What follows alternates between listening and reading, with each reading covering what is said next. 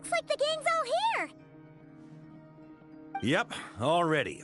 How about you two? Green and good to go? Paimon's ready! Great, let's get rolling then. Great. Well, first things first. Wait. Someone's here. We heard your footsteps. Although... You've been here for a while now. I take it you followed the Traveler, but I don't sense any ill intent in you. Come on.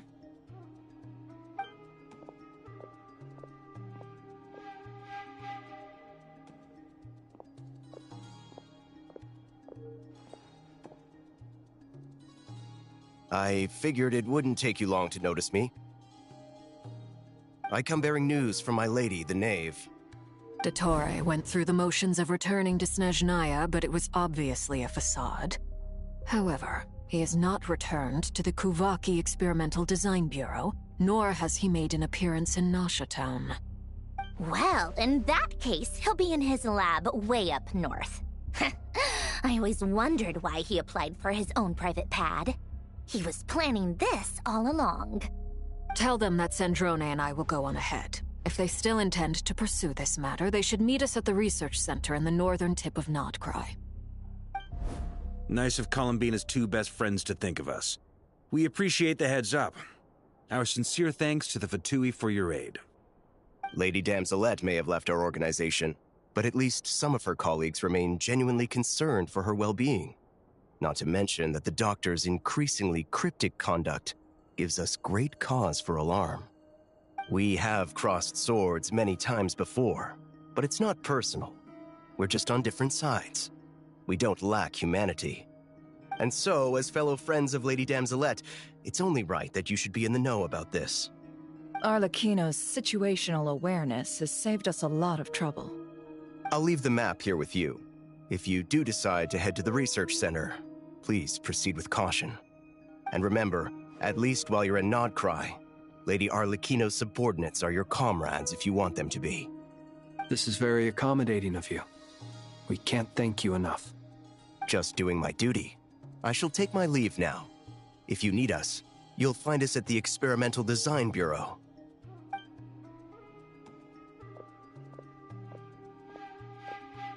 So, the doctors left the Experimental Design Bureau and headed to some research center up north. Marionette seems to think he's been planning this for a long time. But when did it start? Before he even arrived in Notcry? It seems his loyalty to the Tsaritsa is lip service at most. Behind the scenes, he may even be working against her. Whatever his motives, we know that he's decisive and incredibly ruthless. Facing him unprepared would be a recipe for disaster. At this stage, it's difficult to predict his next steps. I suggest we split into two groups. We need some people to stay behind and guard Nasha Town. Well, as much as I'd love to help, infiltrating research labs isn't really my area of expertise. But at least take Cool Your Jet's Ducky with you. It should be some help during the battle. And as for Miss Inefa, I suppose you will stay to protect Miss Aino? Detecting operational logic. Protect Aino. Priority. High. Just in case, Servarka, I think it would be best if you stayed behind as well. You can leave the research center to us. I mean, I would have said the Knight of Berea should probably be out on the front line, but okay, fine. Leave Nasha Town to me. Be careful out there, okay? If things get out of hand, fall back right away. Yehodo will be on hand to assist you. In my absence, she can handle any intel gathering work. You got it, boss. You guys make sure to get back here in one piece, all right? We will. Things are moving fast. We'd better head off soon if we hope to keep pace.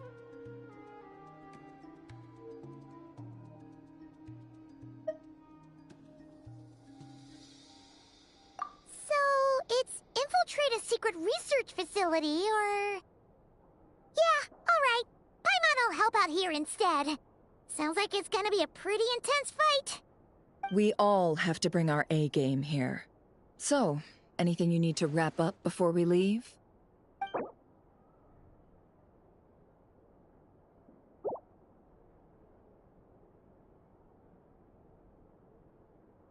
Then you'd better get going. Very well.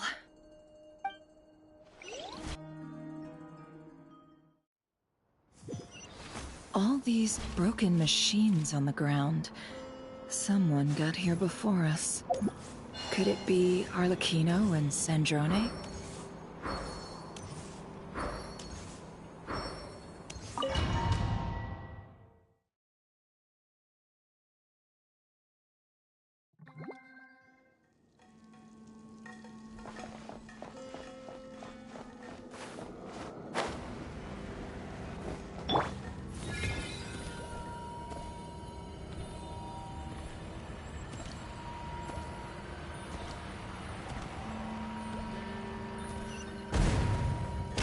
That's quite a welcome party.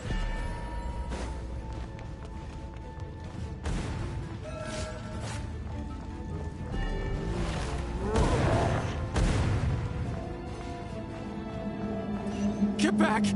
I said get back! Do you hear me? Why isn't it working? No! Don't come any closer! Don't!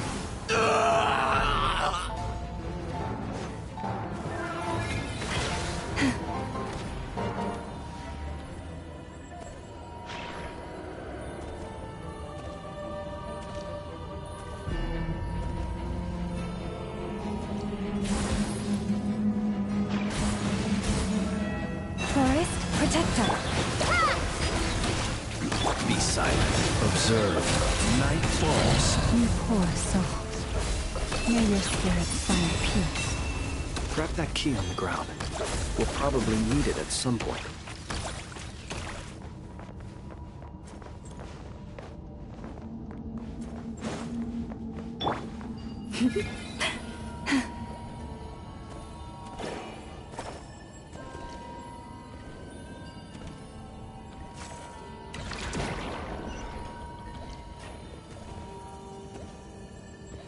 Watch out! There's no way through. Let's go around.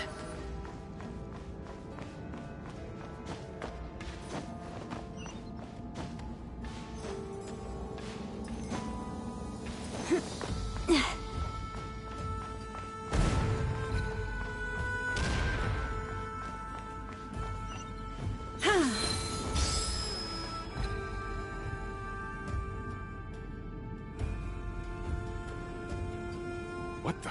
Trespassers? Here? What's wrong with you people? We're looking for the doctor, and we understand he might be here. I see you're fleeing the facility. You looking to settle a score with the doctor? Good luck with that. I don't think you have many chances left. Perhaps. But you might have a chance to live if you start talking. 2 other Harbingers had the same idea as you. They're already inside. But what good is it gonna do? The doctor wouldn't do something like this unprepared. Seems to me that you're not too thrilled about being his subordinate. Also, is it just me, or do I sense monsters nearby? If you prefer their company to ours, that can easily be arranged. We need to know what the doctor is up to. Please, if you know anything at all, tell me. This is about more than us versus the doctor. His actions could have consequences for all of Nodcry. And perhaps even your homeland, Snezhnaya.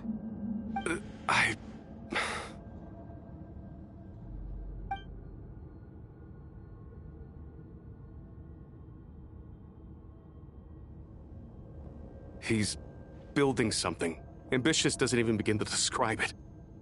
Feels like this could be the big one. God knows how long he's been planning it. A while back, he told us he'd be returning to Snezhnaya. We weren't expecting him back so soon. This time he brought some gemstones with him, or something. 2 of them. The moon marrow spheres. He stole them from their rightful owner, Columbina. Oh, Lady Damselette? Last I heard, she left the Fatui. Before she went, she told us she'd finished what Her Majesty asked of her, and wished to focus on some personal matters. I remember thinking that leaving us might not be the best choice. I mean, I always looked up to the captain the most, and... Back when this all started, the higher-ups dispatched 3 units to Nodcry to execute their plan. They were led by the Doctor, Marionette, and the Damselette, respectively. I was a part of the Damselette's unit to begin with. She never really interacted with us much. In fact, she seemed sort of detached from everything. Not because she was distracted, just felt like she was indifferent to the world around her. Like she had no stake in anything that happened. She always seemed like she was staring off into the distance. Almost as if she didn't see anything worth living for in the present, so she had to look further afield. That's right. She always used to stare up at the sky. The Doctor used to stand nearby and watch her.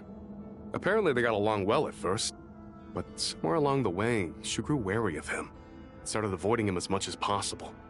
After she left, everyone in our unit merged with the Doctor's.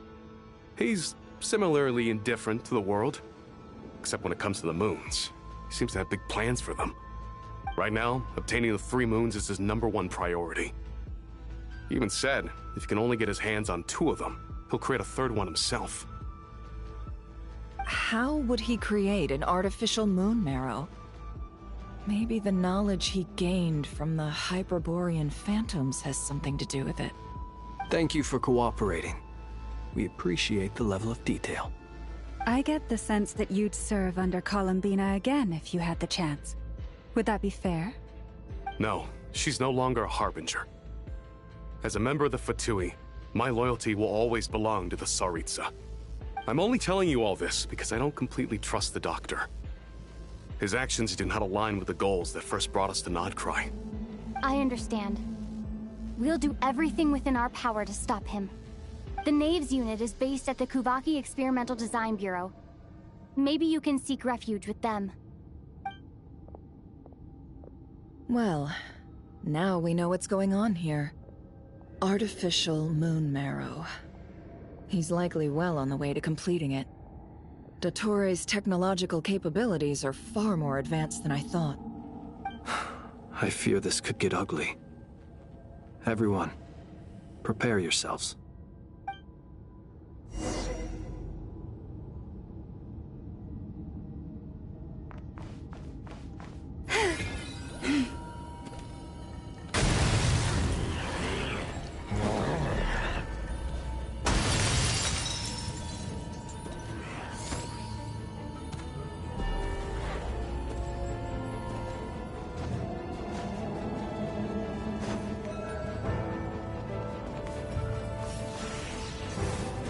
Stay your hand, you poor lost lamb. Observe. Be silent.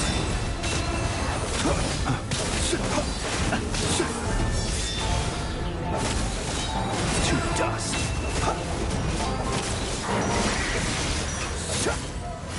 It's a grave situation.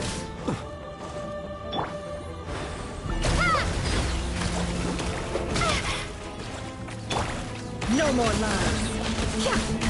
Leave this book. Close your eyes.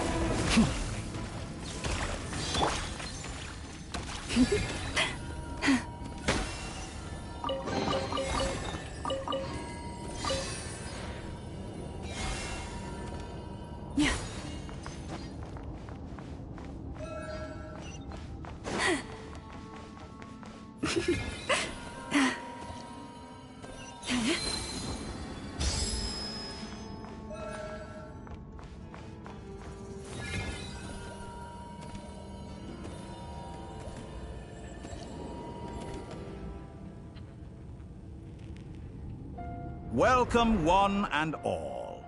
I've been expecting you. I hope my humble research facility is to your liking. Yeah, we really appreciated fighting our way in through a horde of monsters. The gall. You expect us to believe you've just been patiently waiting for us? Of course I have. Should I be worried about something? Everything seems to be going quite smoothly so far, and you've shown up right on schedule. First Sandrone and Arlecchino, now you. Ah, quite a surfeit of guests I've had today.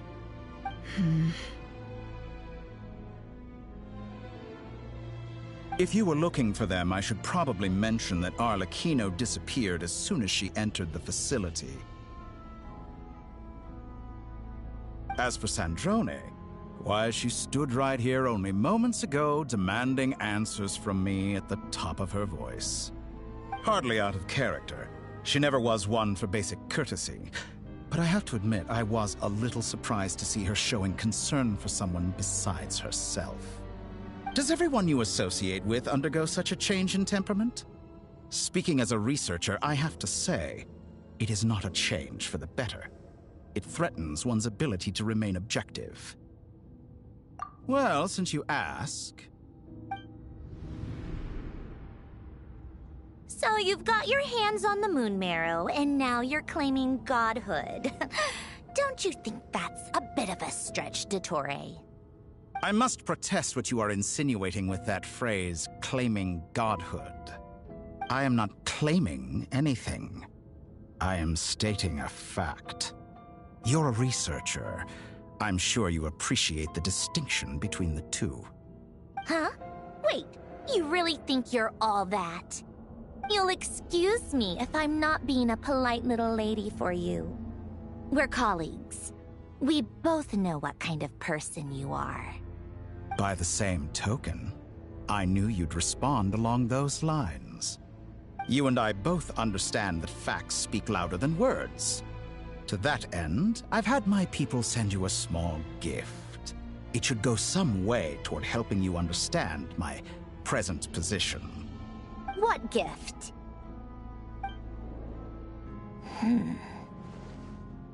Where have all your troops gone? Who knows?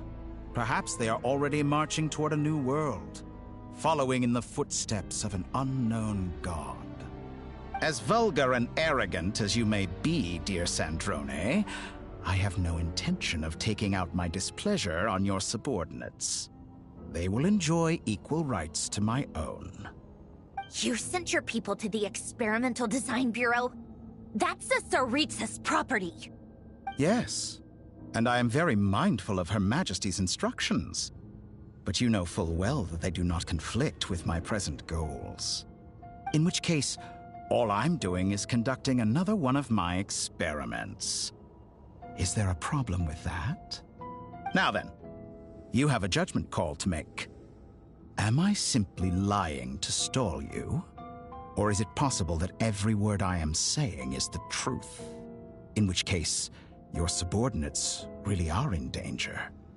So now you've turned on fellow Fatui soldiers. You're completely insane. I have set a new rule for myself. Each person gets one chance. Naturally, that includes you, Sandrone. If you wish to leave, I won't stop you. We are colleagues, after all. Scumbag!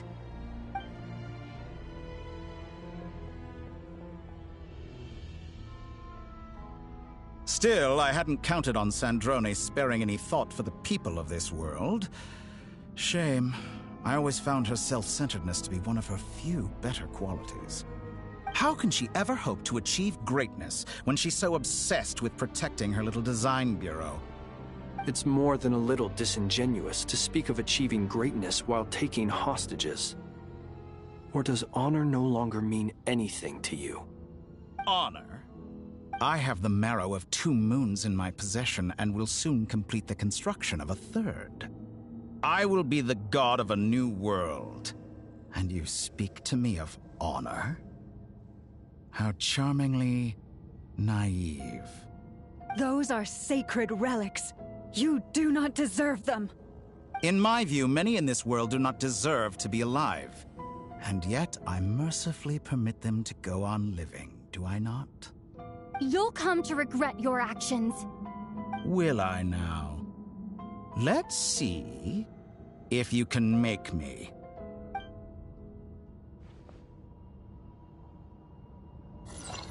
fresh as the moonlight.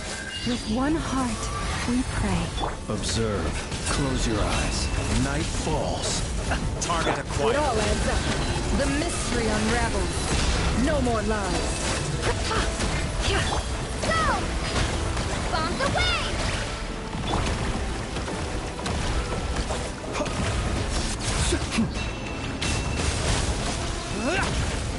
Be silent. Do you fear the dark? Feel it fade. Observe. To dust. Keep. It all adds up. By the frost moon of old.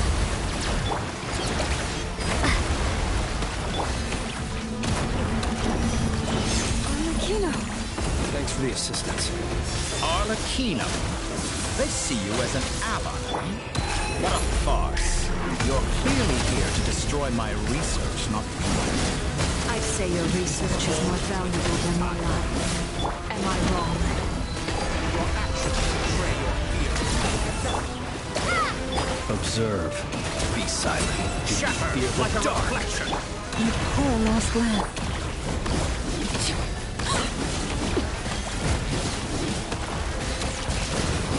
Is that the best you can do?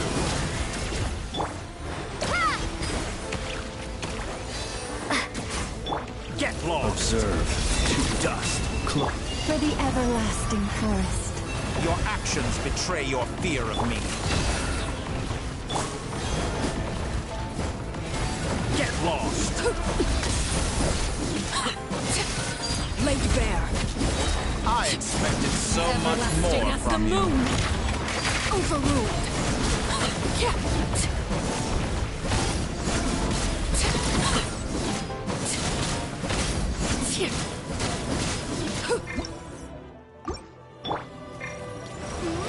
Target acquired. Leave this place. How's this?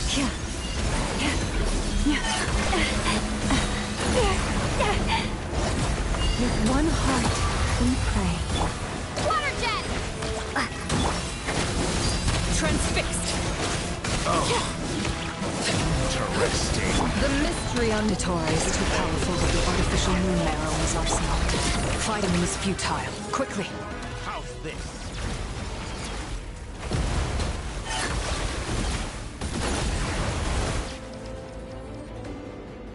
Let's go. I've always thought it is wiser to flee than surrender.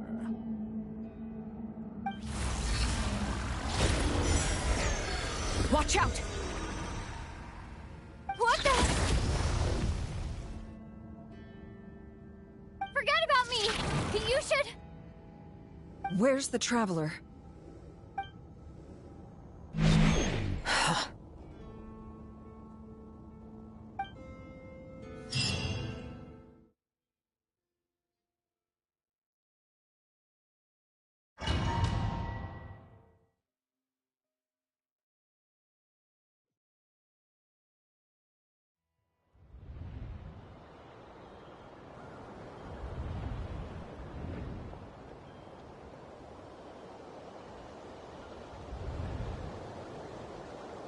What just happened?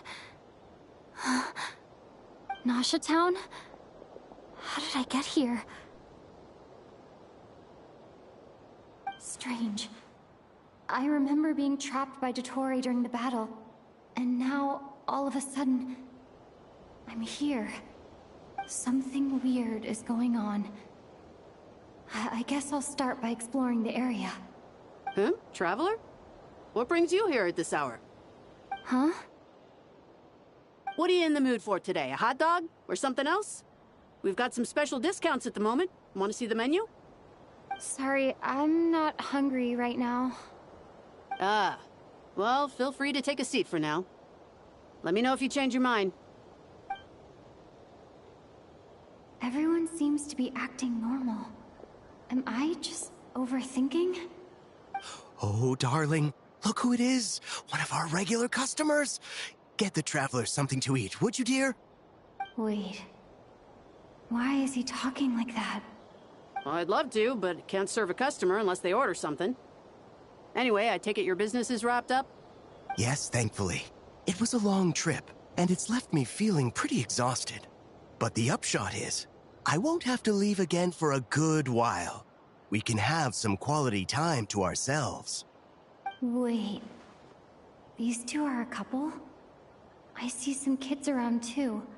I didn't know they had a family. Hey there! I haven't seen you in ages! What's keeping you so busy? I've been looking forward to playing with you again.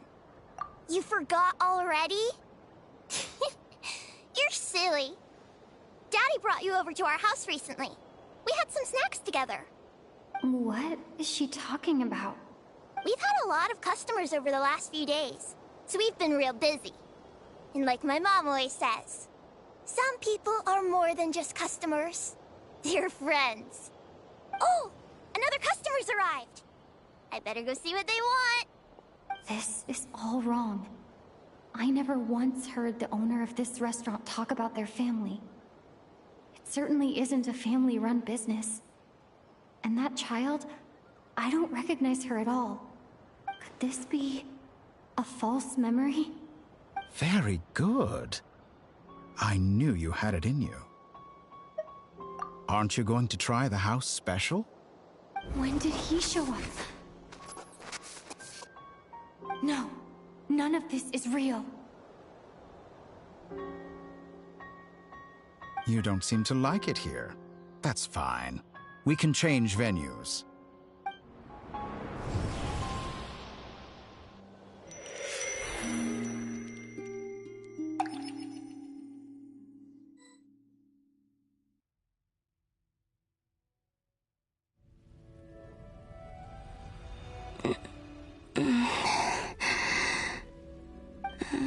I'm still alive.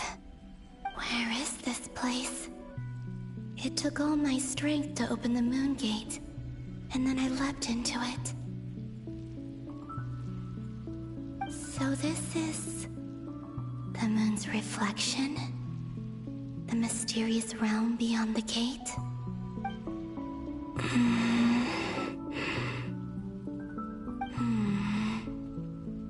I can't sense anything. I guess I could try opening the gate once more.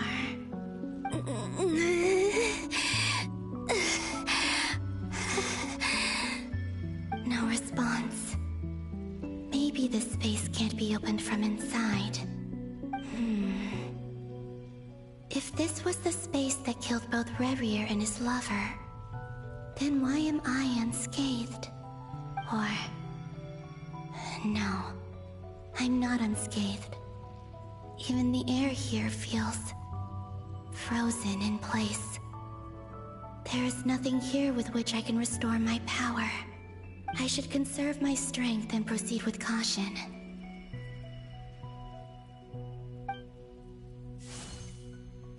I don't believe Dotori's scheming will stop just because I escaped. If there is any chance that I can get back to the others, any chance at all, I must return.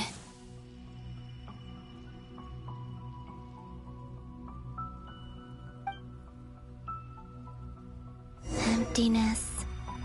Silence. What is this place? Or maybe the real question is, what is it for? What's this? Looks like it responds to my power.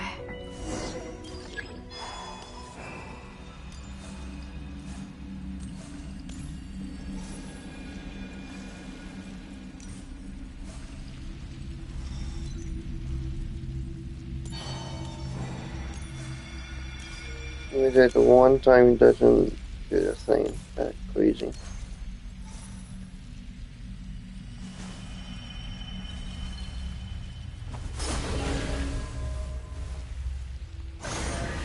Golden. Like Kuvaki. Is it some sort of guide? And why does it feel so familiar? I might as well follow it.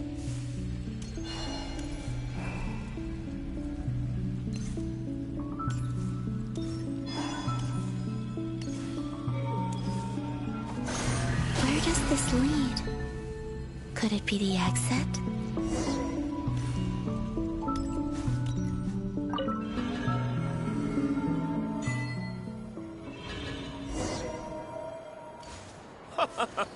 Welcome home, Moon Goddess. Is this Nasha Town? But isn't Moonbriar Night over already?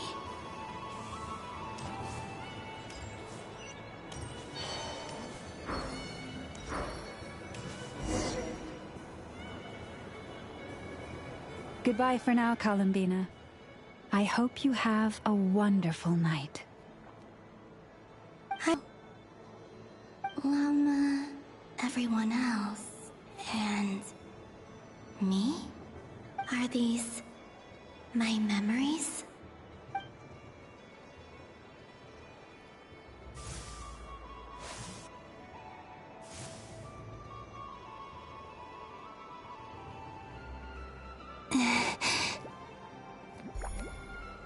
I can't touch them.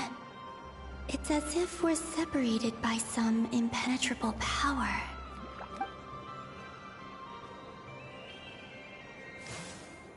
Over here! Over here!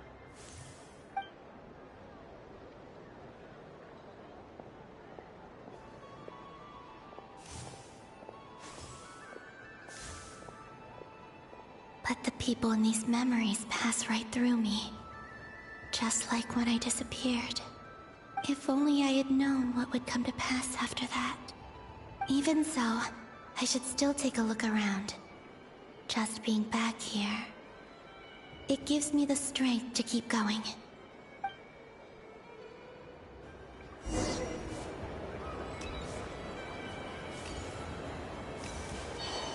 Welcome home, Moon Goddess.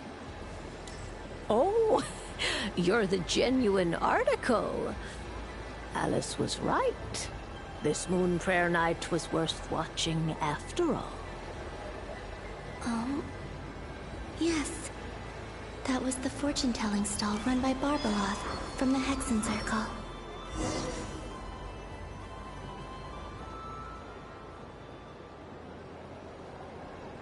Please, draw the first lunar arcana. This represents destiny and is the foundation for the divination as a whole.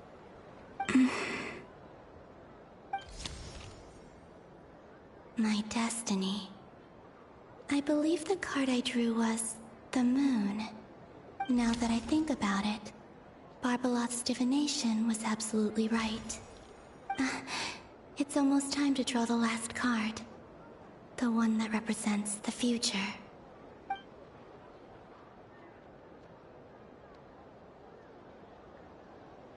That was the card that popped out on its own. From here, I think.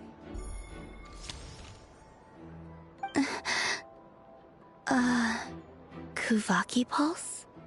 What? Fascinating. I've never encountered this before in my role as a diviner. What's going on? Did that card leave the deck? Because of my influence? All I did was try to touch it, and then... Maybe this memory space is not untouchable after all. Are there weak points in the barrier? Or... is it possible that there's more to this space than my memories alone? This card is death. I need to get to the bottom of this. I'll try touching something else.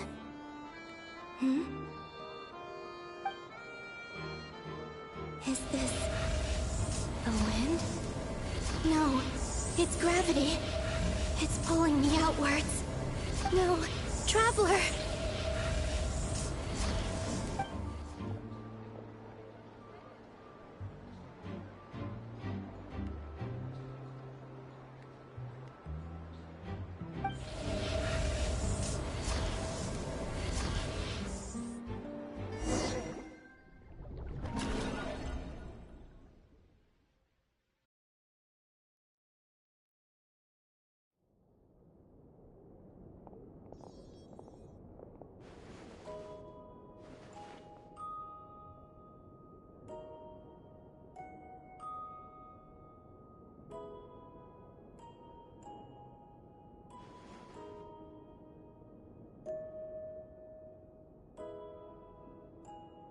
Paimon, listen to me. From the bottom of our hearts, we are so sorry. We completely understand how you must feel. The Traveler is trapped, and we all feel responsible for it. Don't say that! Paimon's not a little kid! You didn't leave her behind on purpose! There was nothing you could do!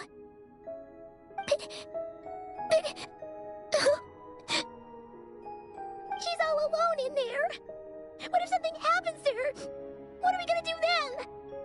We've barely spent any time apart since we met. Is she gonna die? We must find a way to rescue her. We were all involved in the operation where she was captured, and we do not abandon our comrades. That being said, it won't be easy. Through conversation with the others on our return, we've arrived at a basic idea of what we're up against. Dottore lab has clearly been in operation for a lot longer than we realized. We found many monster samples stored there. In all likelihood, they were materials he used to research his latest technology. We also know that through his contact with the phantoms of Hyperborea, he gained knowledge about the moons and certain Hyperborean technologies. Using this knowledge, he then fashioned an artificial moon marrow to serve as a replacement for the frost moon beyond the sky. Unlike Columbina, Dottore is not being rejected by Tevat. And even with 2 of the 3 moon marrows, his power far exceeds all of ours combined.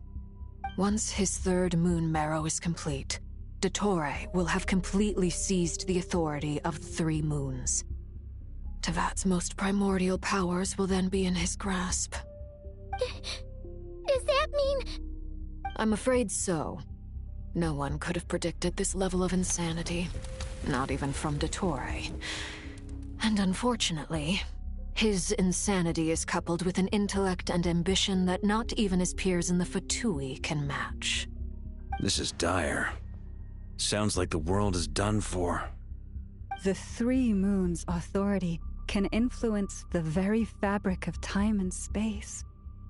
I dare not imagine what a monster like him would do with that kind of power. The trouble's already begun, I'm afraid. On our way back, we discovered that part of Nodcry is being enveloped by an unknown energy. We cannot ascertain what is happening inside. I'm convinced this is Dottore's doing. Not that there's any way to prove it. The issue is, we have no idea what his intentions are. The only thing more frustrating than facing down evil is knowing that it will surely come, but not knowing when. The Doctor is guilty of numerous crimes at Mondstadt as well. One of our knights, well, former knights. His father was murdered by Dottore. His ideology and methodology are a danger to everything in his path, from individuals to entire nations. He does not feel guilt, even when he acts against his own people. He doesn't see them as his own people, that's why. People like him see everyone else as beneath them. Right. He views other people only in terms of how they can benefit him. That's the basis of all his social connections. Granted, he's hardly the only harbinger to pursue their own interests. We all do. And Her Majesty is gracious enough to permit it. Still, her mercy has its limits. Dottore's actions have gone beyond even what the Fatui could have imagined. Usurping divine authority to become a god. For a servant of the Tsaritsa, that goes beyond being disloyal. It's treason of the highest order. We can't expect him to heed the Tsaritsa's will once he gains the 3 moons' authority. Even we Harbingers consider him the most self-interested among us. Poor Traveler. Of all the people to get caught by... We have to go save her! Right now! Please! We gotta find a way!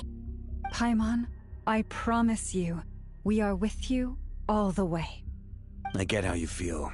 I do. But it's gonna take more than strong emotions to take down an enemy like Dottore. What we need now is more information. Right. We can't even guarantee he's still at his research center. Before we can think about mounting a rescue operation, we need to confirm the Traveler's location. I'll find a way. Paimon knows, but... She's so the Traveler. She might be the strongest person Paimon knows, but she's still human. She feels pain and bleeds just like anyone else. Then think things through before you stick your neck out. Unless you want to lose your head. Sandrone. Miss Sandrone, you're okay? Put the stuff over there, and be gentle with it. Am I okay? As you can see, I've had to move my whole livelihood out of the Experimental Design Bureau. It's been swallowed up by Dottore's energy field. If I'd left it any longer, I probably would have gotten stuck there. Ugh, Dottore always goes a little loco when he finds a shiny new toy. Not that he'd ever admit that. But this time, he's gone full psycho.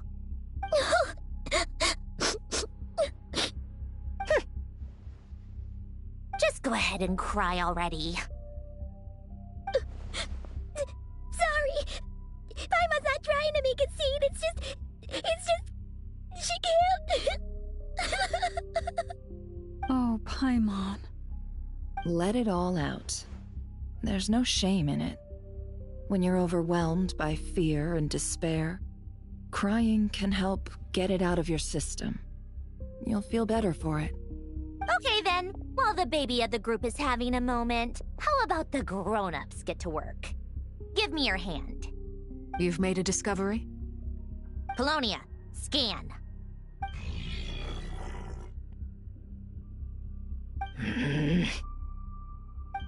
You, hand, now. Oh, I thought you'd never ask, my lady.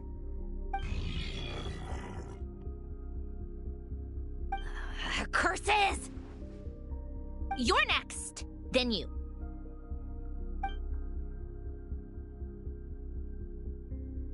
Dottore, you son of a... He's done something to us! Everyone who entered his research center has been implanted with some sort of curse. I don't feel anything unusual at the moment. Does that mean it hasn't activated yet? Is there a way to figure out its purpose and what might trigger it? My best guess is Dottore created it using the Moon Goddess's powers. 1 second, analyzing. Ugh! That friggin' maniac! So, what twisted game is he playing this time? The moment I analyzed the energy composition, some encrypted text appeared in my mind's eye. And when I deciphered it according to the Fatui standard encryption protocol, I got the following message. Feel free to run, or you will perish in nod cry. He's mocking us. Yep, he loves to toy with people. Only in this case, there might be more to it. But I didn't detect any murderous intent or malice either in the message or the curse's energy. As if this is him at his least malicious. Or perhaps all people are cowards in his eyes. Maybe he thinks the threat alone will be effective. What a despicable person. And he has the Traveler in his grasp. If I may, as unhinged as Dottore may be, he has always exercised great patience with the objects of his interest. I remember a comment he made when we first arrived in Nodcry. He said, "This world is, on the whole, an exceedingly dull place. But at least there are a few intriguing features, such as the gods, or the Traveler. Presumably, they interest him because they're unknown quantities. He wants to understand as much as he can about them." Agreed. The Traveler is Tevat's fourth descender. All Harbingers are aware of this. Since Dottore took such pains to capture the Traveler, he is unlikely to kill her right away. Okay, but we still have to do that rescue operation. Of course. I also think we need to read between the lines with Dottore's message. If he's encouraging us to run, that means we mustn't leave Nodcry under any circumstances. My guess is, his curse will only trigger if we leave.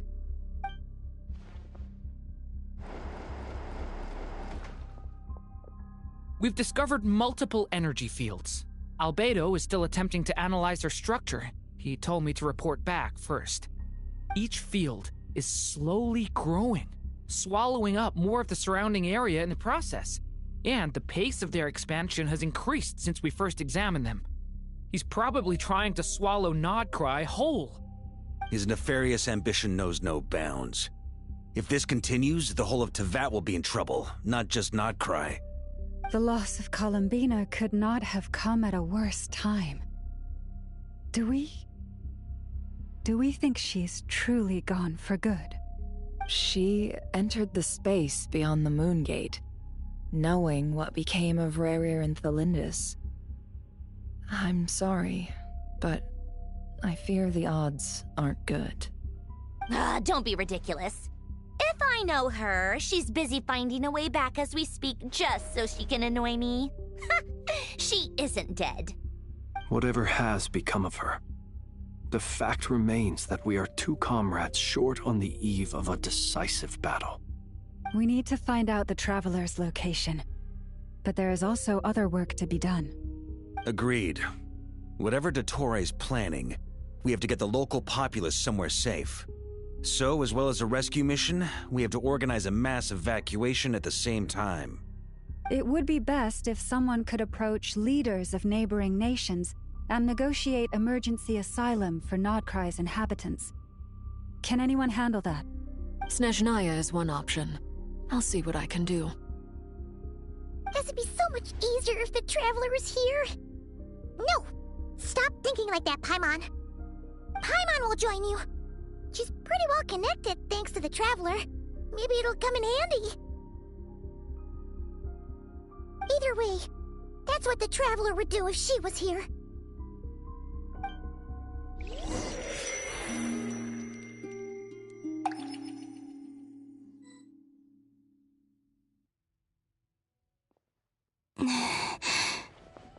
Back here again.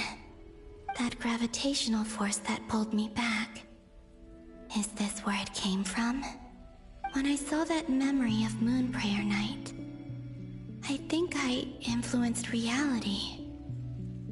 Was it just a coincidence? Or... if only I could have sent the others some kind of warning on Moonprayer Night. Maybe we could have stopped Dottore. I feel... so heavy. Does entering that space consume a lot of energy? Well, even so, I have to keep moving forward. Back to emptiness and silence again. I should try and find my way back inside that memory.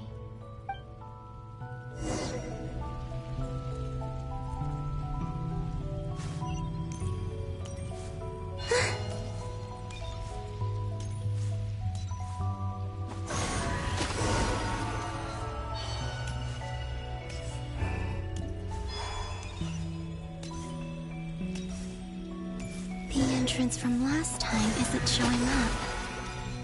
What am I missing? Looks like I need to gather these scattered fragments.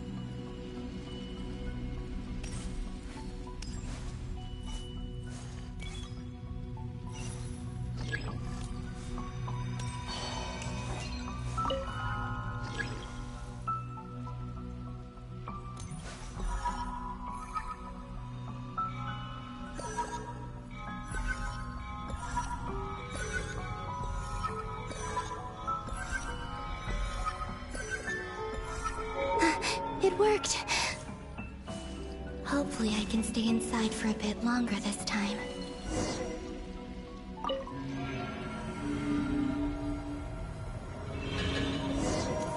Ad Astra Abyssosk. Welcome to the Adventurers Guild.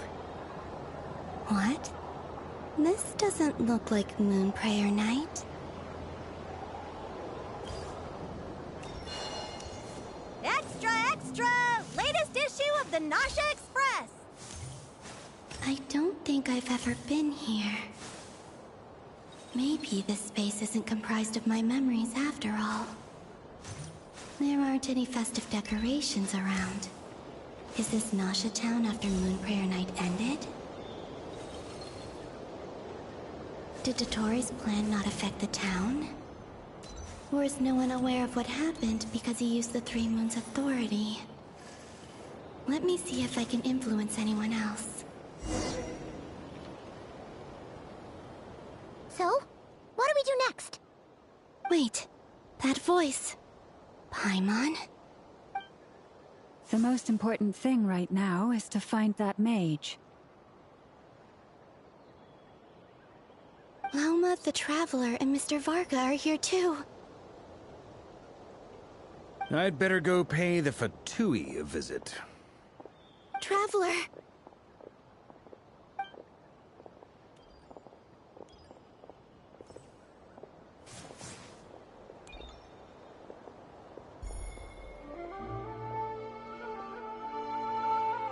Huh?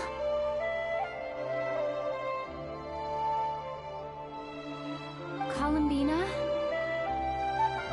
I made contact. It's me, Columbina. Huh?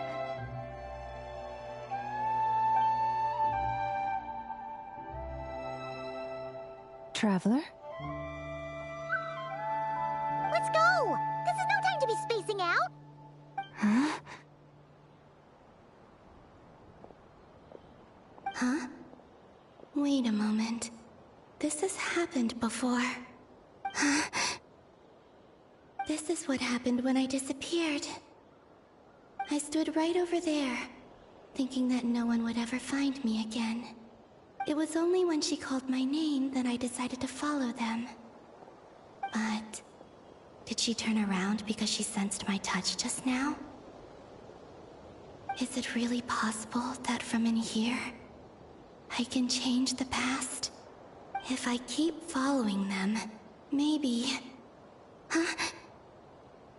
It's that gravity again.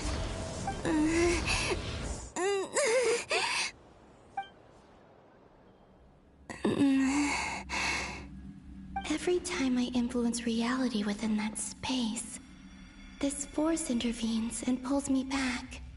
It's as if it's trying to stop me from leaving.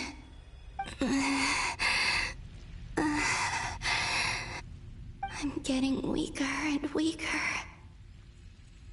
I'll just have to try another approach next time. Come on, Columbina. Keep going. You have to tell everyone what happened.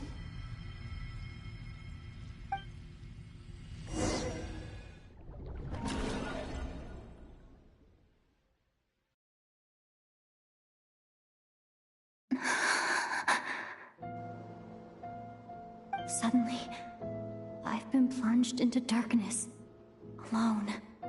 It feels strange, as if something has grabbed hold of me. Is Dottore now powerful enough to interfere with space itself? Look at you, standing so still in total silence. I almost didn't recognize you. Hello there, traveler. He seems to be in a good mood. Wait, what's that behind him? Ah, so you noticed. This is the completed Triloom. 2 primordial moon marrows and 1 artificial specimen. You are wary of it. Good. Maintain that reverence. You performed well in that recent battle. Brave and reckless as always. Courage is the sign of a true hero, and impulsiveness is the hallmark of those who strive to advance. I say this not to belittle you. Most creatures are far more timid by comparison. 3 moon marrows. Does that mean the artificial one is now complete too? Well spotted. What do you think? For a replica I built myself, I dare say it looks the part. Dottore, are you planting illusions in my mind? I have no interest in fooling your eyes. On the contrary, I hope to show you the true essence of all that you see before you. Is this not a beautiful city? People live in peace and find joy in their work. The streets are safe, People can even leave their doors unlocked at night. You might say it is the Elysium everyone dreams of. All available data indicates your values and worldview conform with the mainstream. This kind of society should be quite to your taste. False beauty is deceitful. Lies are to no one's taste. I wonder, is it your moral standards that are too high? Or your expectations of reality? Answer me this. If someone existed in a sweet dream from the moment they were born, a dream in which they never once felt pain, which do you think they would consider superior? The dream or the reality? That's pure sophistry. It has nothing to do with your actions. As I suspected. You have yet to understand all of this for what it really is. What do you want from me? You sound impatient. Do you think the only reason I'm keeping you is because I want something from you? If it's not, then why haven't you killed me yet? No one can stop you if you're as powerful as a god. I'm delighted you recognize that fact. I believe we last squared off in Sumeru. Ah, the memories. How time flies. You and I have both grown. I'm not surprised that Arlecchino and Sandrone worked with you. You've always a way of slowly but surely ingratiating yourself with all levels of society. People laud you as a hero, but I suspect there's more to it than that.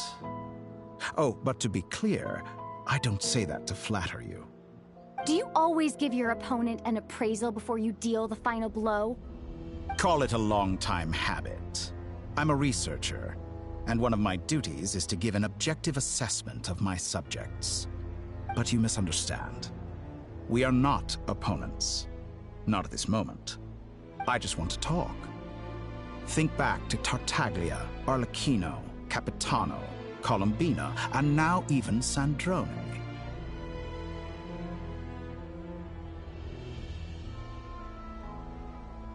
You've worked with each of them in the past. I believe you can work with me as well. What makes you so sure? Well, why not? Should the good associate only with the good and the bad befriend only the bad? I like to think we could have a more mature relationship than that. Surely you don't think all your relationships are grounded in friendship or shared ideals. People come together because it benefits them to do so. If you think of the people you admire, you must surely admit that they have provided some benefit to you. Morality, ambition, dreams. People have plenty of words to embellish the nature of their relationships. But once you break free from those ethical frameworks, you will see that the only thing connecting the two of you is mutual benefit. And that is what I'd like to talk to you about. We're finally getting into it. He's probably been planning to kidnap me for a long time now. But for what exactly? He has the authority of all three moons. I won't be able to gain the upper hand in a fight. Best if I pretend that I'm willing to negotiate for now. You say you're a god, but you also speak of mutual benefit. What could a god want that the three moons cannot provide? Excellent question. But before I answer, I would ask you the same thing. Gaining Colombina's allegiance was a rare and extraordinary feat. But the Moon Marrows are now in my hands, and I have the edge over her. For this artificial moon is not being rejected by Tevat. Her identity and lineage may have been a thing of glory in the old world, but they were also shackles that prevented her from ever integrating into Tevat. I, on the other hand, you may view me as a thief, but I have overcome that limitation. So what is it that the three moons cannot grant you? What stops you from negotiating with me to get what you want? I don't make deals with lying psychopaths. That's quite an accusation. Are you expecting me to get angry with you? Well, this is one aspect in which my personal growth has served me well. In the past, my less mature self might have been disappointed, perhaps even angry, over a small setback like this. Like when you and Lesser Lord Kusanali joined forces to oppose me, for example. But things are different now. Just as the rich do not quibble with the poor, I no longer find myself perturbed by these trivial affairs. Human relationships end with conflicts of emotions and interests. But relations between humans and gods are different. And ours is even more unique. I have ascended to the highest heights and laid claim to unprecedented horizons. And you were no ordinary person to begin with. Allow me to show you the world, Descender.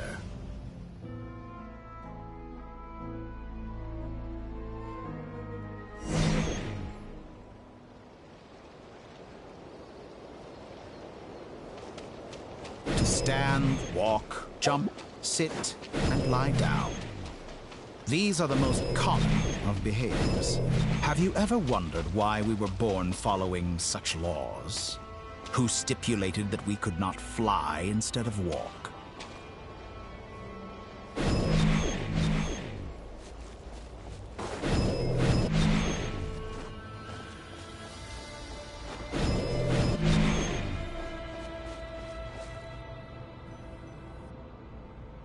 Someone of your talent and experience must surely know of the 4 great rulers who serve the heavenly principles. They govern life, death, time, and space. One wounded by a blade will die from blood loss or infection, and one who falls into a lake will drown in agony. The elderly wallow in solitude, and the solitary age faster. Eventually, new life is born, only to embark on the same path of suffering. These 4 divisions anchor the world and shackle those who live in it. But they themselves transcend its boundaries, squandering the power bestowed by the heavens. All who live yearn for equality, but unless the gods prostrate themselves and profess that they are mere servants of the living, equality can never exist. Who makes the rules we must live by? Who has the right to restrict us? The limits of the body can be rejected. Scatter!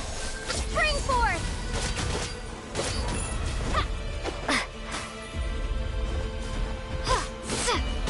Propagate!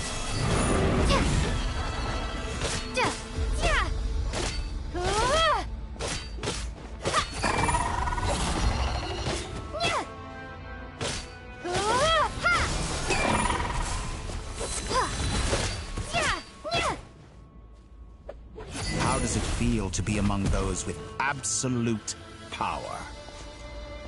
You cannot conceive the extent to which your flesh hinders your mind and spirit.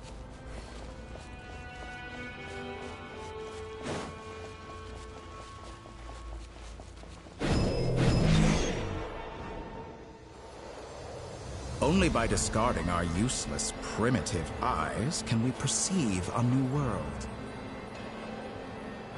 How narrow-minded we all were in the past. Why should the final answer of the world not be the power that predates those of life, death, time, and space? The power of the Trilune. Through it, I have glimpsed new experimental possibilities. Nature suppressed, authority exiled, souls controlled.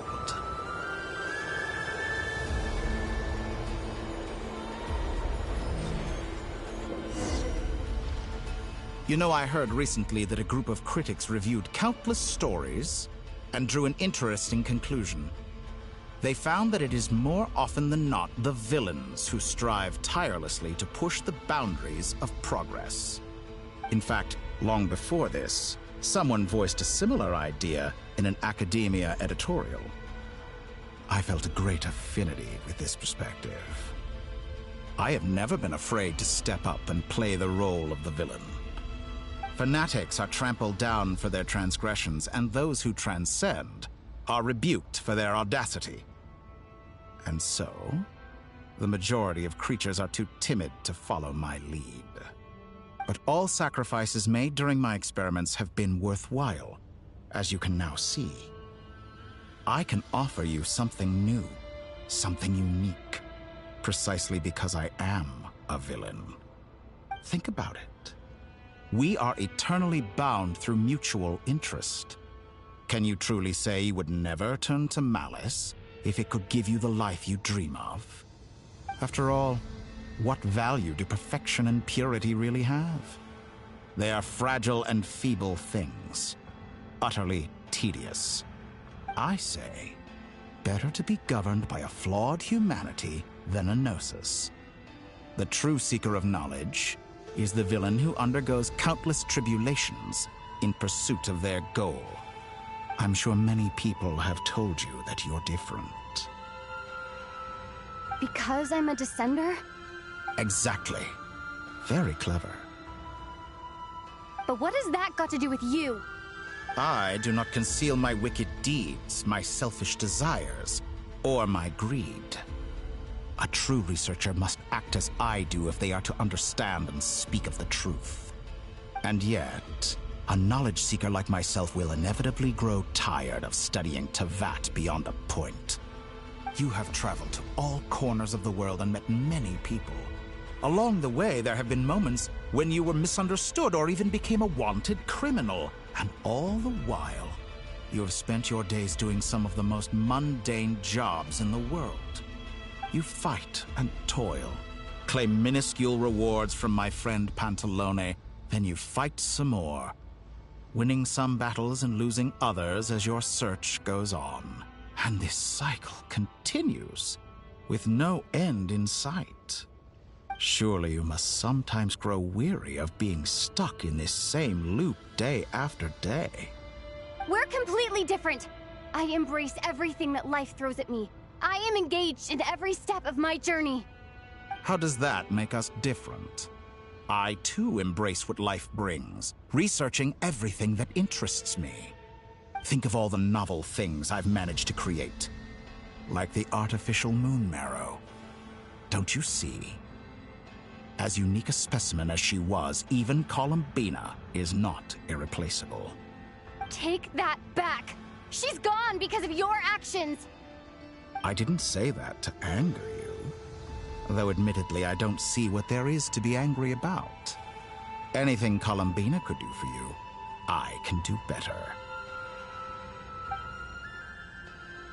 I know what your ultimate goal is. You wish to walk the path your brother walked and seek answers from him at the end of that journey, don't you? Someone like you could never understand what it feels like to care about another person the way I care about him. Perhaps not. But that doesn't mean I can't help. I could find your brother right now, bring him before you, and make him give you the answers you seek.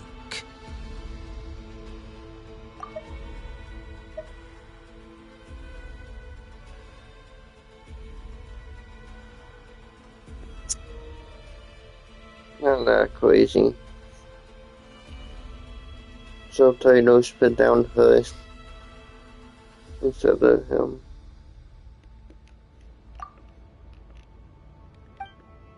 Don't be so presumptuous. You'll never begin to understand the situation between us. Oh, no. This is no presumption. I'm only offering what I know is possible with the power of the Trilune. But it seems like you would sooner continue with your journey through this world. Why? Do you truly desire this journey? Or is it simply a necessary process from which you cannot escape? Think of all the time and energy you have spent, everything you've had to endure just to make it this far. Is this really what you want? Or has your hand been forced by the promise of that final answer? Yes, you have made many friends. But do they ever spare a thought for the void in your heart and what it yearns for? What you want is not friends. It is family. But do they know this? I, on the other hand, am far more considerate. join my experiment, and in return, I will bring your meaningless journey and all its struggles to an end. This is a malicious attempt to manipulate me. But at the same time, he's stating some very human truths. Of course, he's right about my predicament. How can I deny it? I have faced ungrateful strangers, never-ending troubles, an endless quest for answers. I want to see him. After everything I've been through, words can't describe how much I miss him. How much I want to be reunited with him. Wherever you are right now. Do you miss me too?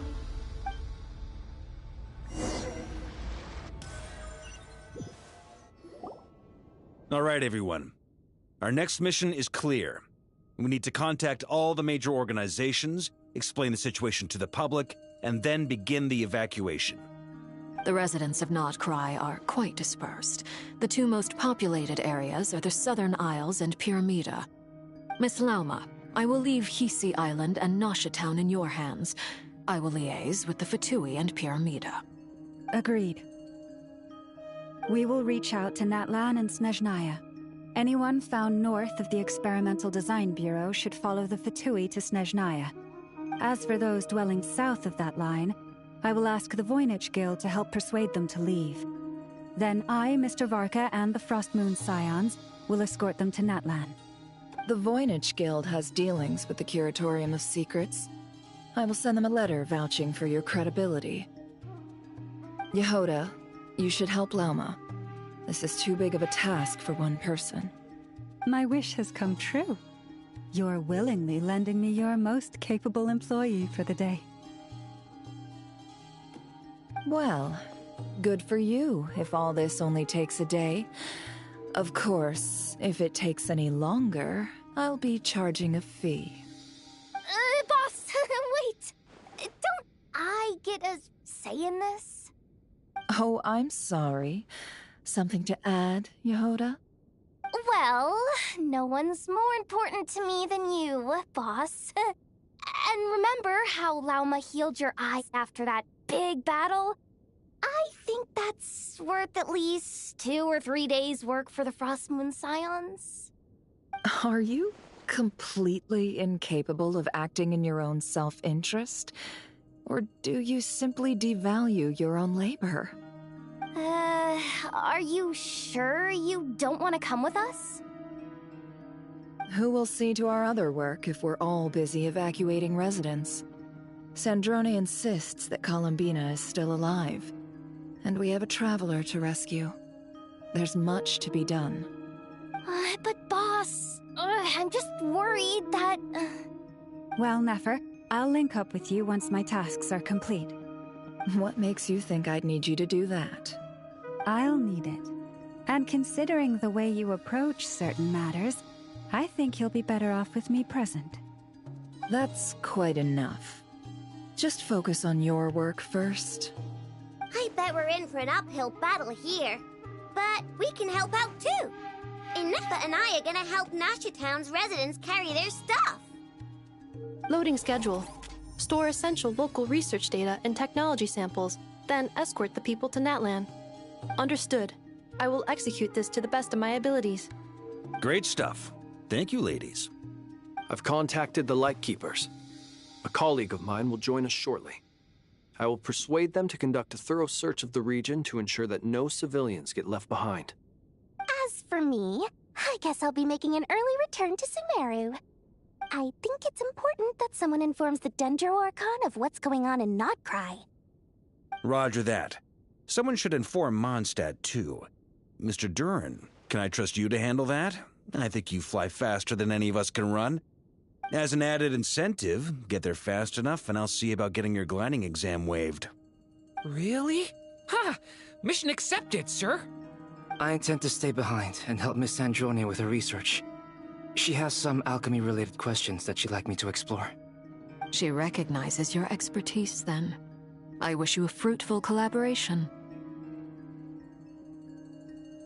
Thank you. In truth, I was surprised to hear her express an interest in subject matter outside of machines. I believe she has been investigating some Fontanian technology recently. She made a point of bringing the relevant materials with her when she left the Experimental Design Bureau. She's sorting through everything in her room as we speak.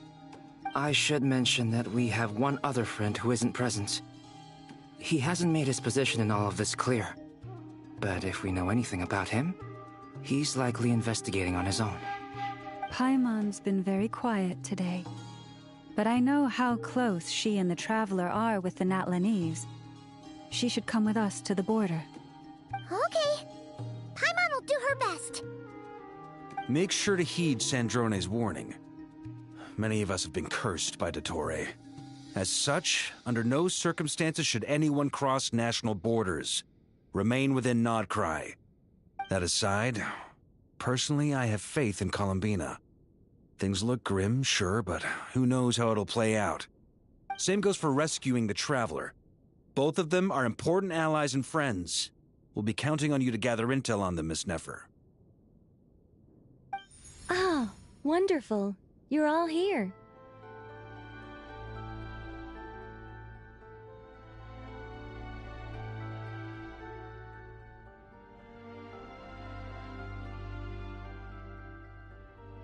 That voice again! Nicole? Whoa, that was loud! And it came out of nowhere. So mysterious. Sorry, this is the only way I can speak to you all right now. Please accept my apology. Anyway, time is short. I'll cut to the chase.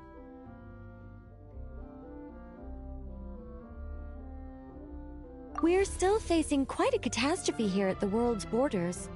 Alice has roped in every Hexenzirkel member she can get a hold of. Except for me.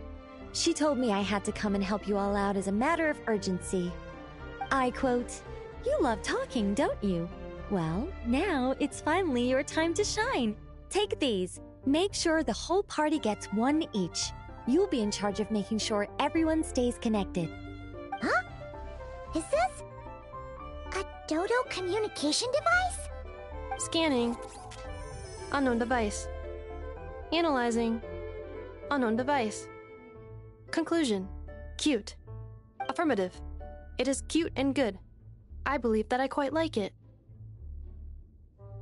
This is no ordinary Dodo communication device. It's my very own special modified version, specifically... Ah, sorry. I almost went off on another tangent there. Anyway, help yourselves.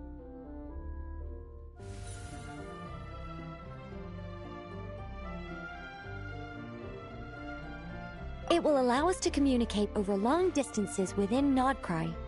No more worrying about shuttling messages back and forth. What astounding technology. Am I right in assuming that it relies on your personal abilities to function, Miss Nicole? Yes, exactly. Right on cue, Albedo. Ah, I'd love to brag to you all about how it all works. But no, next time. Anyway, I'll be right with you all, serving as a communication hub. That's all from me. Head off as soon as you're ready. I'll be staying here to keep watch, and I'll be sending you my blessings.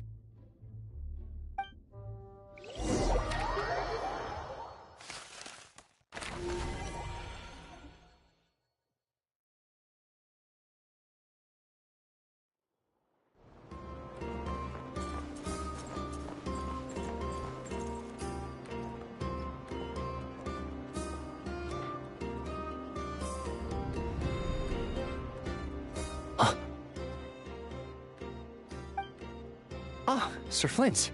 Perfect timing. I just arrived myself. You are most considerate, Master Ilua. But in fact, I know you have been sitting here for quite some time. If you saw me, why didn't you say something? I was curious to see how long you could sit still for. Also, shouldn't you have managed to sense me approaching? That would be a first. You always seem to appear out of thin air without making a peep. Also, how many times do I have to tell you not to address me as master? I don't qualify. I beg to differ. Why should a young man so well versed in social graces as yourself not be worthy of that title? Please, Lord Flint's... Sir Flint's. I'm begging you, don't flatter me into complacency like you do with everyone else. You understand me better than most. My newest acquaintances tell me I love complimenting others. What do you think? I think they don't understand why you do it. You just love puffing people up till they're a big, happy ball of hot air that floats away into the sky. In all sincerity, I can only hope that they bring good tidings when they come back down to Earth. Is the situation that bad? We just held a strategy meeting. Let me fill you in.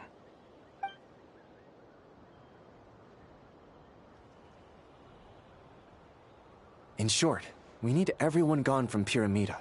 We also need a team of Lightkeepers to scour the more remote regions of Nodcry for civilians to evacuate. I only hope we have enough personnel. We do. Old Man Nikita will definitely help, and we can recall anyone out on patrol to focus on this instead. Good. I'm sure you and the others will make short work of this. Now, don't forget, once you've completed this task, make sure you and the rest of the team evacuate to either Snezhnaya or Natlan as well. Flint? If you've got something to say, Master Ilua, why not guess what I'm thinking right now? You mentioned that you have something else to deal with later. How difficult is it going to be? I doubt it will be easy. I know you're a Lightkeeper, and it's your duty to protect others in times of crisis. But I have a feeling that you'll be walking into grave danger. However bad things have gotten in the past, Nodcry has never faced a mass evacuation before. But from the sounds of it, you don't intend to come with us. I don't mean to pry, and it's probably none of my business. But whatever it is you're intending, you don't have to go through with it, you know. I've been afflicted with some sort of curse, and I'm told it may well trigger if I set foot outside of Nodcry. As such, I cannot leave. I have to act, if for no other reason than to fight this curse. What? No. Why? Why would anyone want to curse you? There are plenty of people out there willing to trample over others in pursuit of their own goals. Frankly, Sir Flint, I am furious. You're making light of what is an incredibly serious situation. Indeed I am. And? And what? I told you, I'm furious about this. Nothing I can do about it, I'm afraid. Things happen, and we just have to deal with them. If you find yourself feeling angry, perhaps start by drinking a big glass of water. Hey, you mean you're completely unmoved by my anger? I'm devastated. Then allow me to express my sincerest regret. Come by the lighthouse sometime. We'll catch ourselves a few fish, have a little barbecue, play some cards, and bask in the sun. Maybe I need to spell this out. Lean in a little, Flint. Oh my, this doesn't bode well. Word is that you were caught up in a real horror show recently. People were amazed that you returned safe and sound. They've been debating whether you're even human. I've returned safe and sound from plenty of crises. When you say people, do you mean other people? Or do you just mean you? Fine. I'll be frank. You're not human, are you? Heavens. Now that's a horrifying thought. You know what? Forget it. We'll revisit this once it's all over. A sound plan. Albeit a little ominous sounding. Just promise me you'll come back in one piece, all right? For you, Master Ilua. How could I refuse? Also, please pass my regards on to our colleagues. Tell them, thank you all for your assistance. Please put safety first as you proceed with the operation.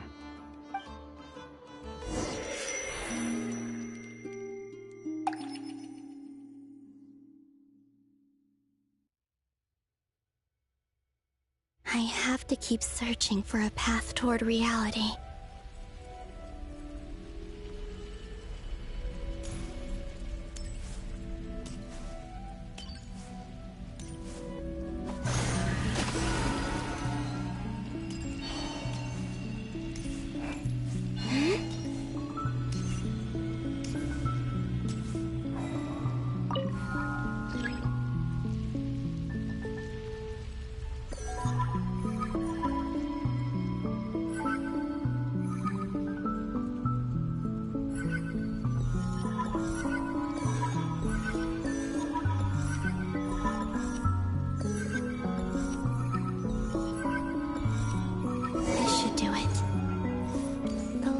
Times I tried to influence reality in this space, it consumed a lot of Kuvaki. I'll try and be more careful this time. I need to leave key clues behind using less power. I hope everyone still remembers what I said on Moon Prayer Night.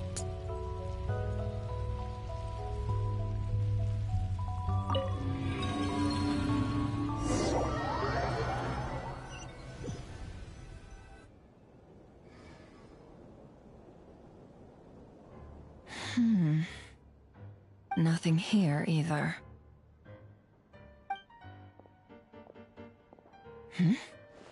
Flints? Ah, Miss Nefer. What are you doing here? Unless... I just spoke with Itlua about arrangements for the search and came for a walk nearby. As for you, why would... It appears we think along similar lines. And neither of us likes to accept things at face value. As well as figuring out how to gather intel on the Traveler, I wanted to confirm some of my own suspicions. Also, we'll need to bring a lot of force to bear against Ettore, even if we're only looking to rescue the Traveler. We can't leave anything to chance. You don't think Columbina perished either, do you? I'm merely considering the possibility that she survived, just as you are. How much can we really know about a deity like her anyway? Do you remember what she said on Moon Prayer Night? About using moonlight to send messages to us? Of course. I think that's why we're both here. Where have you checked so far? I've been focusing on the outdoors. Anywhere the moonlight shines. I checked most of Nasha Town, but didn't find anything. I checked the Curatorium of Secrets, and a few rooms where I thought I might find some leads. But no luck here either. The only places I haven't looked yet are the rooms in the flagship. But process of elimination isn't the only thing that brought me here. Oh, really? What's your other reason? After all that build-up, our mystery ally never showed up even once!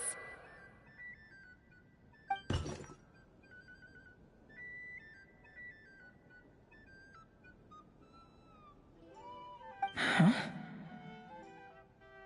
Am I imagining things?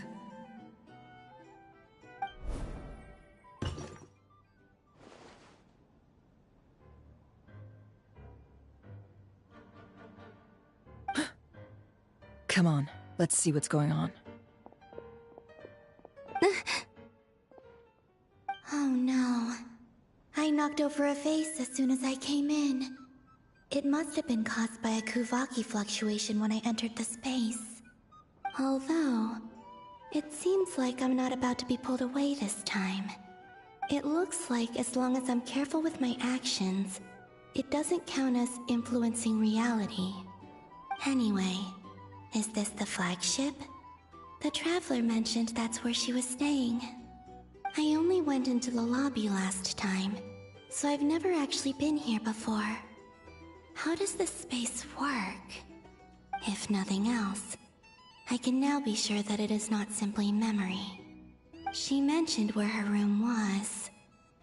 I think it's... this one.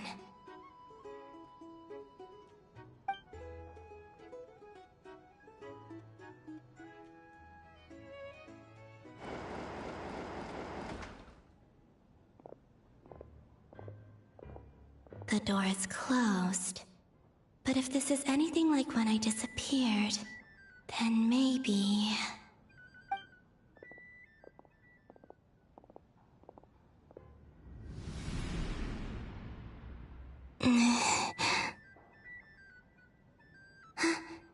I'm in. She and Paimon aren't here at the moment. I hope she's okay. I wonder what happened to her after that battle with Dottore. Best not to dwell on that for now. I need to try and leave them some clues.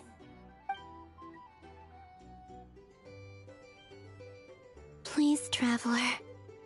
I really hope you find this.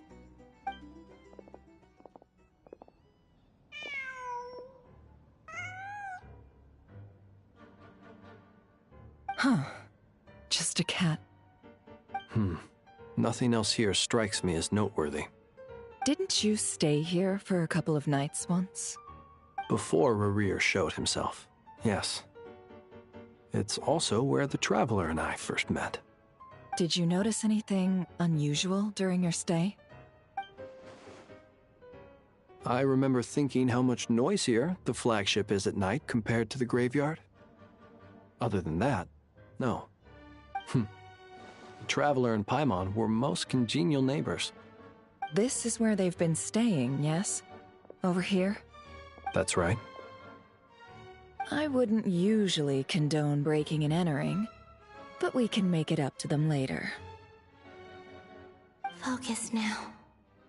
I have to write a message on the wall using Kuvaki, just like I said on Moon Prayer Night. Simply open your windows on nights when the moon shines bright, and the moonlight will naturally flow towards the words I have written. Here goes. I'll need to carefully control my strength.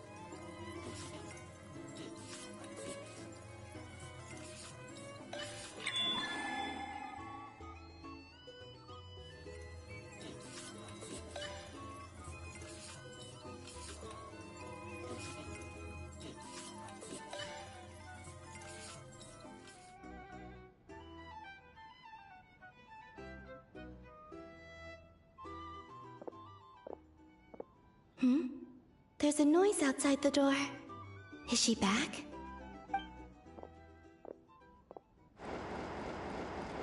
Please, you have to see these words.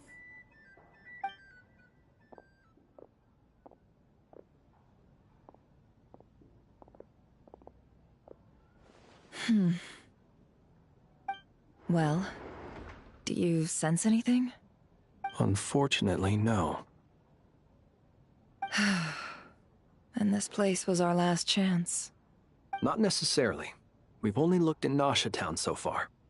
Miss Columbina said she would leave messages at her friends' dwellings. It's still worth checking where Miss Lauma lives and where I live.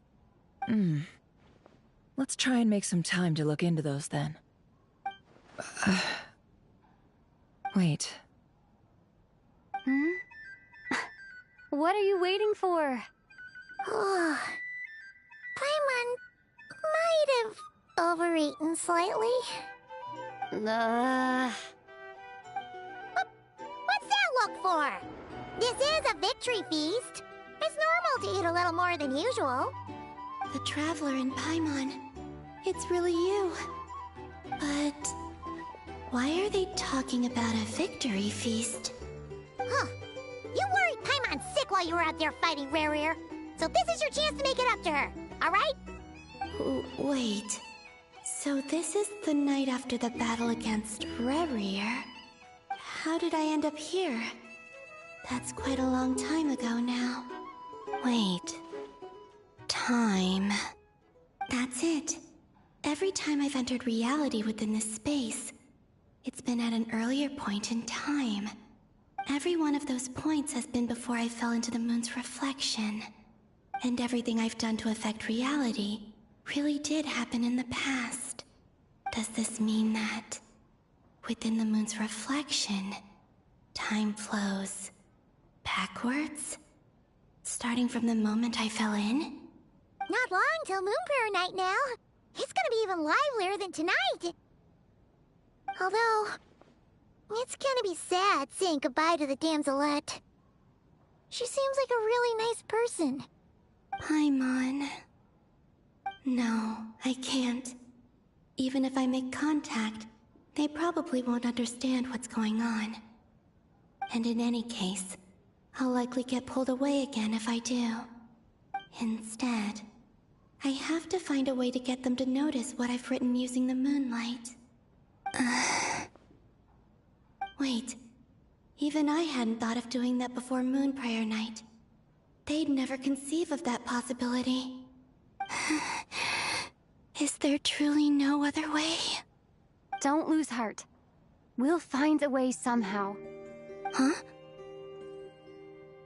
Oh, you say that, but the Frost Moon is beyond the fall sky. If we wanted to go visit her, how would we make it through to the other side? We might not have all the answers now, but I'm sure we'll find a way one day. Huh. Guess someone's gotta be the optimist. The present. The future. That's right. There are still things I can do. What's your plan? Flint's, when you were staying next door, did you ever open the window? No. The rooms here are dark and damp, and there's such a buildup of dust on the windows that the moonlight can't even get in. I didn't think it was worth the trouble. The moonlight? Ah, I think I see where you're going. One moment. I'll see if the owner is available. Don't bother. Time is of the essence.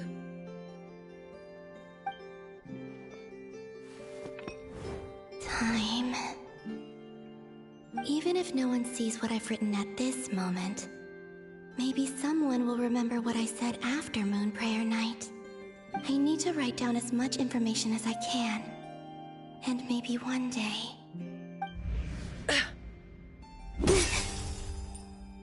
Huh? What's up with you? You can't even hold your cup steady. Are you getting tired? A little. Well, you should probably hit the hay then. You've had a really tough couple of days for you.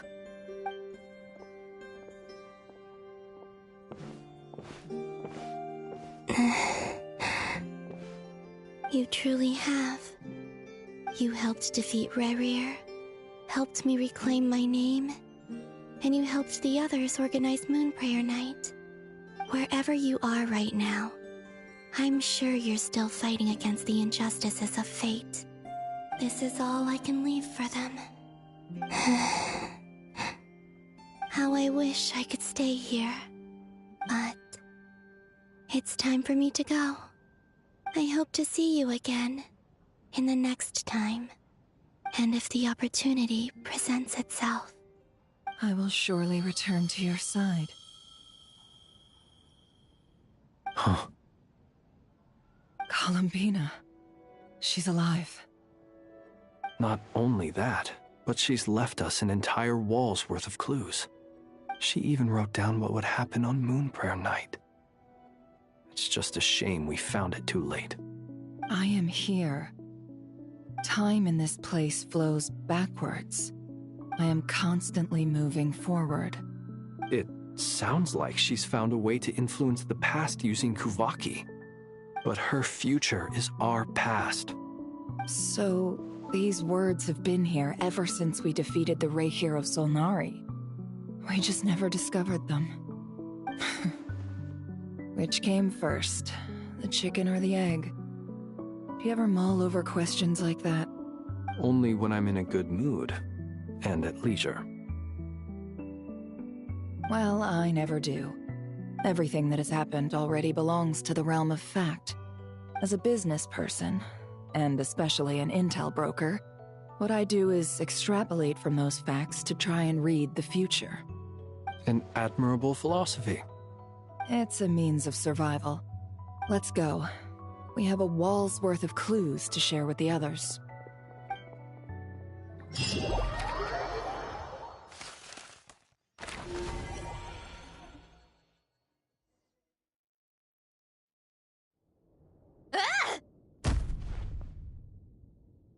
It appears that the doctor's energy signature has changed to something similar to Kuvaki, but not like the Kuvaki we're used to.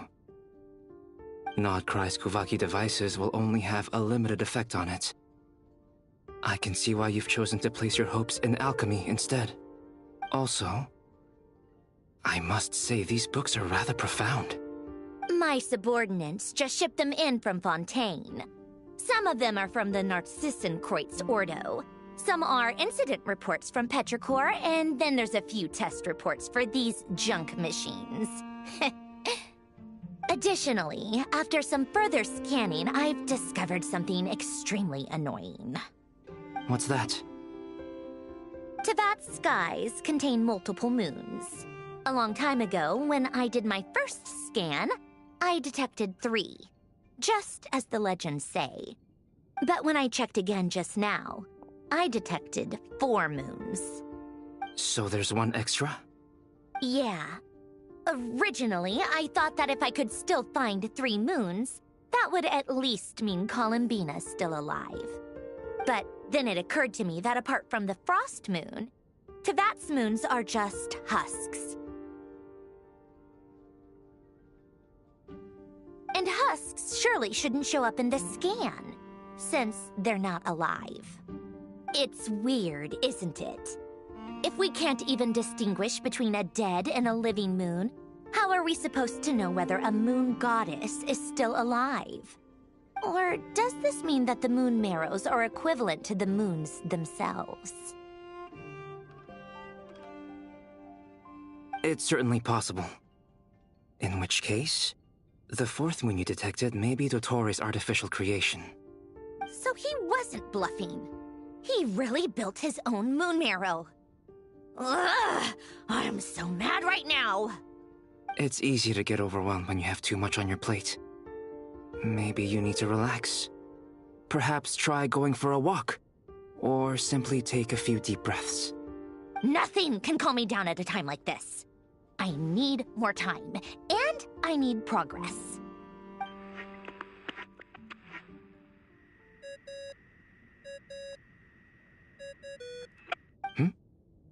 It's Mr. Flynn's. I really hate that ringing tone. Ugh. First the 4 orthants of the Narcissenkreuz, then moon marrows. Now what? Oh, sorry if we're disturbing you. Might I ask what's troubling you? What do you want? We're busy. Are you still at the Curatorium of Secrets? Yeah. Look, everyone else is still out, so there's no hurry. Plus, I'm busy, so I would appreciate if you gave me some space. Even though we have crucial intel to share? Fine. I'm listening. Do you intend to share it via the Dodo communication device? Ordinarily I would, but this is a unique situation. I think it's best that we discuss it in person. See you at the Curatorium.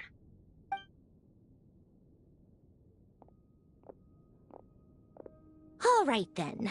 So, what's the situation? The rest of the team is still out working on their missions and evacuations, but we've decided to fill you in on the most crucial information first. Sandrone, you were right. Columbina is most likely still alive.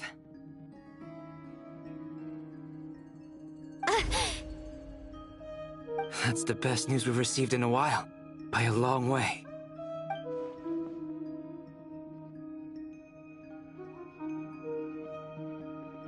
Random locations.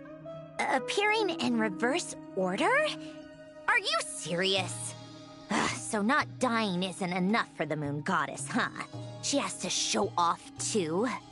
Anyway, does this mean we can deduce her condition from the moon marrows? Miss Sandrone, There's nothing wrong with simply admitting that you're happy to hear the good news. I'm not. And she's the least of our problems. We're facing a huge crisis. If she can't control the flow of time in there, she's just gonna keep moving backwards. Different points in time won't intersect, and she'll never find a way out.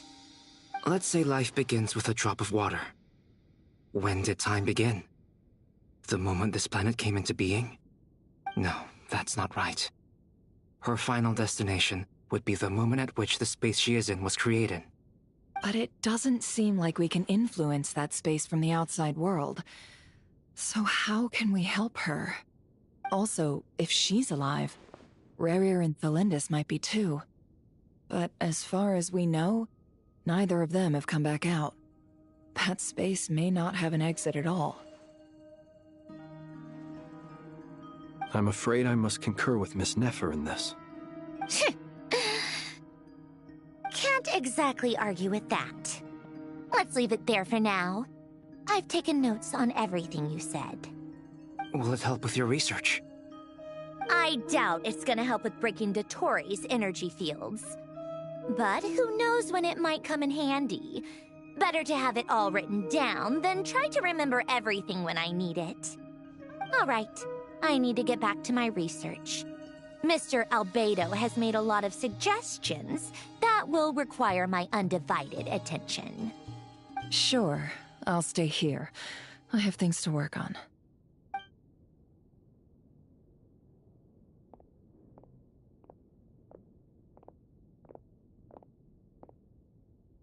Paimon, are you there?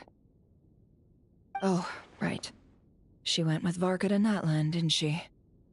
Good thing we've moved her and the Traveler's luggage in here. Speaking of the Traveler, where could they be? There's a note from Paimon. Paimon here. Not in at the moment, but if anyone needs to borrow her stuff or the Travelers, go ahead and help yourself. Paimon won't be mad. Also, Traveler, if you get back before Paimon, make sure to get some rest. Paimon misses you a lot, but put your health first, all right? How sweet. Well, since you offered, Paimon, don't mind if I do. This is the Traveler and Paimon's luggage. All the items they use day to day are here. It's well organized. I wonder which of them is responsible for that. What do we have here?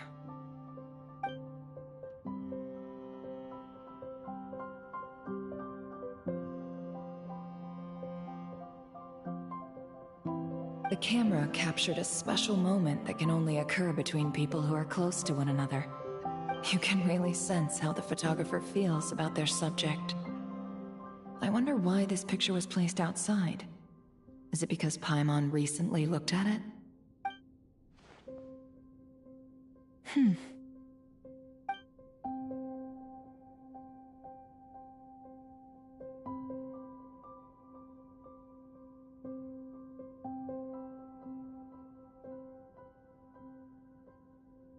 This must belong to the Traveler. Perfect. I'll use this. Hang in there. We'll find you.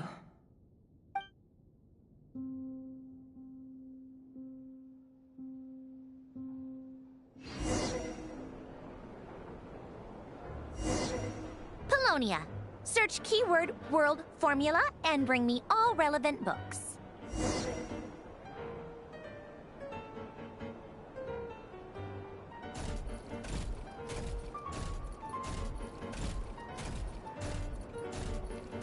Sorry, but this is just fucking stupid.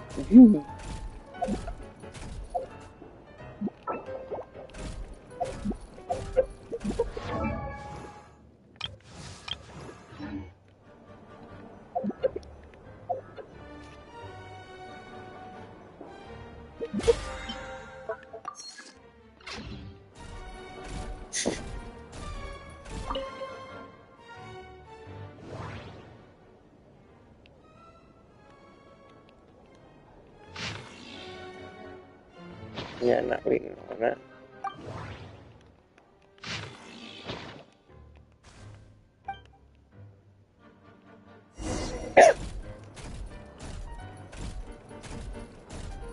You walk.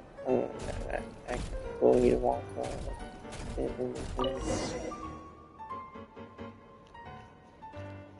Let's see. This one is on Tonki's sermon dictation concerning the apocalypse.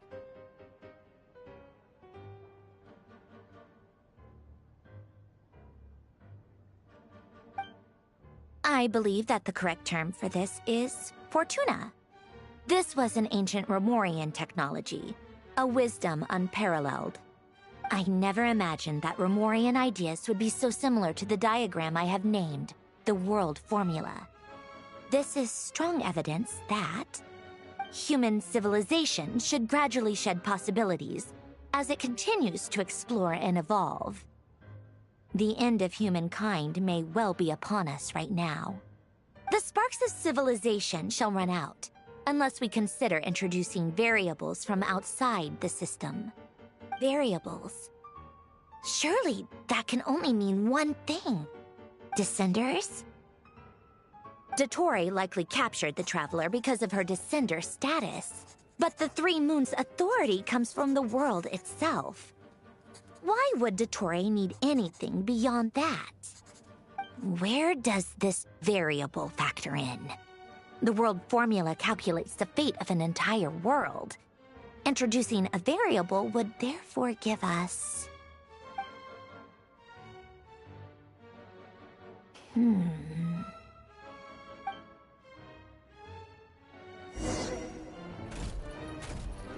Polonia, search keyword pathway and bring me all relevant books.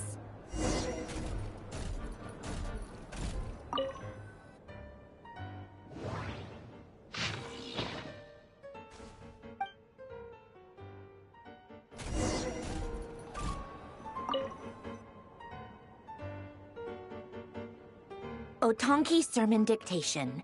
Explications on the Chemical Marriage. These titles are pretty esoteric. Observe and compute the pathway displayed in the guidance diagram. Deconstructing and reversing its effects could generate potential ideas. So, it's one of Renee's draft lectures. Deconstructing the pathway. I suppose that could lead to a breakthrough.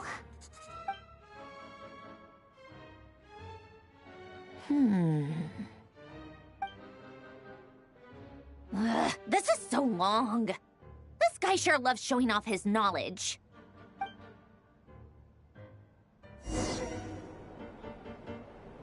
Polonia, search keyword tree model and bring me all relevant books.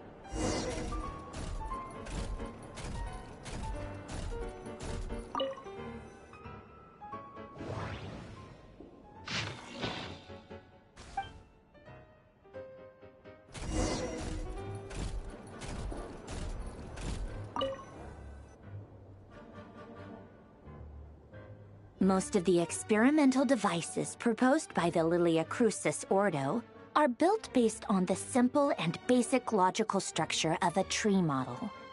Lilia Crucis. Guess they were trying to cover up the name of the Nautitzenkreuz Ordo? When Duke St. Germanus departed, he said, "It seems that there's no going back." Alas, he is only a genius when it comes to machines. In all other things, he is but ordinary. Excuse me? I'm sorry. That's just ridiculous. What kind of book is this? Great Detective Herlock, the Alchemist and the Clockwork Saint? Isn't this a novel? Come on. Still, the author swears that they knew Renee well. Whatever. I guess it's not beyond the realms of possibility that Renee would say nonsense like that on occasion. Memory, wishes, souls, and persona. Frankly, this sounds more like occultism, but if Albedo vouches for it, I suppose there must be some alchemical basis to these techniques. The way Alain Guillotin saw it, the world was comprised of machines. The universe needed machines, and thus his technologies were created. That's why I was born. René, his full name was René de Petrichor, if I recall correctly. Sounds like he and the town must be intricately connected. That place was also the source of most of our information regarding Remurian civilization. Seems like some of his projects were based on their technology. The cutting of souls and storing them in vessels. These seemingly unrelated techniques underpinned René's research. Assuming that the 4 orthants correspond to alchemical categories. The chemical marriage model? Elen would have scoffed at that.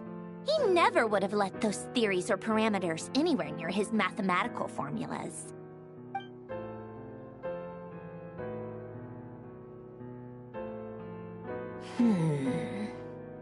What was Elen's view on René? I know he mentioned the name, albeit very rarely. Oh, now I remember. Elen's old notes are here too. They mentioned René once. René seemed most out of sorts when he spoke to me. A lack of sweet foods has dulled his mind, I should think. Either way, his words are not to be believed. Yep, that sounds like Elen. My subordinates actually did a half-decent job digging out all these materials. Makes a change. Good for them. Some of Elen's old files are completely consistent with these records. He must have gotten them from the Tower of Gestalt. I never knew he got his hands on René's records that early. Heh, he may have kept them, but he never even attempted to use them. Didn't believe a word they said. Come to think of it, René's world formula was filled with calculations of constants. That shows he believed that the fate of the world to be predetermined. As for Elen... it's been too long. I forget what he said. What would he have said? A guy like him, fervent believer in machines, but not headstrong enough. The world can be changed. It is worth persevering. Yes, that's how he used to think at least. He created that procedure to save this world. Yet the scale of the world's fate proved too enormous. The result was beyond his ability to calculate. He died having never seen the outcome. And there I was, left behind in the ashes of his dreams. Did you really never take a close look at René's research? Or did you read it but deem his philosophy incompatible with your model? The very thought of trying to incorporate his ideas probably made you feel sick to the stomach. Well, don't worry, because there's a whole new category of lunatic in town. Next to Dottore, every other madman looks sane. You once asked me what I wished for. Should have asked him instead. He's the one pining for things you'd sooner die than witness.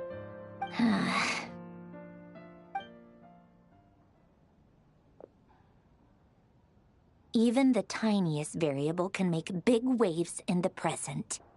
Now then, allow me to put these incompatible fragments together in your stead. First, establish and verify the existence of the Great Circle. Absolute nihil on one end, absolute reality on the other. Now, search between these two extremes. Then, the construction criteria. Variables. The sparks of civilization shall run out unless we consider introducing variables from outside the system. Input variables. Traverse the world, space-time, and civilization.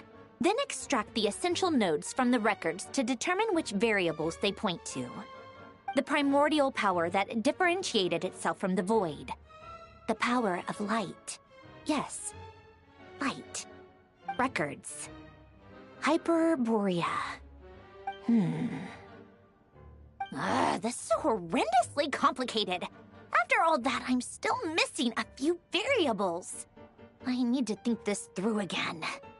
How do you think it looks, Polonia? Like the frenzied scrawlings of a madwoman? Fine, keep it to yourself. It's not like you can talk anyway. I'll assume you gave it a passing grade. I jest.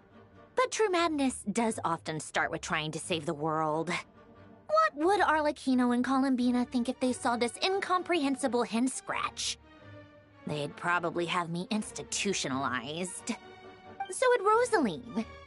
She's been dead for a while now. When I close my eyes and think back, I can still see her face. And that enormous dress she used to wear. Such a bizarre choice. What possessed her? Oh, and the clack-clack of those heels used to drive me insane. No one's asking me, obviously, but I hope you all know that I never wanted to save the world. I'm not crazy. I don't have delusional ambitions, and that's a clinical fact. The world needs a solution, but I don't need the world's validation. It's the world begging me for answers, not the other way around.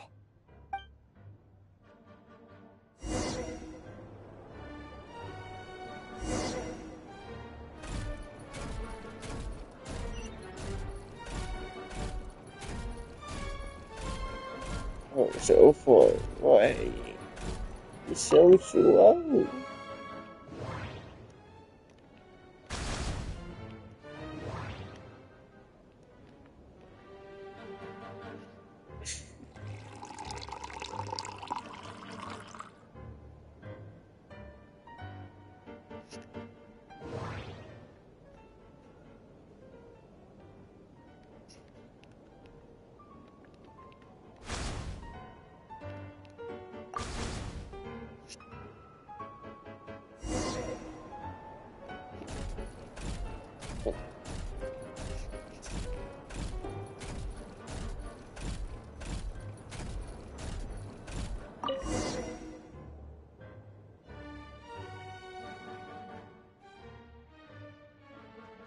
Oh, cookies to go with the tea.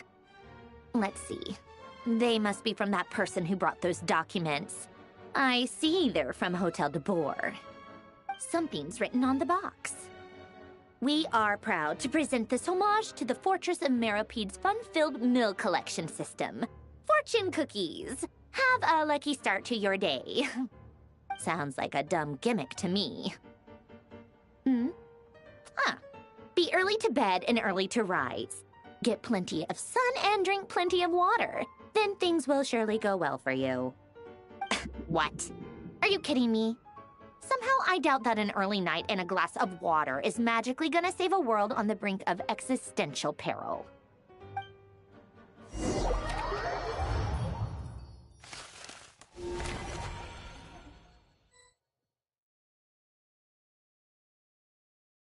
Lady Arlecchino, word has reached us that Lady Marionette's troops are all in position. They are ready to act as soon as the order is given. Excellent. The only thing is, they are fewer in number than we expected. It looks like many of them must have lost their lives at the hand of the monsters released by the Doctor. Can't be helped. Allow them to join our ranks, and keep in contact. As you wish.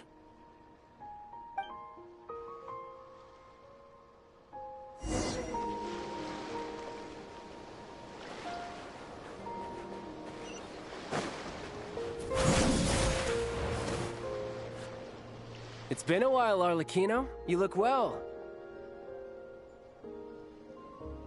Did Dottore really have to build his lab right on the sole path between Snezhnaya and Nodkrai? Had to go on a huge detour to stay out of its line of sight. Sounds like an arduous journey. I assume you've brought word from Her Majesty? Of course, all part of the job. Firstly, the Tsaritsa has authorized Fatui Internal Affairs to review Dottore's case. They will reach a formal verdict on whether he has turned traitor and whether he poses a threat to Snezhnaya. While they're working on that, I've been ordered to come and receive the refugees from Nodkrai. They are nearby. My team will escort you to them shortly. Great. Aside from that, Her Majesty has a message for you and Sandrone personally. Huh? Where is Sandrone? She stayed behind to work since I was making the trip anyway. It seemed sensible to have one person on standby at base while the other came out to meet you. All right, guess that's just how she rolls. In that case, tell her that the Tsaritsa's decree this time is pretty awesome sounding. I think she'll like this one. Still, I wonder what... Wait, what's that? Did one of our troops turn into a monster? Take him out.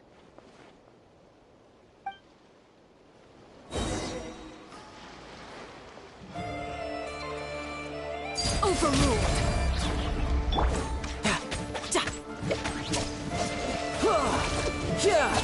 No time to lose.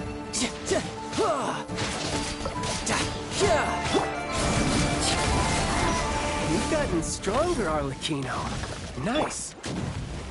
Stop that right now. I appreciate the praise, but I am not fighting you today. I knew it.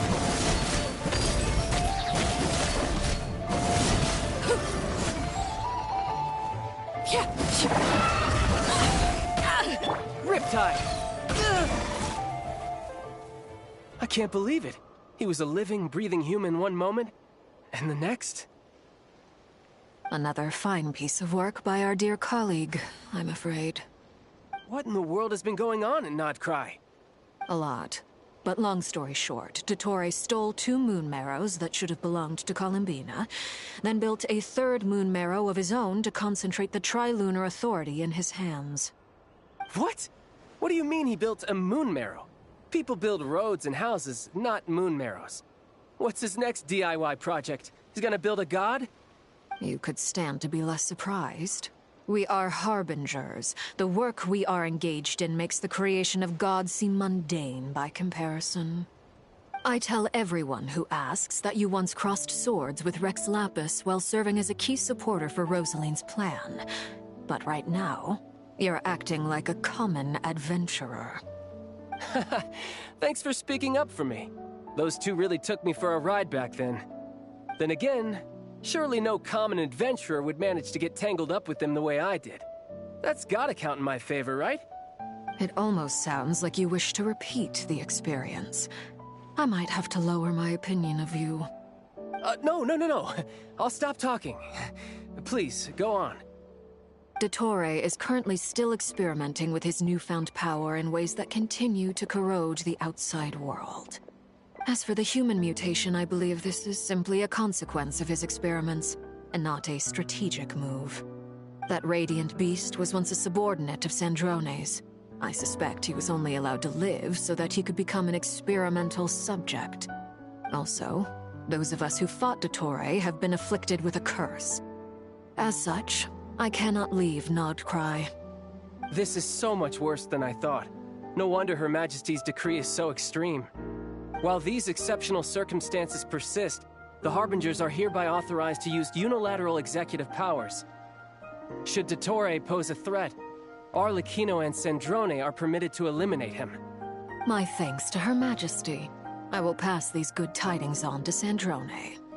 Her Majesty has also declared that she will refrain from launching an attack on the now evacuated Nodcry due to the presence of unretrieved research material. A wise decision. By the way, how's my old partner doing? I'm assuming they're with you? Partner? You mean the Traveler? I'm afraid I have bad news. She was captured after our failed assault on Dottore's lab. Her whereabouts are currently unknown. What? Why? Since when does Dottore have a bone to pick with her? That is indeed the question. I'm not sure he does. He must have some other goal in mind. This won't do. I have to rescue her. You can't. We have no idea where the Traveler is. What am I supposed to do then? Stand here twiddling my thumbs? Sandrone is working on it. The best thing you can do right now is complete your mission. Fine. I guess I'll leave this to you then. One last thing. Tell the Rooster to get the message out to the gods and citizens of every nation in Teyvat. Beware. An uncontrollable pollution is spreading forth from Nodcry. The source of that pollution is a madman drunk on the success of his experiments. The Fatui and our allies will endeavor to contain the threat. However, If Nodcry falls, things are likely to escalate. Considering Dottore is one of our own, all Fatui stationed in Nodcry consider it our duty to stay and fight him to the bitter end. Whatever the cost. Hey, don't be too pessimistic. If it comes to it, I'm sure Her Majesty won't stand by and do nothing. I hope you're right.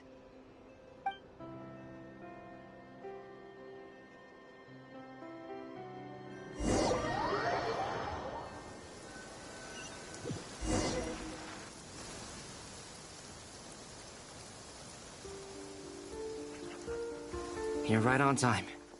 Thanks. Hey, do you think I'll get that gliding exam exemption? I made sure I was on my best behavior in Mondstadt. I landed well outside the city and walked in through the gates. I'll help you apply, don't worry. For now, let's see what we have here. What are the doctor's energy fields even made from? The usual attract and repel principles that govern Kuvaki don't seem to apply to them. They are very mysterious, but ultimately, they appear to be comprised of energies from the three realms. Thanks to research by Master and the Hexen Circle, we know that Tevat's 7 elements are derived from the more primordial power of the Light Realm, which is antagonistic with the power of the Void Realm. Since you have the power of the Dragon Durin within you, I'm sure you can already tell that this energy field contains no abyssal energy. That's true. It's not abyssal energy, it's something pure, wild, and untamed. I've been thinking about something. Do you still remember the device that Dory supplied from the Academia when you and Miss Columbina fought Rarier? That was one of the most marvelous feats of ingenuity I've ever seen. The design, the craftsmanship, the material selection. I couldn't fault any of it. Not to mention the operating principles. Surely the most ingenious feature of all. Dory didn't go into detail on how it functions, but I have a working theory. The clue was that Miss Columbina was somehow able to use the pyro energy that you provided, despite the fact that, as a moon goddess, she should only be able to use Light Realm energy in principle. Now, all elemental energy is, of course, derived from Light Realm energy to begin with. Hence, I suspect that the device works by restoring elemental energy to its original state. This presumes a theoretical model of the 7 elements akin to that of light refracted through a prism. Perhaps it is no mere analogy. Maybe there is indeed a prism in this model. I almost wonder if the idea for the device was conceived based on direct observations of said prism. It would explain how such an ironclad design concept was achieved. It is at once a masterwork of engineering and a groundbreaking application of the Academia's latest elemental theories. I suspect only Lesser Lord Kusanali herself could have devised such an ambitious technology. But back to the energy field before us. If this is pure Light Realm energy, its relation to elemental energy is one of integration versus division. Or you could say that the former contains the latter. Could this mean that elemental energy can dilute the power of the Light Realm? Should we give it a try? We should.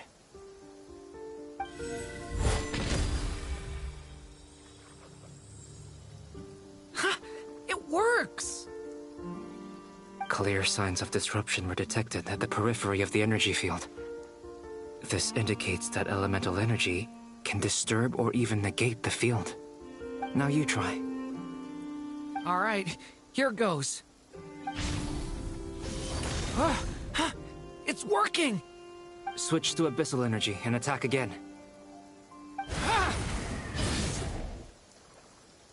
No surprises there.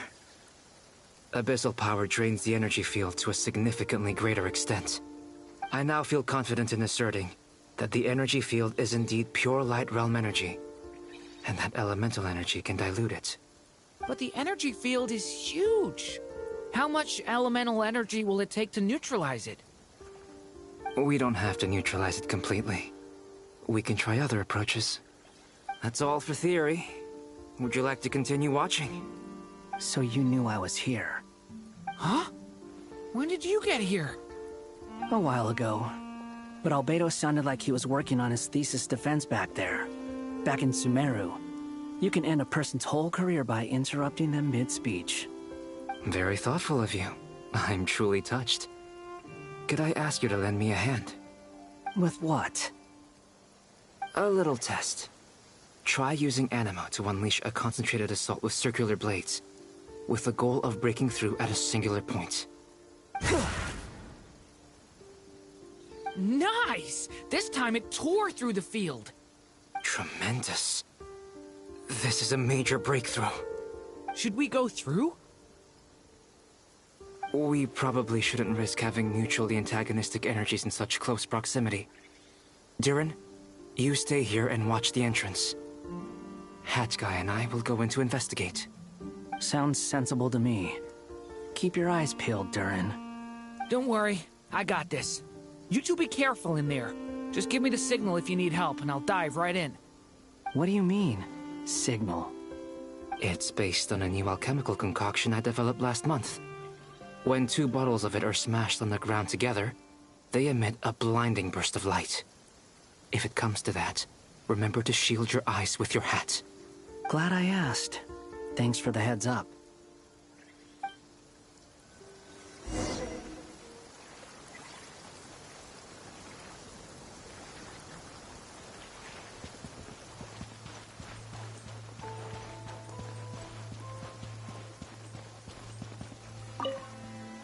Like I thought. Beyond a certain distance, we can't see the opening where we came in. Maybe that's to prevent people from escaping. Sounds like Dottore style to me. Not much has changed. Things are basically the same here as they were before the energy field appeared.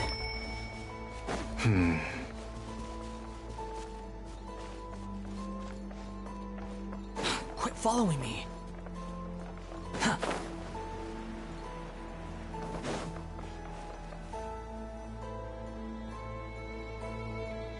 They have no heartbeat and they're not breathing. We can only assume they're dead. But there are no visible wounds. Also, there's an animal squatting next to each body. It's watching us. That's not an animal's gaze. What are you trying to tell us? Doesn't seem eager to talk. I guess maybe it's just an animal after all. Let's keep looking around.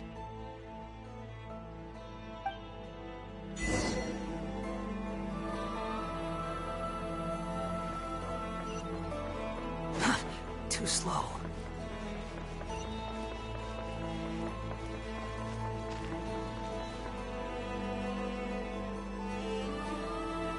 Same situation everywhere. Not a living soul in sight. Just countless bodies with animals standing watch over them. Well, I think we can safely rule out the possibility that they're all pets. Is skirting around the topic your way of showing consideration for other people's feelings? Just being cautious. I don't doubt that you can handle the truth.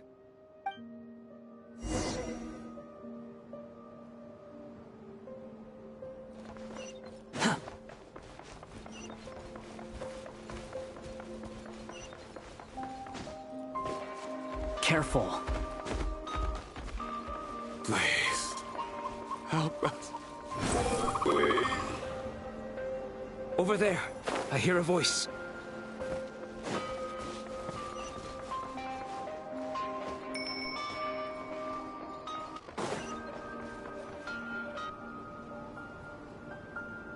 Please.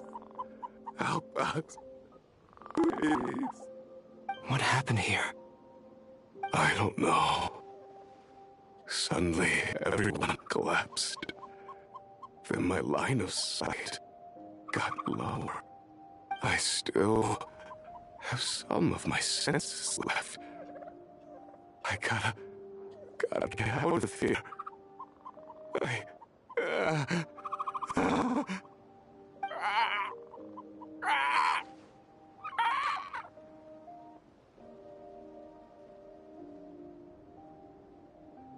It looks like there's a huge experiment going on inside this energy field. Maybe each energy field is Its own giant experiment. Vile. He's swapping human minds with those of animals. Even without the other circumstances, this would be an extremely radical experiment. Those people may have lost their sense of selves, but they are not fully animals either. If they were, they would have left. But instead, their instincts are driving them to remain by their dead bodies. We should go. No sense in sticking around here longer than we need to. Agreed.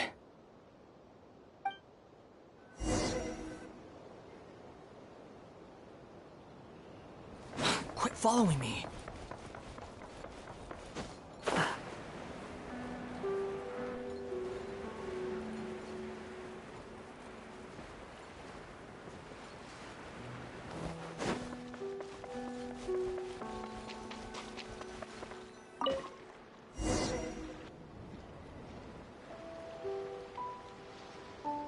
You're back! Everything okay? We saw some things that take a strong stomach. Otherwise, we're fine. We should share our findings with the others.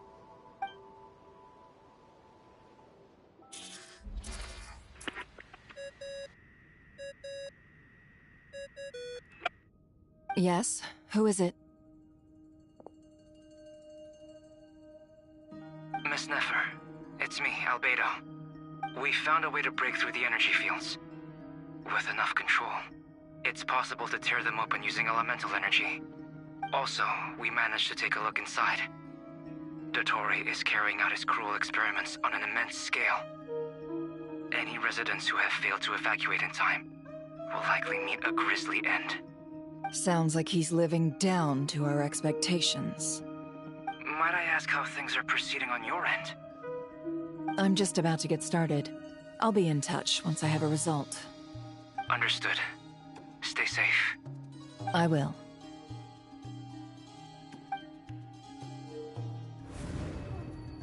Well, Nefer, I'll link up with you once my tasks are complete. What makes you think I'd need you to do that? I'll need it.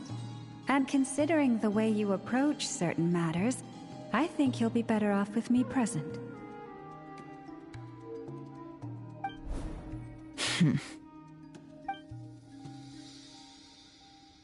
Let's begin. Entering simulation mode. A vast wasteland. Is this the Traveler's inner world? I was expecting something more vibrant, to be honest. Wait, someone's there. What are you looking at? In that case, I'll look at it with you. I want to know all about everything you've seen and experienced. Is there somewhere I should return to? Or should I stay here and be the hero everyone says I am? I don't dislike my current life. Roaming the land, fighting battles, accomplishing missions, earning a living, looking after Paimon. It's not so bad. I guess the only thing that's missing is that you're not here with me. This is the conscious layer, which contains a person's true feelings. It is filled with both longing and kindness. I suppose anyone who lives long enough ends up wishing for someone who can't be there. Maybe it's the only way we can feel truly alive. Time to delve a little deeper.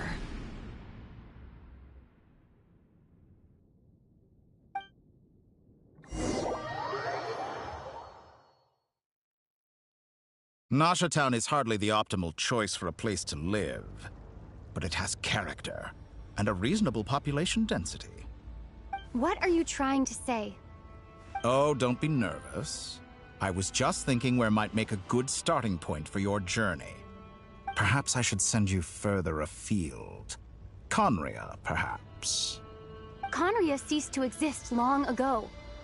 Once again, you fail to understand the possibilities that the Tri-Lune creates. Anything that has existed in the past, I can now recreate. You simply do not wish to see that happen. That might be because you miss your sibling and fear getting answers that you are not ready to learn. But this is not for me to judge. If we are to collaborate, we need to maintain an amicable relationship. In a moment, you will be able to...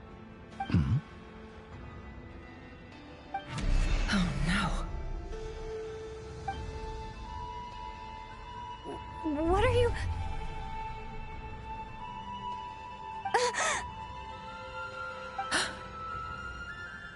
What are you gonna do? Don't move.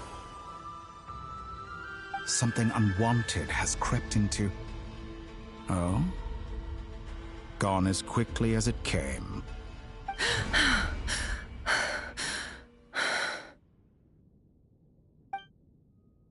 Did you save me? If I hadn't cut the connection, Dottore might have caught you from the other side and destroyed you. This was a good idea, but once is plenty. You were exceptionally brave. Excellent work. Thanks, but now's not the time for that.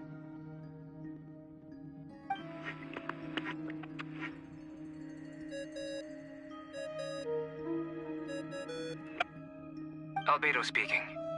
I think I know where she is. What is this endless darkness? I can't see anything, even though my eyes are wide open. But why? What happened? Ah, sorry about that. I take it you didn't notice. Just now, a friend of yours took a little peek into your mind. Could it be Nefer? How did she do it? Did she use something as a medium to connect to me? Do you think she's aware of your current circumstances?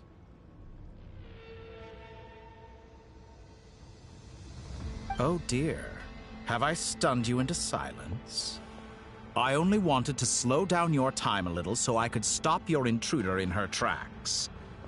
It would have been nice to capture the spy.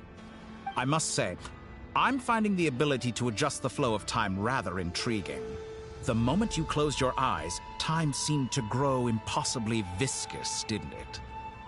A whole month passed before you opened your eyes again, but only for you. No one else was affected. I dare say this is something only a god can achieve. Point taken. You've proven once again that you have god-tier powers. Oh, you misunderstand. This wasn't about proving a point. I was testing things out. I find I learn best by doing, and I have to admit, time is not the easiest dimension to control. I only wanted to make you sleep for a short while, but it ended up lasting a whole month. Clearly some finesse is required to wield the authority over time as I wish. I hope you're not angry with me. It was only a month's discrepancy, nothing too serious. Had I been off by a year, a decade, or even a century, that would have been quite a different story. You could have frozen me for millions of years. So much for collaboration. You aren't showing much sincerity. Millions of years? To what end? I wonder if you don't understand humans all that well. They are very pragmatic creatures who understand only that which they can perceive with their senses. If I had you sit here for a week, I imagine people might sympathize. But if I left you here for 100, 1,000, or 10,000 years, the sheer size of that number would cause it to lose all meaning to them. They would not have the capacity to comprehend your suffering, and thus they could not empathize. Unfortunately, while gods do exist in Tevat, it is ordinary humans that account for most of the population. Their lifespans are so limited, their bodies so fragile. Did you ever really hope that they could begin to understand someone like you? Your long life and unique origins make you fundamentally different from them. How long will it be before they start to treat you like the alien you are? Before you are ostracized, outcast? Alien. Even I feel bad for you sometimes. This world has made you into a slave. So many times you have served its will, and not once have the powers that be ever thought to grant you the one simple thing you wish for. You have been treated most unfairly. I can change that. I will grant you special privileges, and give you back the status you rightly deserve as a descender.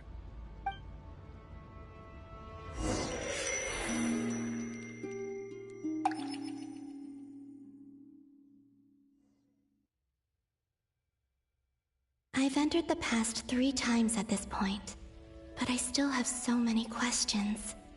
For instance, beyond each point being further back in time than the last, what determines the specific locations at which I can make entry?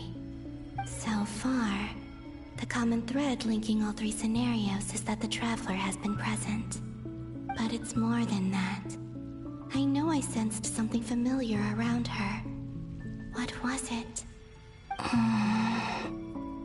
I'll keep this question in mind as I carry on.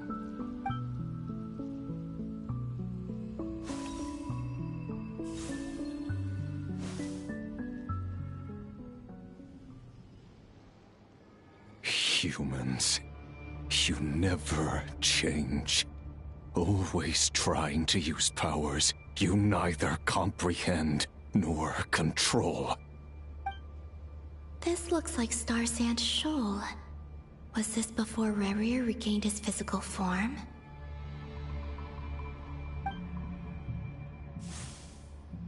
You've messed with the cannon again, huh? Sorry, but this round's not gonna go your way. The cannon. That's right. I was at Silvermoon Hall and I sensed an abnormal Kuvaki fluctuation coming from Nasha Town. And right after that, came an ominous power emanating from Star Sand Shoal. My body was once torn into countless pieces and hurled into the swirling chaos of time itself. But even so, my life and will were not extinguished. I wonder if I could try to prevent his resurrection. But how would I do it? What can I do, here and now? Traveler! Behind you! Look at that light!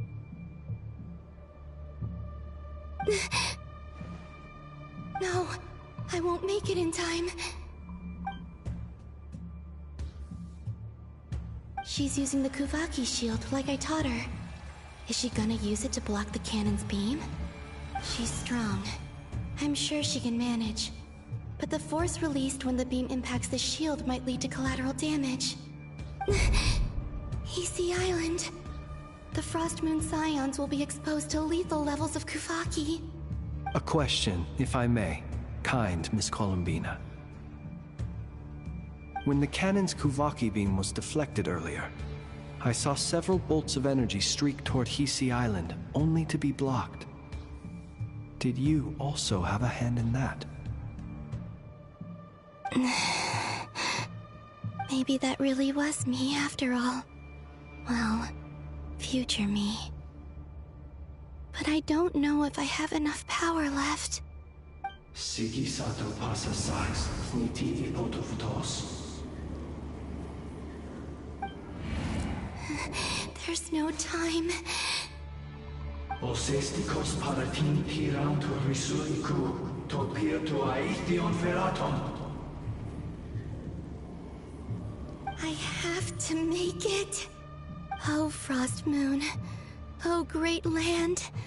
Oh, slumbering moonlight of Notcry. If you can hear me, if you can sense my call, then please, heed me once more!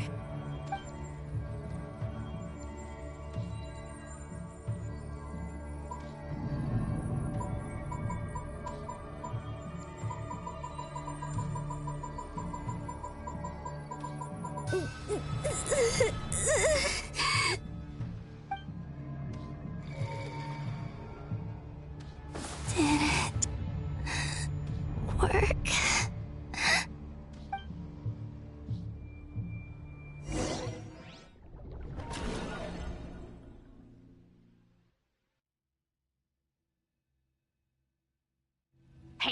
wake up. Hey, did you hear me? Columbina, I said wake up, now! Oh, good morning, Sandrone. It's 3 in the afternoon, actually. And could you kindly not use my quarters as your personal nap room next time?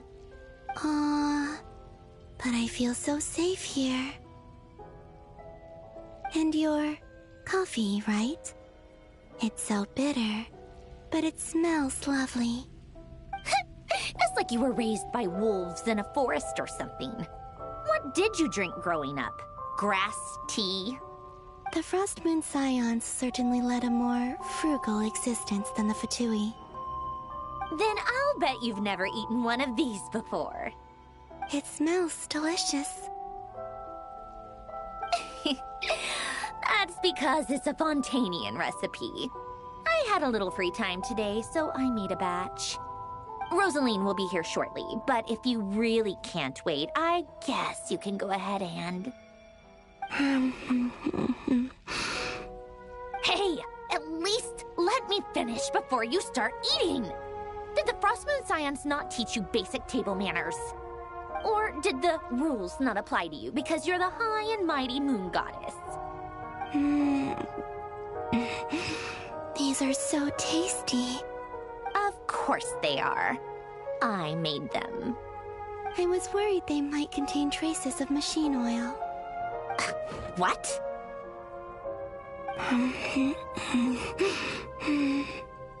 You know, there's something I've always wanted to ask you. Why did you leave your old home and join the Fatui?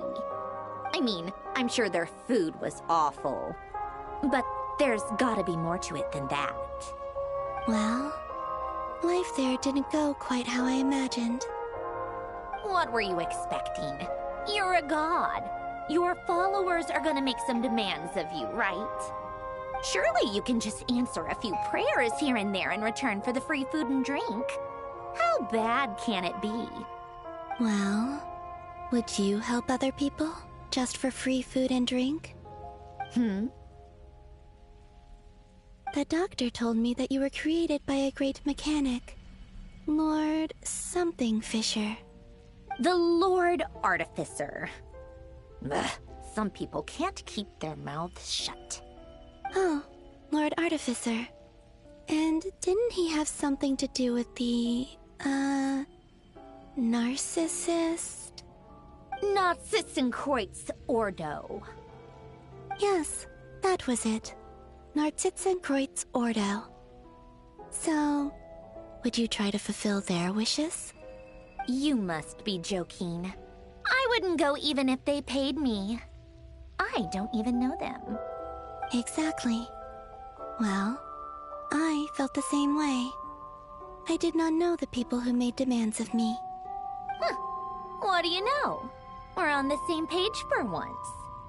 In his later years, Alan did ask me if there was anything I wanted to do.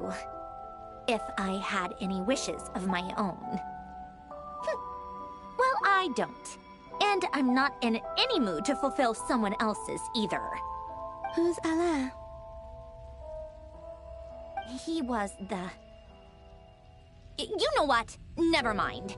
You're not gonna remember. Anyway, the point I'm trying to make is, neither of us is the self-sacrificing type. Let me ask you this. What sort of place would you like to live in, if you could choose? A place where people don't ask me for things I cannot give them. Where they don't worship me, or fear me, but just want to chat with me like a normal person. I'd also like the freedom to come and go as I please. And ideally, it would be somewhere with the smell of coffee and snacks. Not to burst your bubble, but no such place exists in the world. Now, take your snacks and scram.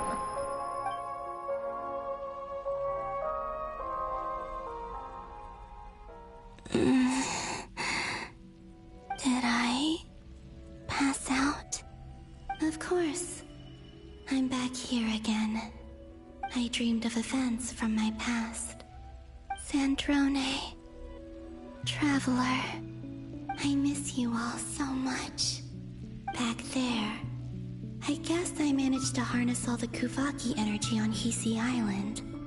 But how did I do it? Time is flowing backwards here, and I can use that familiar power to enter the world of the past. That mystery ally everyone talked about. It was me all along. I can sense that there isn't much more power remaining up ahead. What lies at the end of all of this? Will time keep flowing into the past? And will I ever find my way back?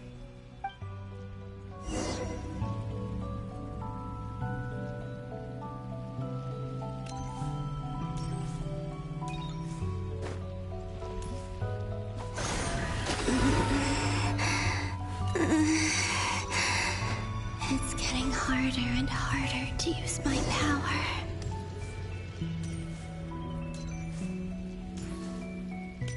I'm no match for the Abyss in this state. I need to avoid the contaminated fragments.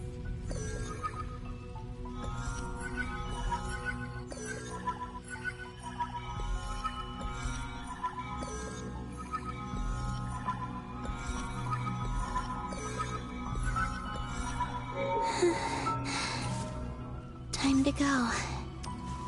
I wonder where I'll find myself this time.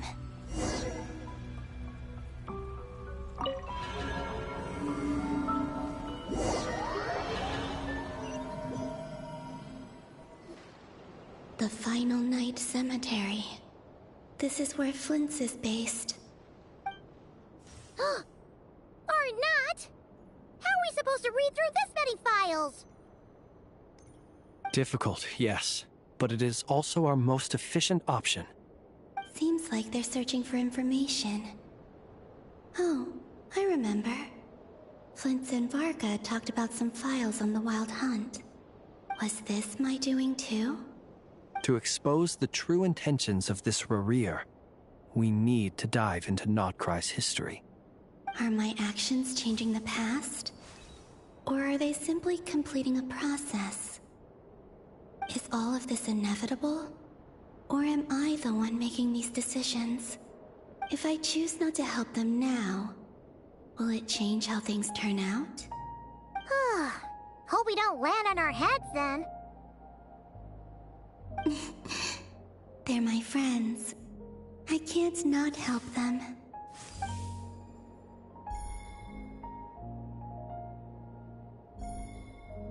Ghost! And the other one was... here. Hey! Another file's moving!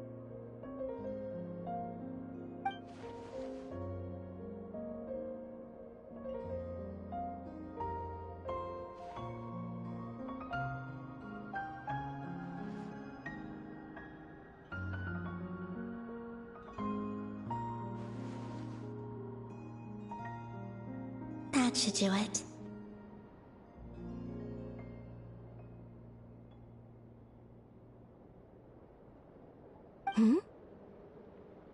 Luanatar? You can sense my presence? Wait!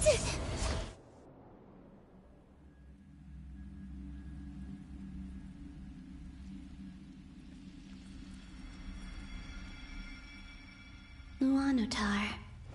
So she's that familiar presence I've been sensing all along. She's always been by the Traveler's side. That explains why the Traveler has been there each time I've entered the past. But why Luanatar? Is it because she has a connection to me as the Moon Goddess's familiar? If so, why not any other Kuhenki? That's...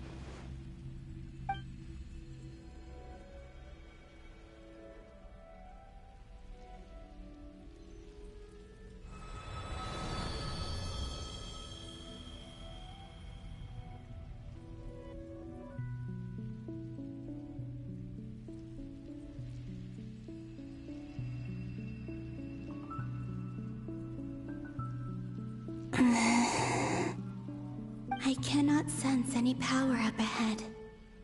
Just a void, stretching out into infinity. This is likely my final chance to enter the past. It's now or never. I have to find a way back.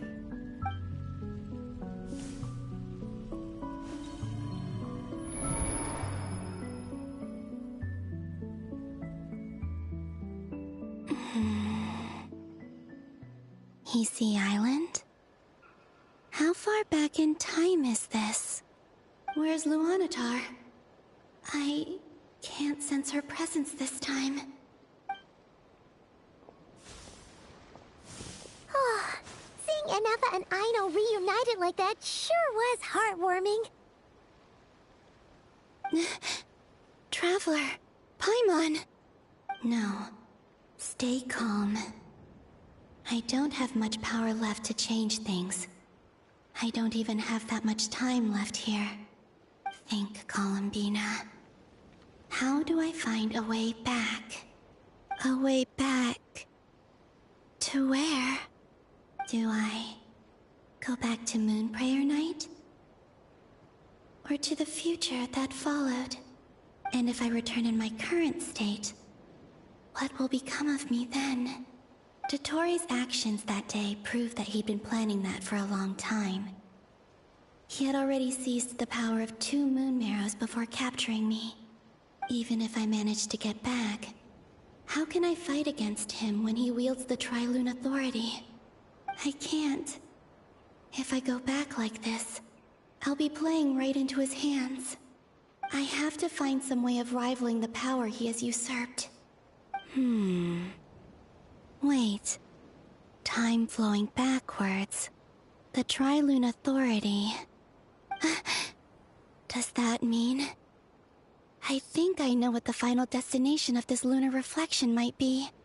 I know what I must do. Speaking of homes, we must already be close to where the Frost Moon Scions live. The vibe here feels different, just like the scenery. But how do I communicate my plan to my friends? Should I write it down here? No. Someone else will see it. I need something with a close connection to me. Something I can use as a medium to tell them what's happened to me in here. Now it makes sense.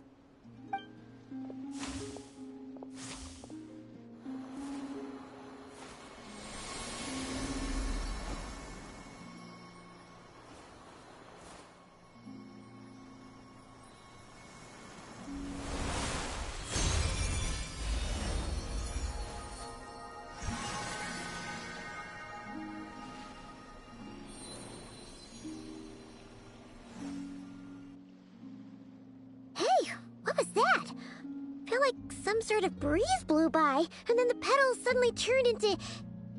Huh? It was I who brought Luanatar into being. I gave up a piece of my own soul to create her. That's why I could sense a familiar power from the moment I entered this space. It also explains why she's been present in every past location that I've entered. Because we have a deep connection. Hey there! What's your name? And the reason why there are no more gates to the past after this point is that Luanatar hadn't been born then. No wonder I sensed the trace of a blessing when we first met. But I still didn't recognize the soul hidden within you. Back then, I was just a little lost dove. I had yet to become Columbina Hyposelenia. Go on. Go on now. We've got stuff to do. Best you find someone else to hang out with.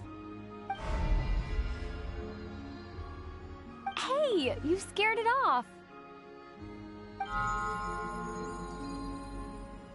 I'll be counting on you. Remember to stay by the traveler's side, guide her, and help her in my stead. Oh, and bring her to the garden where the Moonprayer blossoms grow. There's a little lost dove there who will need her help.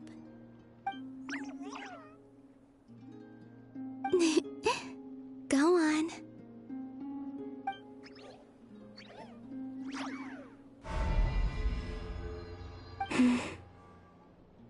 You too. Go and live your story. As for mine must go in a different direction.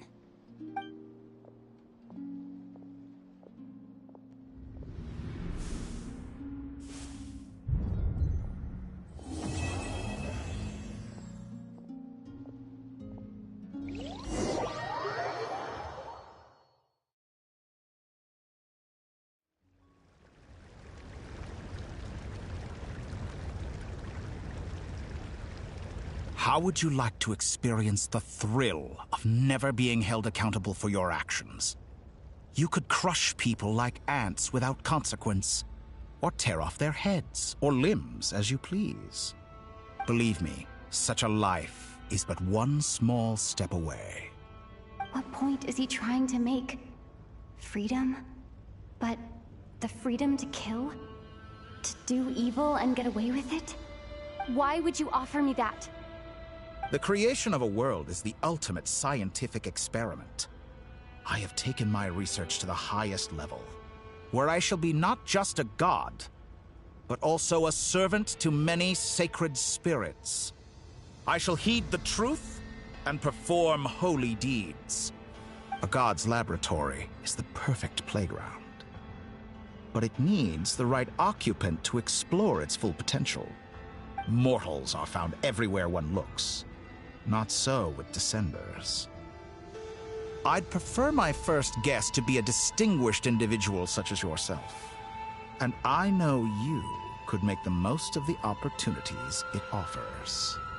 So the condition for entering the New World is to take innocent lives. The same dilemma that Rerir once faced. Could I really bring myself to kill others for my own benefit? Rerir did. And look where it got him. Have you made up your mind? I can't do it. Your playground is no place for me. You're putting your hopes in the wrong person. But we both know I'm not quite the hero you say I am either. I have my own reasons for the journey I'm on. And they aren't all selfless. You've grown a lot since we last met. But there are still things you are unwilling to compromise on. This will only hinder you. Why don't I lower my requirements a little as a gesture of goodwill? I'll give you a little time to learn to be a less noble soul. That'll make things much easier for you. I really doubt I could live that sort of life. And yet you already sound less defiant than a moment ago. The benefits appeal to you because you can read the signs of the times. Why don't we return to my research facility? Your last visit was so rushed. There is much that I have yet to show you.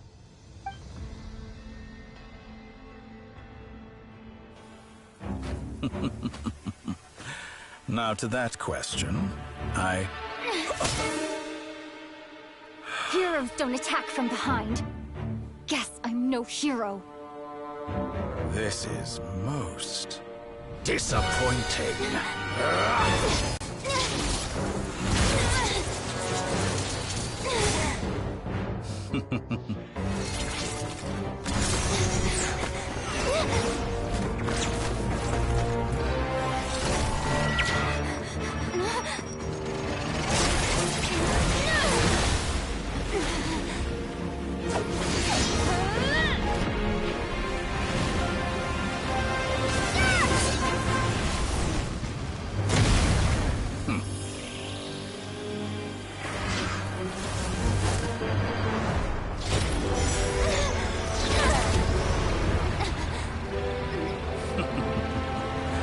Now then.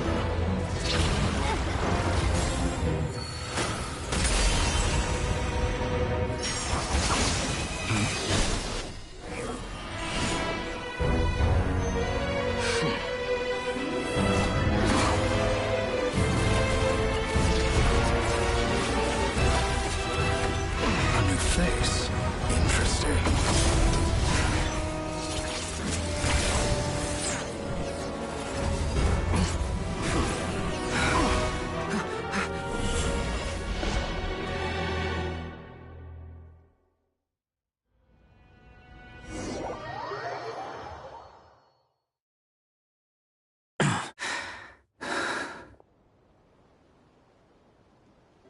You're still gonna call me Hat Guy after that, huh? I didn't see anyone else in there who needed saving.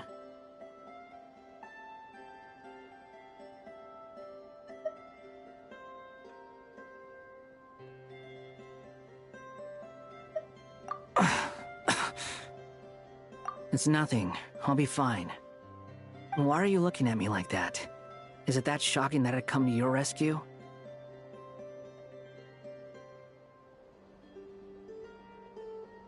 I owed you a favor back in Sumeru.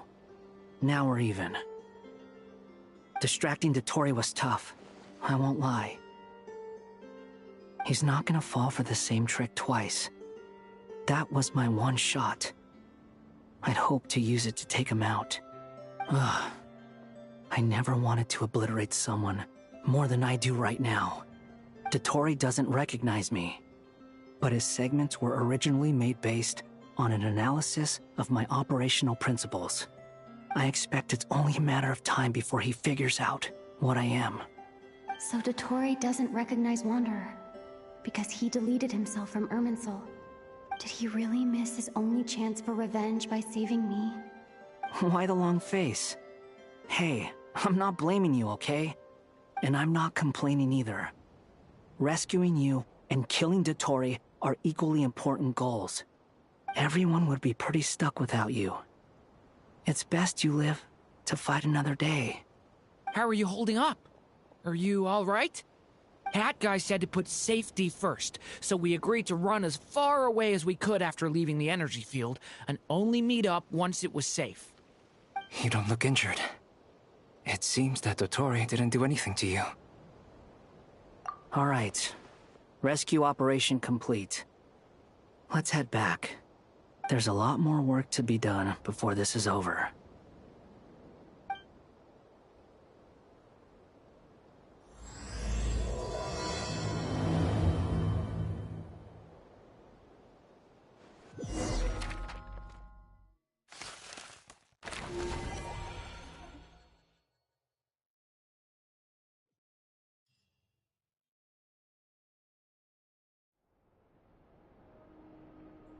Understood.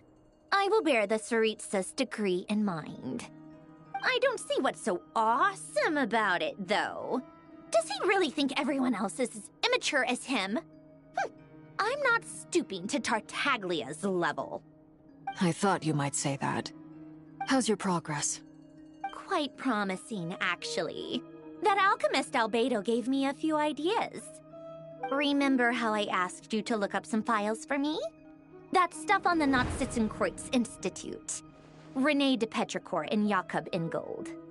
Alain Guillotin despised René's theories and methods, but he never managed to come up with better alternatives either. So I adopted some of René's ideas. I thought Alain was like a father to you. He and René were mortal enemies, were they not? And what would you say if Lenny and his friends one day learned something useful from someone you utterly detested? I would applaud them for it. That would mean that they have surpassed me. For all we know, Alain Guillotin might have thought the same thing. Not that it matters, though. He's dead, and I'm alive. So it's my call to make. Once you die, it doesn't matter how great you were in life. Only the living get to decide what happens next. Hey, come on out. They're back. Huh?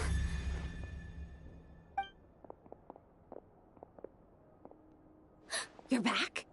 And your head's still screwed on? And you still have all your limbs? What does it look like? Way to keep your composure, madam. Excuse you. I am perfectly composed.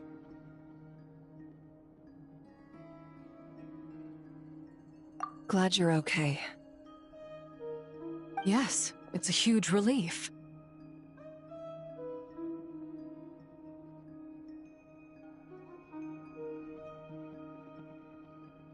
Worry? Oh, yeah, right.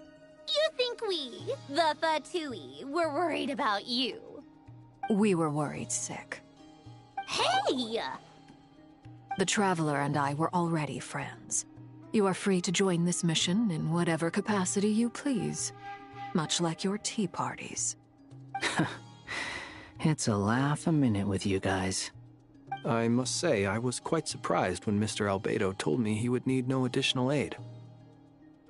We discussed this on our way back as well. I am rarely so unequivocal, but in this case, we had full confidence in Hat Guy. He said he knew what he was doing. Albedo and I pretty much had to just wait outside on standby. Meanwhile, Hat Guy broke into the energy field and rescued the Traveler solo. You didn't have to mention that. Well, I'm thoroughly impressed. You are a force to be reckoned with, Hat Guy. Is she back? Is she really back? Traveler! It's really you!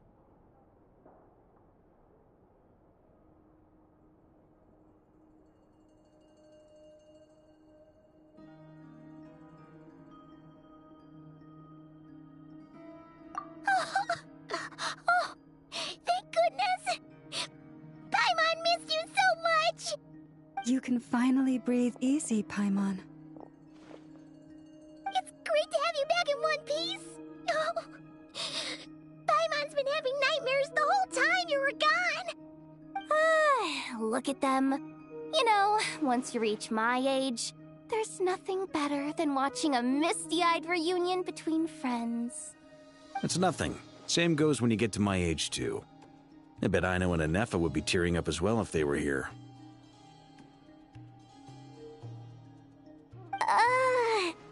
Varka, I'm not sure Anefa can cry. Oh, yeah, good point. Hey, your eyes are looking a little red and puffy. Come here, let's hug it out. What? Ew, no! No, thank you. You're not my dad, okay? Knock it off! Everyone, I'm sorry for all the trouble I caused you. But the silver lining is, I didn't come away from this ordeal empty-handed. While I was being held captive, I learned a lot about Dottoro's current capabilities and what he plans to do with them. Allow me to explain.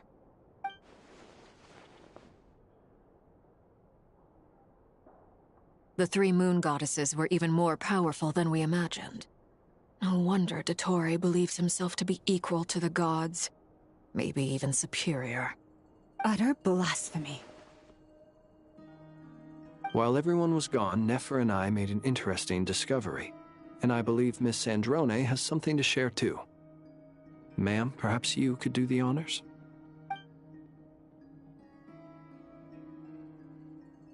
Called it. Getting rid of a pesky troublemaker like her is like trying to clean up after a crumbly cake. It always comes back to haunt you.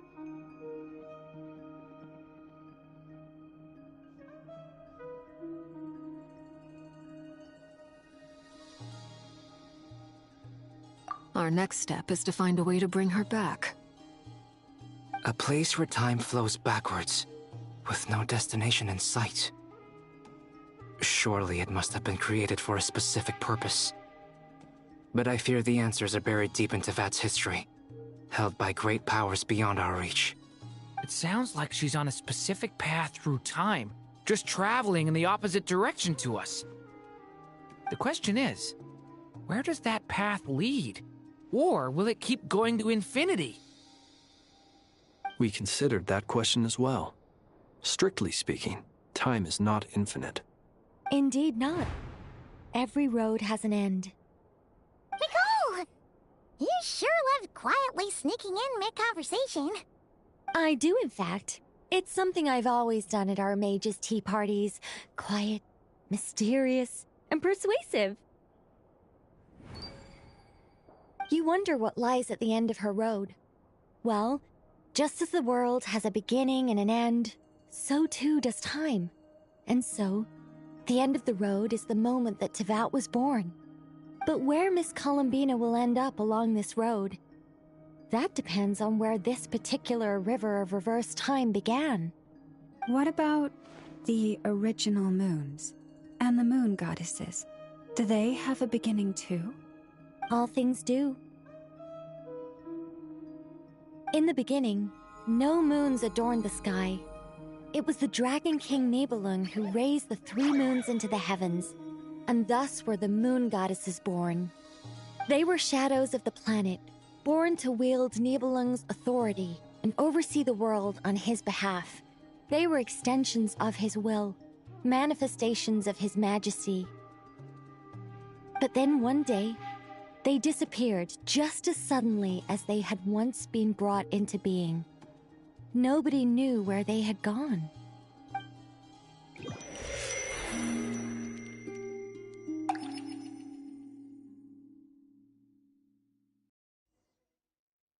Like I thought, no more paths back to reality have emerged since. But how can I be sure that I'm going the right way without scenes from reality to keep me on track? I can't even be sure of how long I've been walking for. The further I travel, the less stable this space becomes. There are even moments where I can sense something that feels like abyssal energy. They can just materialize out of thin air. I have to keep my wits about me.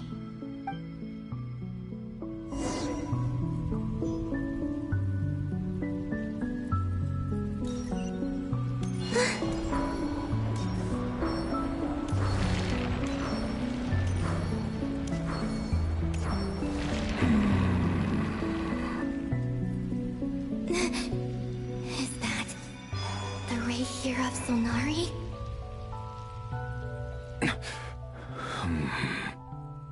You are the moon goddess. But how? Please, there's no need. I'm not interested in fighting anymore. I find that a little difficult to believe. Yeah. Honestly, so do I. The way you used my own power against me was... It was a brilliant strategy. And then, in the final moment before I was thrown into this space, I got to see an old friend. Mr. Dainsleif. Right. It was so long ago now. But we were friends once. When I first got here, I was filled with hatred, remorse, and rage. How I cursed and devoured. I tore everything here apart. I was consumed by the desire to leave this place and have my vengeance. But to no avail. This is a place with no exit. This is the second time I've entered this space. Though I have no memory of the first. I was torn to shreds the moment I entered. But this time I survived. It must be partly because of this new body. And partly because of all the Kuvaki I absorbed in Nodcry. Are you the source of the abyssal power in here? Not all of it. Some is from when I first arrived here and tried to destroy everything. But there was already a degree of abyssal power here before I entered. And like a venomous snake baking in the merciless sun, it tried to slither into my shadow. Tried to? So, you rejected it? Yes. Because after that, the world suddenly became silent for a moment. What do you mean? The voices in my head, they were gone. And then I saw her. Her? Thelindis. My former lover. Never mentioned that she saw a memory of Thelindis leaping into the moon's reflection. More precisely, I saw her afterimage. I'm sure the real her is long gone. She was just an ordinary Conrian. She couldn't have survived here for very long. Anyway, why have you come here? Didn't you know it was a dead end? If I hadn't escaped through the Moon Gate, my friends would have been in far greater danger. Oh, I see. Because of your power. The power of a moon goddess. What? You'd like to know how I know, wouldn't you? The one who resurrected me said so. I could hear a deep lust for power in his voice. Do you mean... Dottore? Dottore. So that's what he's called. He'd been collecting fragments of my body for a long time. All so that he could resurrect me at the moment of his choosing. I had no interest in his research. But being as corroded by the Abyss as I was, we were aligned as far as hunting the moons and recovering my strength were concerned. So that's why the Wild Hunt suddenly became so active in Nodcry. When I left the Fatui in my weakened state, Dottore must have felt that his time had come. Moon Goddess, could I ask a favor of you? What? I know this is a lot to ask, especially from someone who tried to kill you. If you refuse, I won't fight it. But this is the only thing I desire now. Nothing else matters. What do you want? I'd like you to take a message to Thelindis for me. Thelindis? But... Yes, she's dead. But like I said, I saw her afterimage. I can sense that some part of her soul remains here. Far, far ahead. Why don't you go and speak to her yourself? I can't. I don't know why, but I can't move freely in this space as you can. All I can see is a glimpse of her, walking away. Just like the moment when I last saw her in life. In return, I will clear these abyssal obstacles for you. No, not in return. I'll clear them for you, whether you want to help me or not. It feels like something I ought to do. Why? Yeah. Why, indeed. I've been asking myself that question a lot recently. Why did I do the things I did? I'm tired of it all. Tired of the person I became. People used me. And then I turned around and started using others. I hurt a lot of people. I think I grew tired of it long ago. But I wouldn't admit it to myself. And ultimately, that's how I ended up here. What do you wish to tell her? All of it. My past. My mistakes. Everything that happened after we were separated. Is it okay if I give her the abridged version? Yeah, I'm sure there's plenty you can skip over. Just tell her the important parts. Whatever you think that means. Like the part where you relentlessly tried to kill us? It's up to you. Love demands honesty. But my relationship with Thelindis was built on lies. We hid too much from each other. But after living my whole life in the shadows, I don't want to hide anything anymore. I will do my best.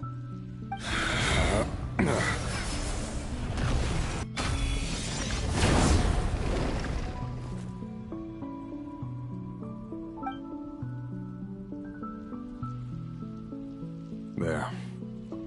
The Abyss will no longer stand in your way. Even though Mr. Dainsliff felt he had to fight you, I think he still regarded you as a friend. Dane? He said that you betrayed him.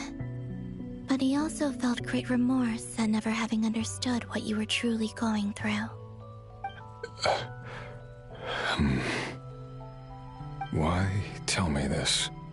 Because if he'd known that someone could take a message to you, I believe that's what he would have said. Thank you. It means a lot. I know this will sound strange coming from me, but don't die, Moon Goddess. I can tell that you're determined to get out of here.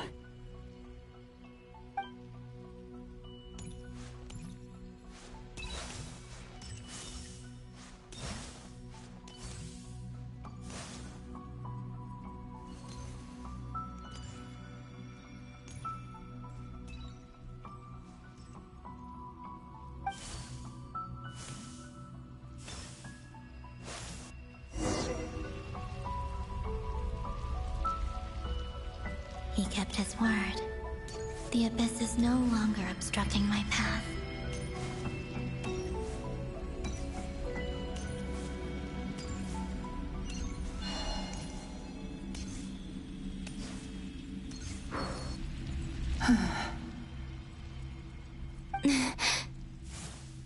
Is that the Lindis? She wasn't far off at all. And yet, they can never meet. Hello, Miss Delindis. Who are you? How do you know my name? I've never seen anyone else here before. You can call me Columbina. I promised Rerir that I'd bring a message to you. Rerir? My Rerir? Is he well? He's doing better than he was. Better than he was, huh? Sounds like he's had a pretty rough time. Others have had a rough time on his account too. In many cases, their time ran out because of him. And I'm not just talking about the children of the Crimson Moon. So, things got worse before they got better. Could you tell me what happened, Miss Columbina? Are you sure you wish to know? Yes. This is my opportunity to learn the truth. No matter how hard it is to hear, I have to know. I admire your courage. However, time is short. I cannot stay here for long.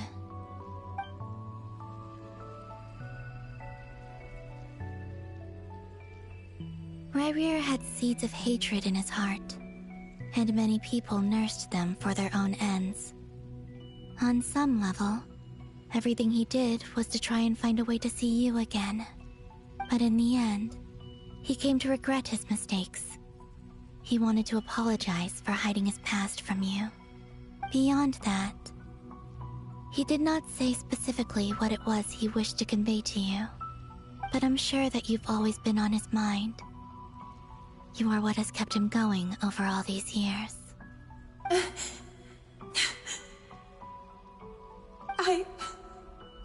I'm sorry, Miss Columbina. This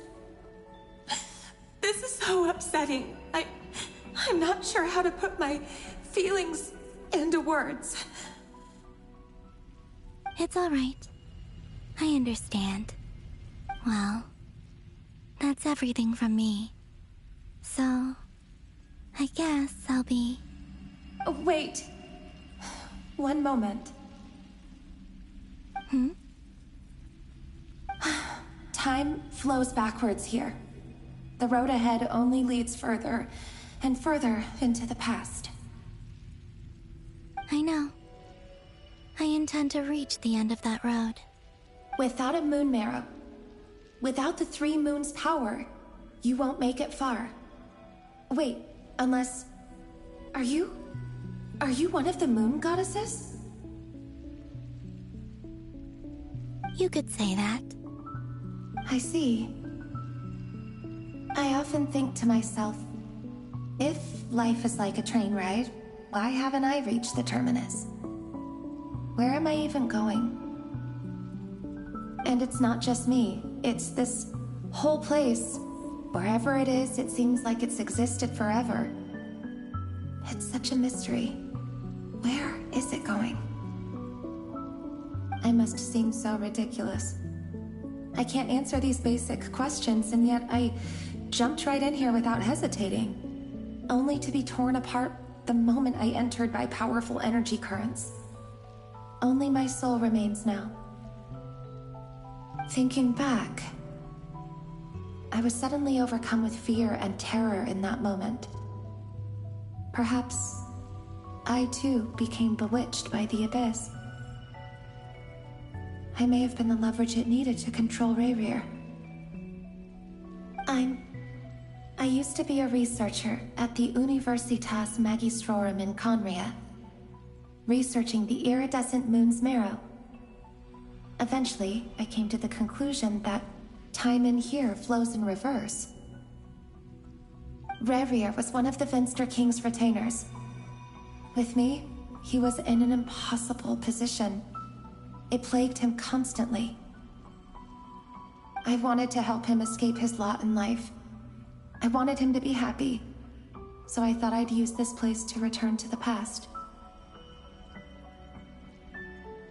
At the time, I thought I could just go back to the day that the Vinster King first found the prince. It was only after meeting the prince that the Vinster King started going too far with his research into the abyss. That was the day all of our woes began. I thought I could stop the king from ever meeting him and solve everything.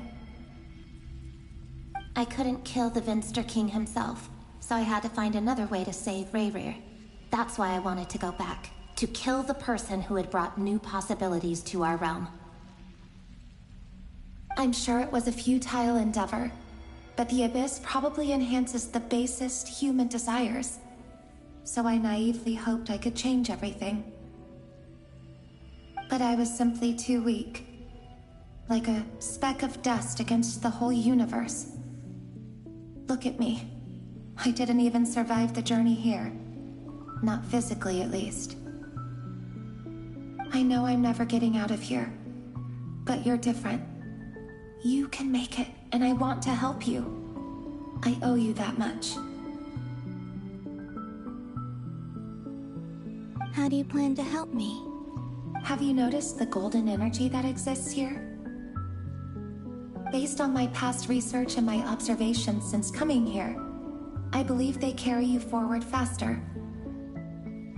I can share what I've learned, and help you understand the pattern in which this energy appears.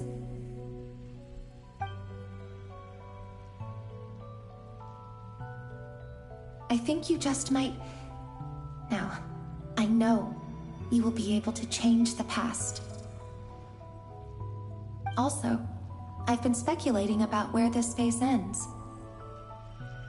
The documentation was scanned, but from what I know of the legends about the moons, the oldest ones seem to begin with Nibelung, king of dragonkind. I have no way of verifying any of it by this point, but if it's true, you might be able to reach that era if you keep walking. Understood. Thank you, Miss Thelindis. I'm the one who should be thanking you. If you hadn't entered this realm of everlasting death, what use would my deductions be? Thanks to you, they have some meaning. About Rayrir, I'm so sorry. For everything. It wasn't your fault. That's not true. Because we both feared bringing trouble upon each other, neither of us ever told the truth. And that dishonesty sealed our fates. But enough about that. I wish you a safe journey, Miss Columbina.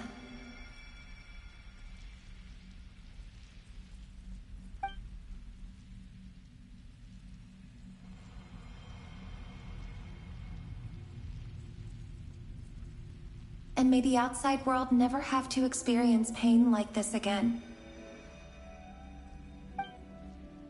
Rayrir, you're there, aren't you? I cannot see you, because you exist in the future. I expect we'll be trapped in this prison of space-time for all eternity. But please, gaze upon the past. and then sit for a while. Let's find a place to sit down together, just like we did when we first met.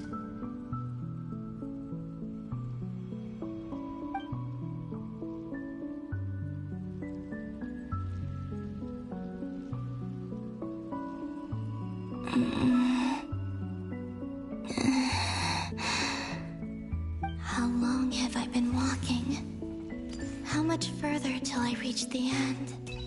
Is there even an end to be found? Everything's getting blurry.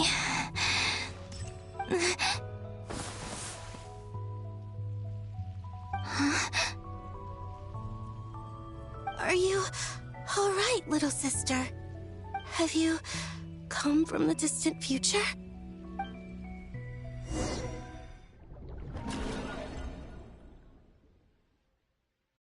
So, how exactly did the moons just disappear? Shouldn't it be a little harder to get rid of major creations like moons? The world is a vast and ancient place. On a certain scale, all life lasts for but a fleeting moment. Miss Nicole explained that the moon goddesses likely perished in the War of Funerary Flame. The moons themselves were also destroyed at that time, save for the Frost Moon, from which a new moon goddess was later born. Am I missing something then? 'Cause the stories say that the moon goddesses were born on the moon, but doesn't Columbina say she was born in Nodcry? Huh, you're right! Why do their birthplaces differ? What's the difference between the two generations of moon goddesses? Also, remember what Sandrone said? Her scans detected 4 moons. In other words, 4 moon marrows. Technically, the result of the scan means that 4 moon marrows were detected and positively identified as moons in that moment. In other words, this piece of information alone isn't enough for us to know how Miss Columbina is doing right now. Yep, we have no way of staying up to date on whether she's dead or alive. She's on her own for now. But at least she's trying her best to get back to us. Yeah. She's a tough cookie. And a sore loser, too. We have to trust that she'll find a way. Because we really need her power. As much as it pains me to say it, we've got no chance of beating Dottore in a straight-up fight. He's much too powerful. It wouldn't even be close. That maniac is going to devour everything in his path until he reaches us. We need to find someone or something that can stop him before he does anything worse. I'll be frank. Our only hope of defeating this false god is with a real moon goddess on our side. I'm not just saying this because Columbina's a friend and I want her back safe and sound. It's just the truth. And I know that even she was no match for him when he attacked, but I don't have a better solution. We're not giving up on saving her, whether she can defeat Dottore or not. Right. Don't worry, Miss Sandrone. We're all aligned on saving Columbina. No one's trying to argue that we can only justify saving our friend because it will help save the world. This is about multitasking. We want to save both. So, she's more than just a moon goddess to you guys? Absolutely. Duh! She's part of the gang! And you are too, you know. Yes, I know. You don't need to labor the point. I knew that the moment I came running over with my documents that I was part of the in-group. I mean, if Arlecchino can fit in, I certainly can. Anyway, as for how we get Columbina back, I've been working on it constantly. But I think I'm still lacking certain information about the moon. I'd probably get there if I could continue my calculations, but the problem is, I've run out of computing power. Computing power? You mean you need more energy? No, the issue isn't energy, it's processing power. There's so much data to get through that the whole process has just ground to a halt. That's a tricky problem. Rene de Petrichor of the Nazissenkreuz Ordo once foretold the fate of the world. But I don't know how he did it. My guess is that he used the primordial sea's power. However, that won't work for me. His methodology was vastly different from my own. What's worse, they're incompatible. And, to top it all off, we can't even leave Nodcry. Ugh, this is so annoying. If I'd known we'd run into a bottleneck like this... Well, no, the design bureau's a bust as well. Curse that Dottore! Couldn't have made this harder for me if he tried. Oh, what do we do then? How about we grab a bite to eat and take a break? Maybe something will come to mind after you've cleared your head. You don't get it, do you? I'm trying to calculate the fate of an entire world here. And I need accurate results, not vague prophecies. Where the heck am I gonna find the computing power for that? Ahem. Anyway, time to shelve the discussion on technical difficulties. Being a killjoy isn't very ladylike, after all. Either way, we've done what we can. Rest well, everyone. Remember to let us know if anything new comes up. Hawkeye? Is he hinting that we should talk outside? Let's go somewhere a little more private.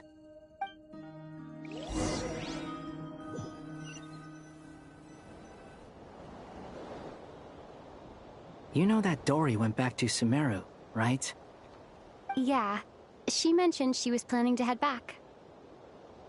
Things aren't looking good for Nodcry. She's gone to spread the word so that Sumeru has a chance to prepare for the worst. From what I know of Dottore, there are two possible reasons why he hasn't made a move yet. One is that he's still working through some kinks in his new powers. The other is, he wants to see how we're going to react. He'll easily devour everything eventually, so I guess he's in no rush to make it happen. The first false god he made was me. Now it's his turn. Even though my records were erased from Irminsul, Dottore's ideas haven't changed one bit. He once told me that becoming a god was like turning yourself into a hungry wolf or giant serpent to devour the moon.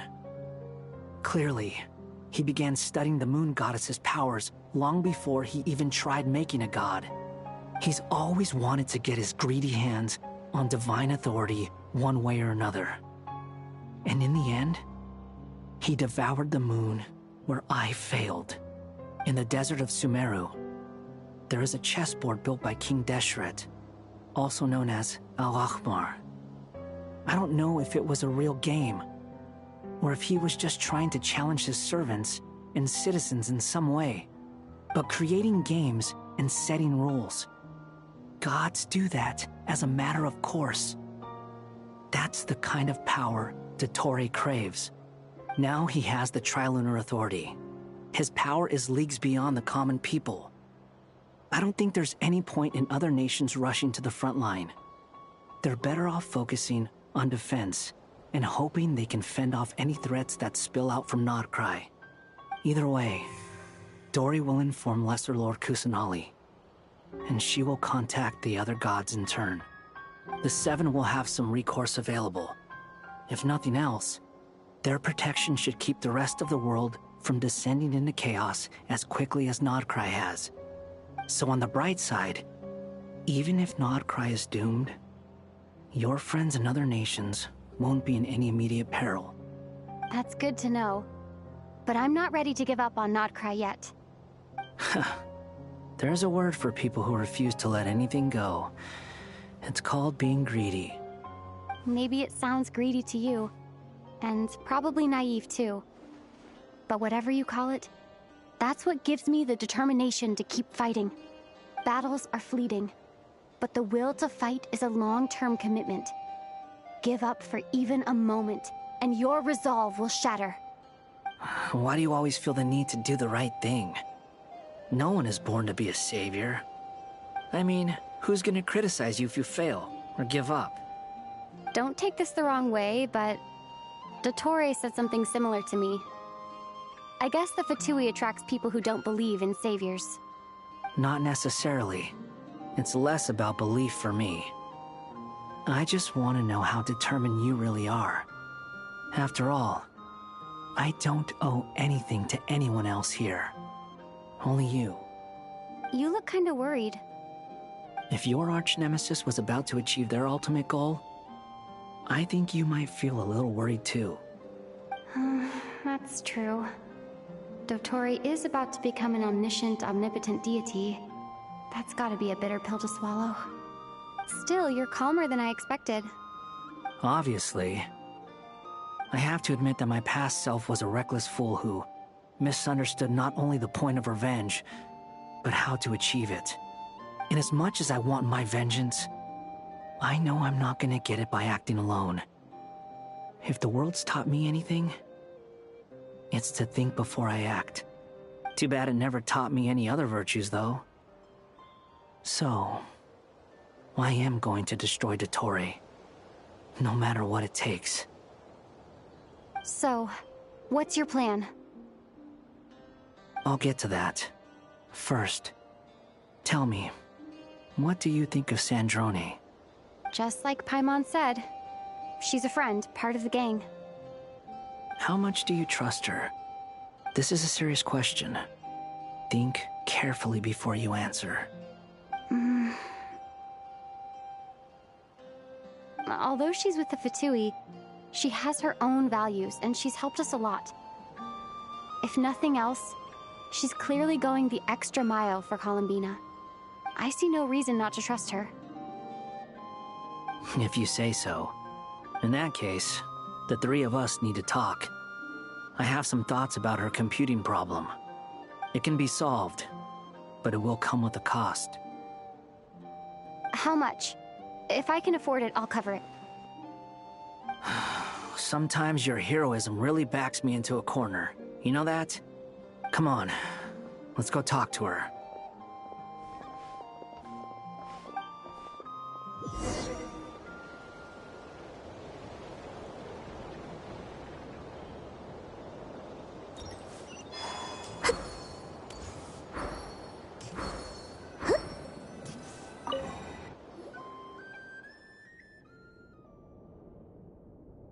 Miss Androne, Traveler.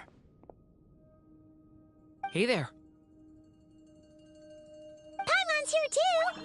She was just helping them sort through their things. How did your chat go? That was fast. The call only just ended. Well, you said it was urgent, so we got here as quickly as we could. Albedo, I have some alchemy questions for you. I see. Looks like my knowledge proved useful after all.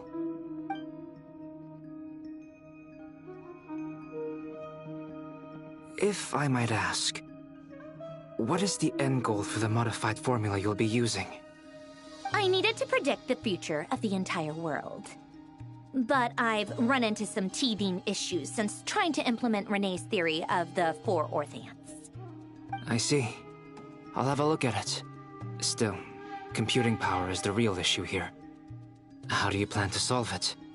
About that, it's been sorted. Oh, with the Traveler's help?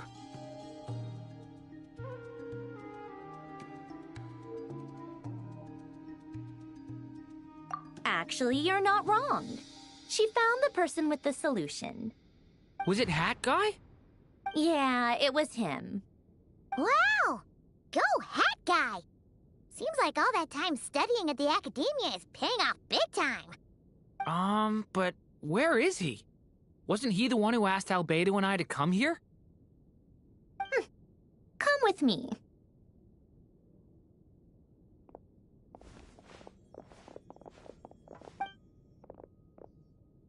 Hat Guy? What's happened to him? Hat Guy! Can you hear us? No response. I guess he's in hibernation. Hat Guy mentioned that he was a puppet. It seems that his functions are currently shut down. I presume this has something to do with the solution to your computing problem. That's right. He and the Traveler came to see me. Wait, what? You have a solution? Would you calm down? Why do you always react so hysterically to everything? Excuse me? How would you know? You shouldn't be so quick to judge complete strangers. It's very bad manners. Oh, please. It doesn't take that long to figure out that you have a temper. Where does a mere student get that kind of confidence? I've actually published more papers than you. Not that status counts for much. Even Paimon's applied for academia admission. Huh? Are you serious? See? This is why I can't be bothered to explain myself. She recognizes no one's skills but her own. Okay, fine. I'll hear you out.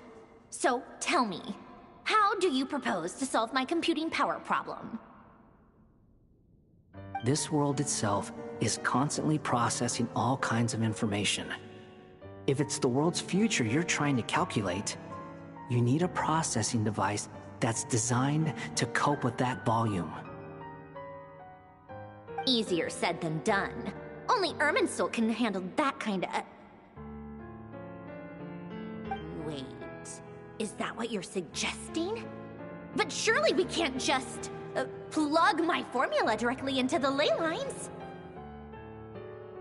You should be able to tell that I'm not human, right? Yeah, I noticed. The technology, though, seems pretty ancient. Very different from Fontaine's. It's a completely different system. Conrian, to be precise. I'm what they would have called a puppet. Puppets need an energy source and processing power. The artisans who built them sought out the materials most suited for that purpose. You? Do you mean... The Traveler and I have talked it over. She's willing to vouch for you. So, I'll allow you to borrow my core for your calculations. It was built using wood from a silver-white tree, which makes it a small part of Irminsul. Conrian technology and Irminsul wood. Who in the world could have built you? Are you sure about this? A puppet without its core will cease functioning completely. And if it's left in that state for too long, it might not recover. You could die if you do this. You do realize that, don't you? I can put two and two together, yes. No need to rub it in. I won't lie to you. This has never been done before. I cannot guarantee your safety. Doesn't matter. I'm prepared for the worst. Did you two actually talk this through? Is he... Are we really considering this? Yes, we discussed it. The bottom line is, he trusts me and I trust you. Let's give it a shot, shall we? Honestly, I have no clue where this kid even came from. But for whatever reason, he lent me his core to use in my formula. I'm very close to finishing my calculations now, and the core is currently in use. So I'm sorry, but I can only show you a sketch right now. This is what the core looks like. A silver-white branch. It certainly matches the legends told about Irminsul. Is Hat Guy gonna be okay? He's not gonna die, right? Right? In theory, he should be fine. As long as we put his core back in time. Beyond that, all I can say is that I'll try my best to avoid risk and make sure the core doesn't sustain any damage. I think I know why you called us here now. Someone needs to watch over his body and make sure it's protected until the process completes.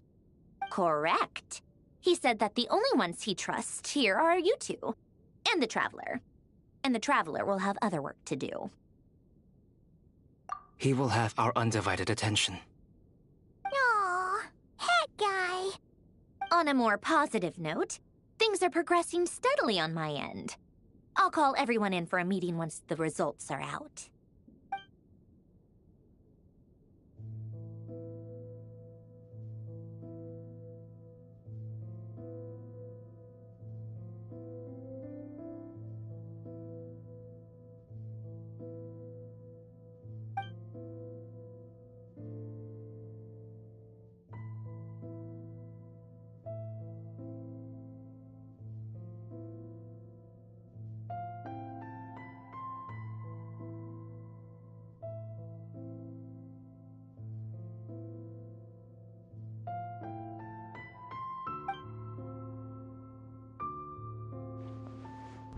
The worst-case scenario with the core removal is either a system reset or a total loss of function. But I'm not afraid. A quiet death should have been my fate long ago. A core is completely different from a heart. It's like another vital organ entirely. I never believed it could be a true replacement for what I sought. But in the end, it turns out the core was more useful to me. Pretty funny when you think about it. It's like the punchline of my entire life. Do you think there's any difference between a puppet and a human? If not, then this would just be another samsara. I have already experienced both a past life and a next life. Part of me wonders whether I'm only capable of making this decision because I've become a real human. What's with that expression? Isn't this a good thing? Sandrone will succeed, won't she? She has to. She will. We all have to persevere until this is over. That's right. And I'll protect you all until a moment of victory arrives.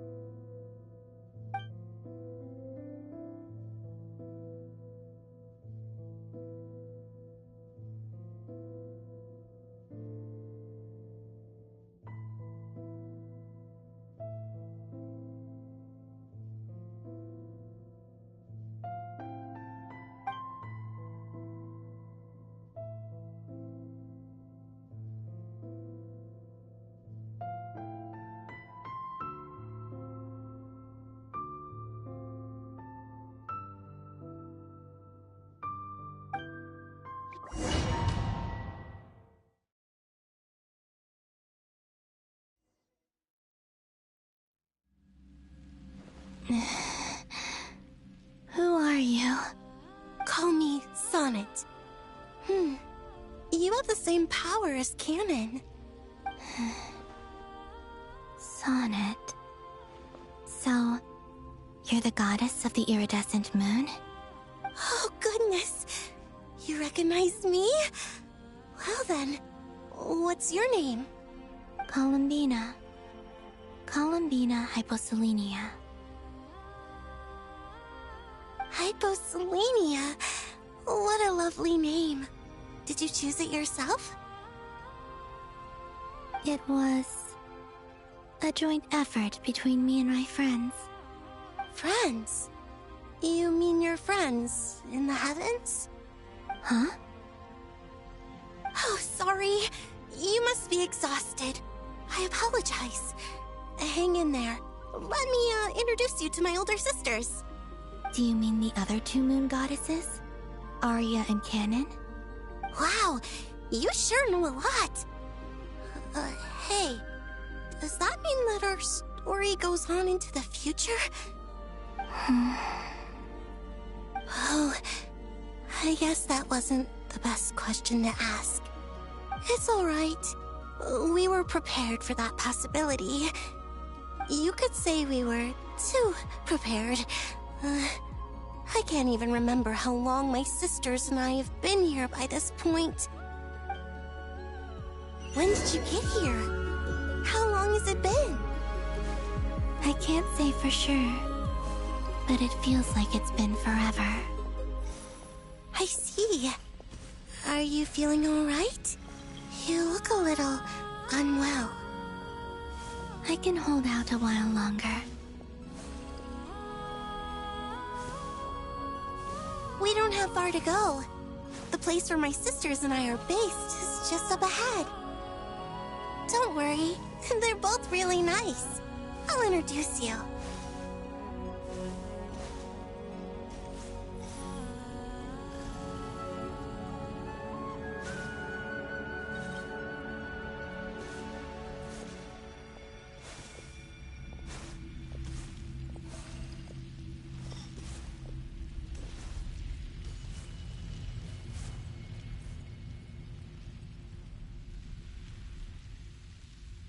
Sisters! I'm back!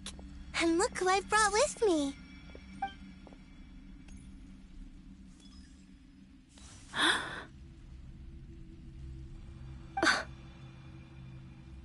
It's our lovely little sister, born in the far future. The pleasure is all mine.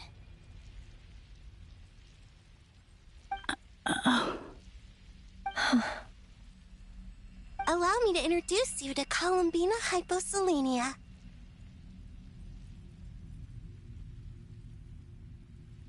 This is Arya, the goddess of the eternal moon. And this is Canon, goddess of the frost moon. Canon, don't you think Hyposelenia's power is similar to yours? Hello, Columbina. I apologize for our startled reaction just now. And please, forgive our little sister if she's been annoying you. She tends to talk a lot. It's fine. You seem shy. Don't worry, Columbina Hyposelenia. No one can hurt you here. Could you tell me where here is? Please. I must know.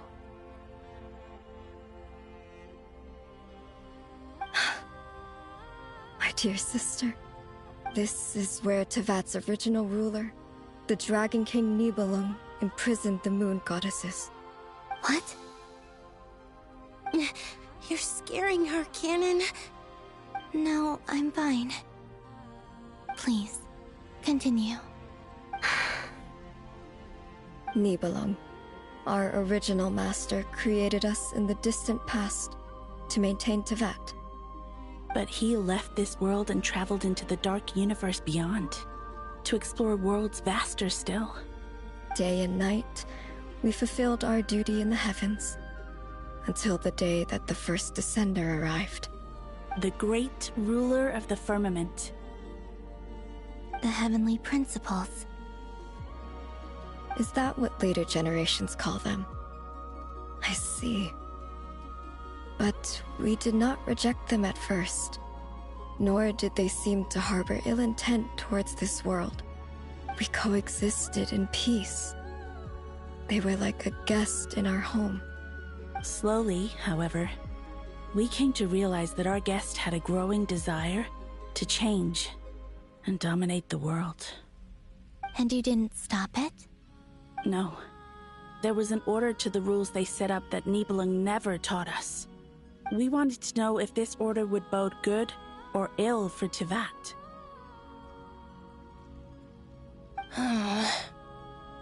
All right. Canon and I wanted to know. Sonnet was against it from the outset. Later, we discovered that this great ruler of the firmament bore an almost paranoid hostility toward the desire of certain life forms to seek power. Or perhaps they feared them. They would even cast down celestial nails as manifestations of their power, to punish the civilizations of the world below. Only this was far beyond mere punishment. Right. Their rules brought order, but the price people paid for merely testing the limits of those rules was far too great. I did everything in my power to help the punished escape catastrophe, but still, too many lives were lost. The ancestors of the Frost Moon Scions were some of the ones you helped. But just when we had decided to take countermeasures, the Dragon King, Nibelung, returned. And so began the War of Funerary Flame. So, that's the name the world gave that war in the future. Well, who won in the end? As far as I know, the Heavenly Principles won, although it came at a great cost. They remained in Teyvat, where they continue to rule to this day. And the world's original master, the Dragon King Nibelung, was destroyed. And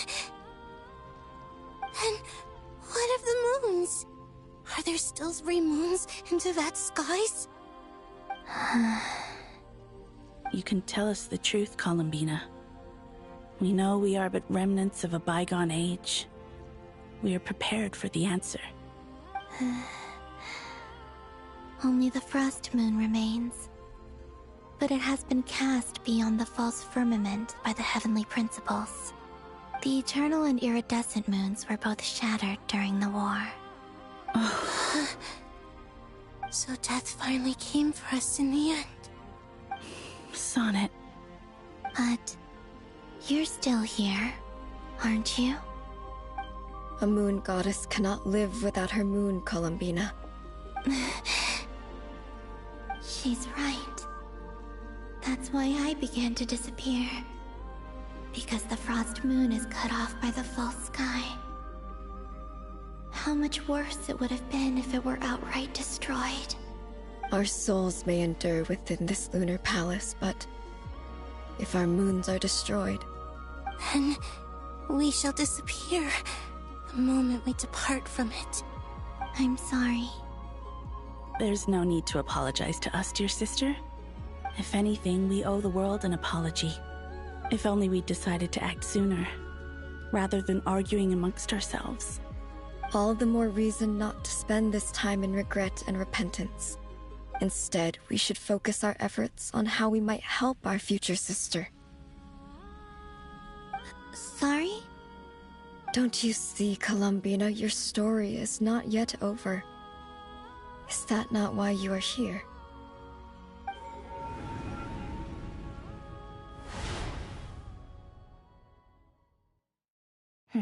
It's done. Initiate numerological array. Continue running primary process. Calculate the world's fate through extrapolation. And identify nodes of potential change. Secondary process, scan for moons. Still 4. The number of moon marrows hasn't changed. Wait, let me think. Is it possible that there's something I've been misunderstanding about the moons all along? Variables. Variables in the world. I know where potential variables within the world come from. So what about the moons? Are there any variables there? Like their life or death, for instance. What if being alive or dead makes no difference to a moon? But that's so strange. Even immortal gods can die. Why would the moons alone be? Wait! I've got it! If alive or dead is considered a variable, we might have had this wrong the whole time. No one ever said that a moon marrow equals a living moon. We just made that assumption ourselves. Initiate secondary process. Scan again. This time filtering out interfering perimeter, moon marrow. I don't care if they're natural or artificial. Get them out of my search results! Why? It says 3 moons still exist in Teyvat, even after excluding the moon marrows. But we know for a fact that 2 of them are dead. Redo the scan. Narrow the results to living moons and real moons. No, Scrap that! Narrow it down to moons that have lunar authority and remain alive. Why? Why is it still 3? What is this, Columbina? Has the world lied to us? Or are you the one pulling the wool over our eyes?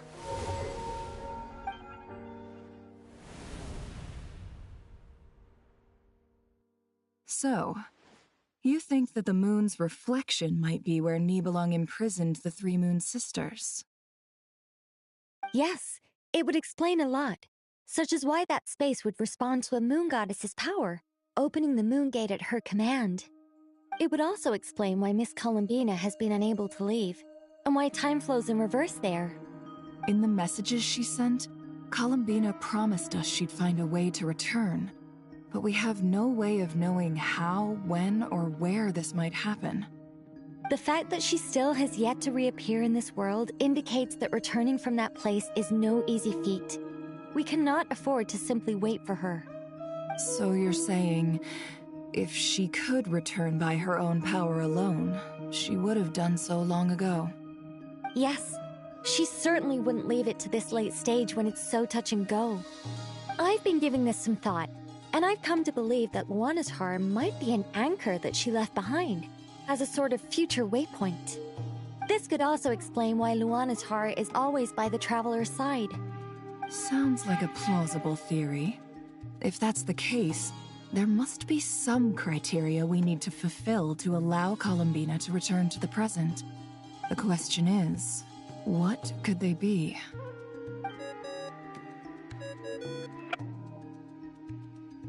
Hello? Listen up! This is extremely important!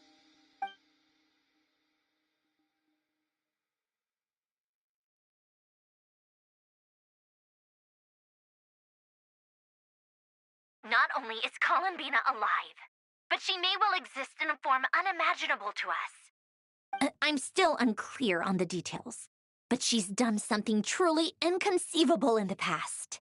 And the clue to what she's done lies in the moon and Tevat sky. Truly amazing. Oh, I'm so delighted for her. I'm sure we all feel the same. And I'm sure Columbina is ready to get back here and fight by our side. I'll keep my calculations going and try to find some way of coordinating with her. But that's not an excuse for everyone else to slack off, okay? All of you had better keep trying to think of solutions. How can the dead moons still live? And Luanatar...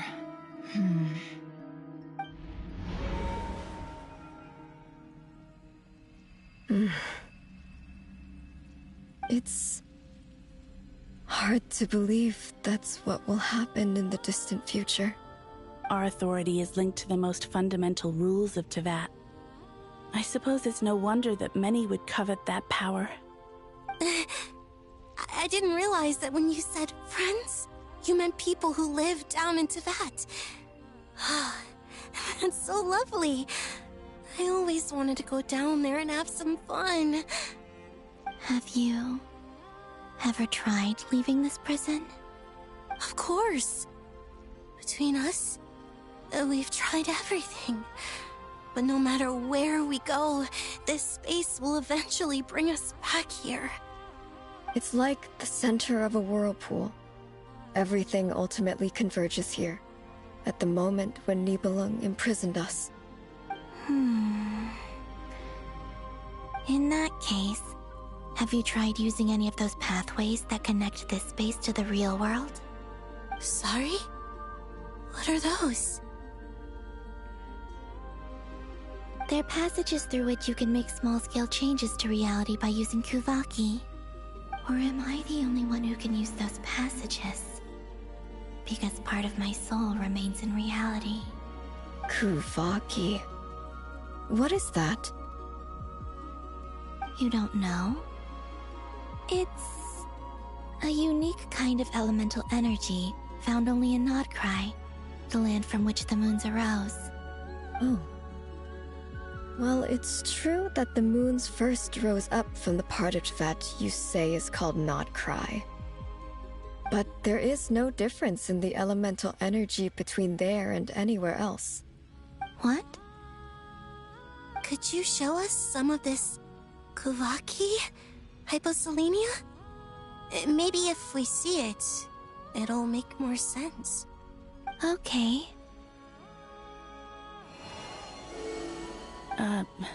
Isn't that just your power? What? But it's everywhere in Nodcry.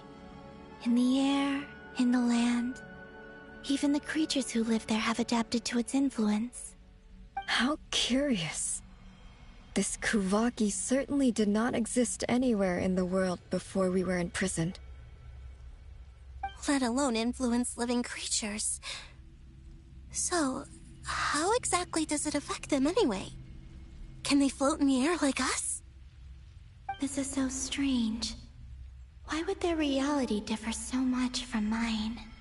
Columbina, you're looking for more than just a way out of here, aren't you? Yes. If I am to help my friends, I will need tri-lunar authority on par with that of our foe. You mean... you'll need our power? This sounds extremely risky. The Three Moons' powers are not mutually compatible. Concentrating them into one goddess will be a very painful process. And if anything goes wrong, it could tear you to pieces. I know. But I'm willing to take that risk.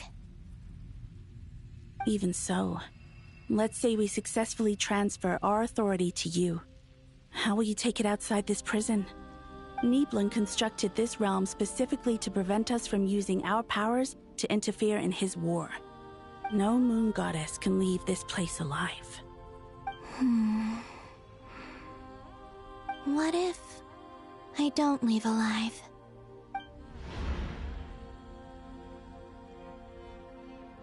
Where do we even start? How are we supposed to figure out what we're meant to do to help Columbina?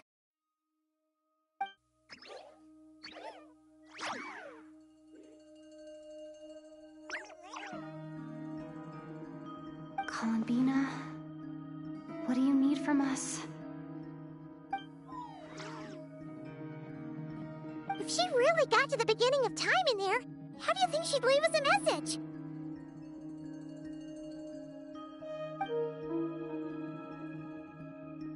You don't think she'd write it down on a stone tablet somewhere in the hopes that we'd find it, do you? Seems unlikely. Columbina may not talk a lot, but she thinks deeply about issues like this. Let's review what we know. This is the Columbina who fought alongside us against the Reikir of Solnari, and with whom we celebrated Moon Prayer Night. She knows our personalities, our ways of doing things, even our unique strengths and abilities. So, if she wanted to tell us something from a long, long time ago, what would she do? Oh.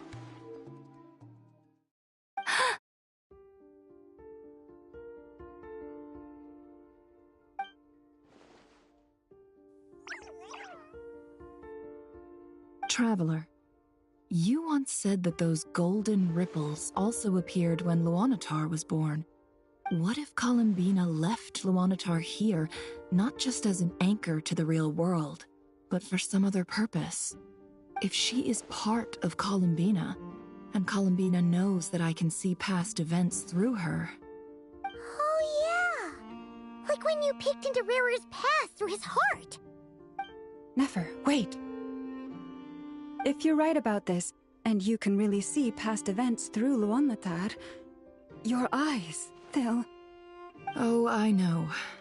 Looking at Rerir's past in Conria was already enough of a strain on my eyes. Looking this far back into the past, it'll surely blind me.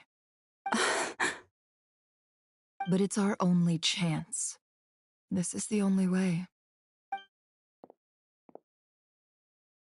Boss.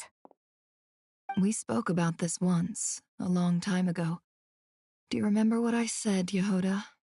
The day I lose my sight, the Curatorium of Secrets will be yours to run. But... What's wrong? I'd be overjoyed if I were you. This day's come a lot earlier than either of us expected. I need to know you'll honor our agreement, Yehoda. Promise me. Yes, Boss Neff. I promise. Are you sure you don't want some time to think this through? What is there to think through? I should have gone blind after our battle with Rerir. Frankly, it's almost criminal that I got away with it for this long. Then at least let me take some precautions on your behalf.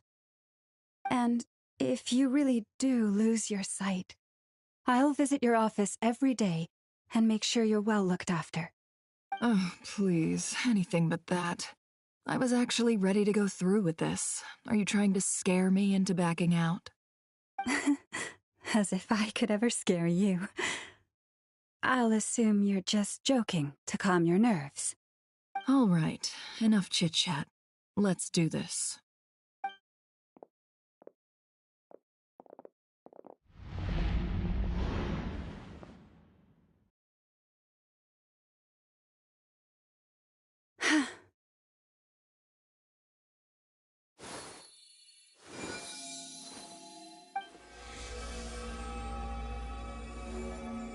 All done. Good. Now give me some space.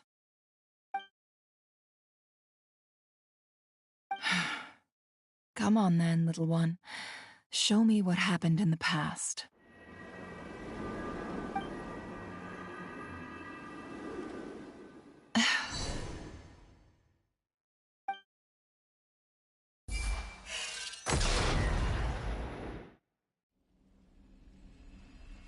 Between the Trilunar Authority, Kuvaki, and the sole-surviving moon, the Frost Moon, I think I might know how to get back. But I will need my sister's help. Time to go talk it over with them.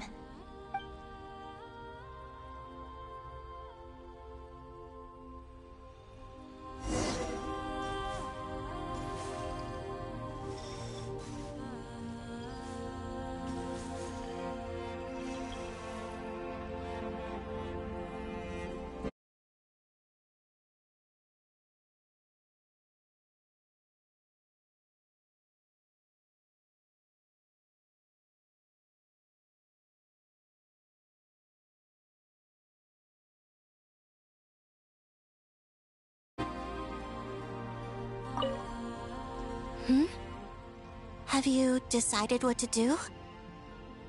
I hope it's not too dangerous. You really scared me when you said that thing about not leaving here alive. Come on, let's go find the other two.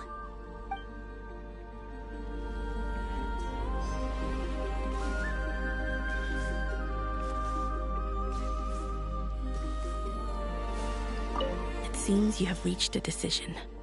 I'm all ears. What do you propose?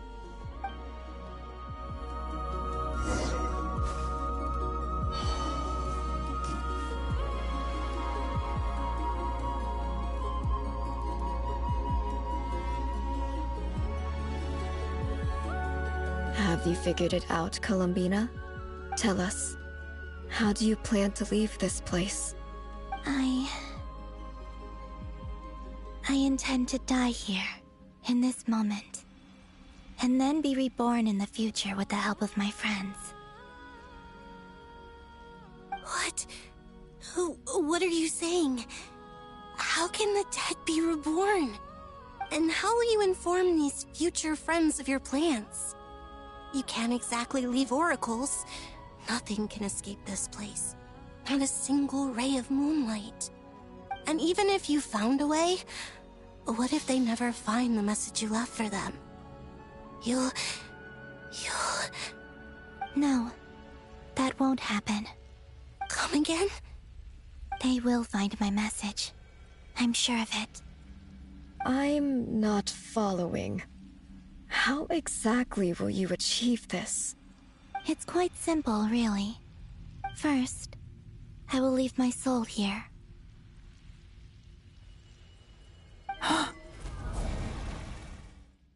I see it. Your soul? You mean your divinity?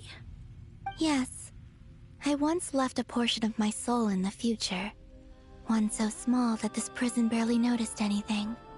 In this very moment, she can resonate with my soul across time. When the time comes, I believe that she can serve as an anchor to pull my soul from here back to the future reality. Just as gravity connects the world to the moon. Exactly. In the future, where I came from, the moon has been cast beyond the false sky, but I can still feel that it is there.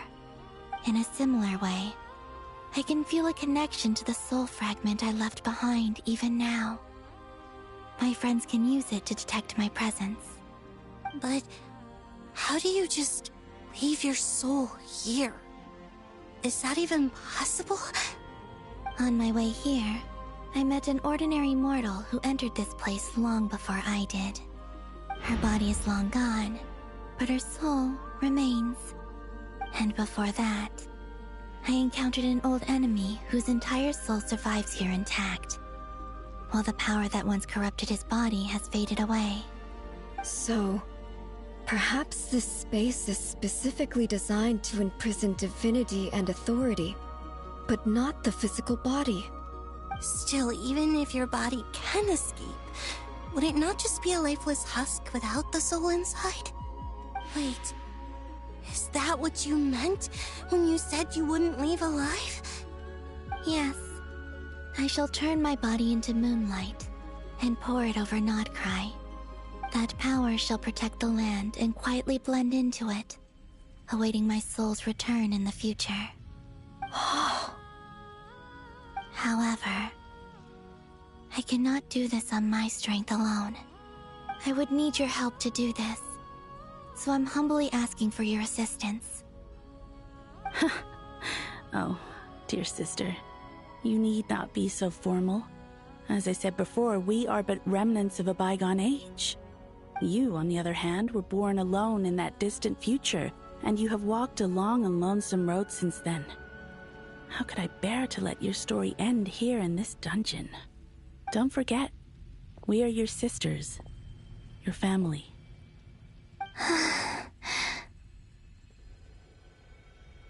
Arya's right. Actually, I've always wanted a little sister. Can you imagine how it's been for me? Getting nagged by two older sisters all the time. Now, I finally get to be the big sis. And not just that, but I get to help you return to your world, too. How could I say no to that? Sonnet.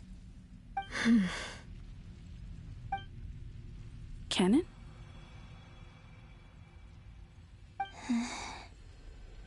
I'm sorry. I know this is a bold request. The Frost Moon is rightfully yours, and it remains intact. Oh, no, please, don't misunderstand me, Columbina. I was just thinking back on the years that the three of us once spent together. You cannot imagine how happy I am to hear of the future world you describe. The Frost Moon Scions, your lovely, kindly friends. For the three of us, whose purpose in life was to maintain the peace in Teyvat. It is a great relief to know that the people of this world live in such an abundant future. If your plan can save them, and save Nodcry, I will gladly give you all that I can. Besides, the three of us have been together since the day we were born. I could never abandon them to live on alone without them. Canon. Still, I do have one question I would like to ask you before we proceed. Certainly. What is it? Why do you cover your eyes?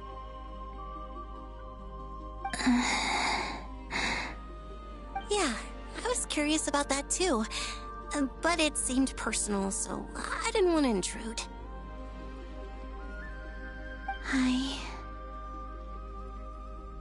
There was a time when I refused to look upon the world. I believed it was full of nothing but lies and falsehoods. I wished to hide my feelings, seal my heart, until I could return to my true home. I see.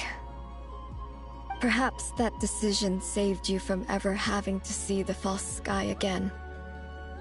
But at the same time, you likely missed out on many true and precious things, like the smiles on your friends' faces. Promise me this, Columbina. When you return to the future, open your eyes, take a look at the world around you, and see your friends.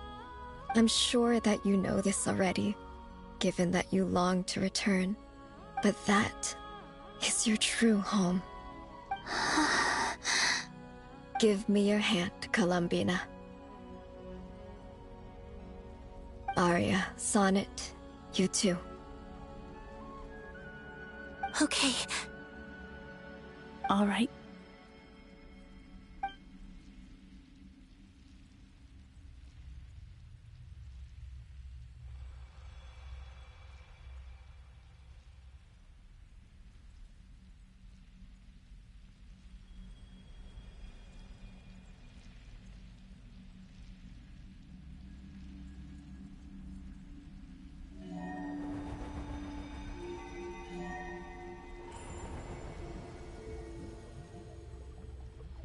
We once were the song sung for eternity, but now it is you who must continue to sing.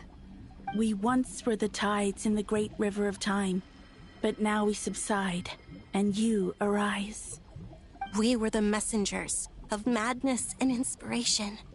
But now, the lies have faded, and your truth must endure. We are souls awaiting the sun. You must return to be with those who smile when they see your face.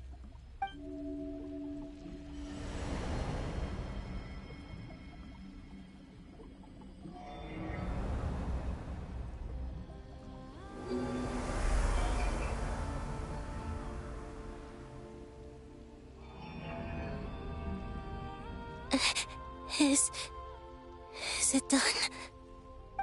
Yes. We have transferred the authority over all 3 moons to Columbina Hyposelenia. From this moment on, she is the Tri-Lune Goddess, the one and only moon goddess of this world.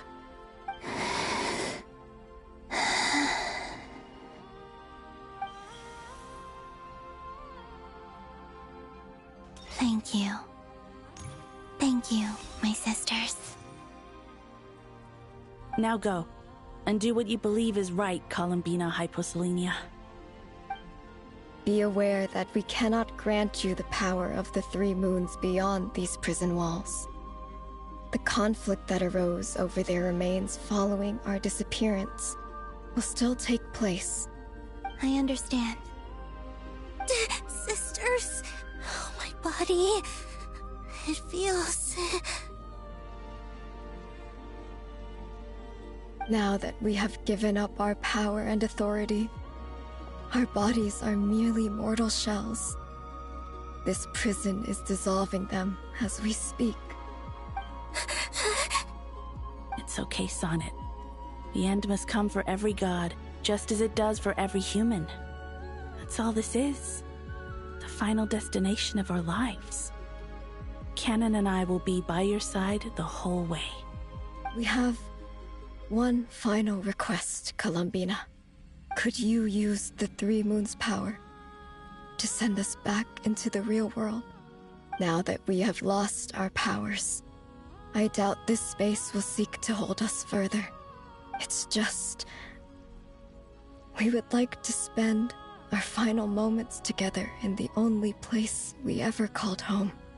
Of course. Gladly.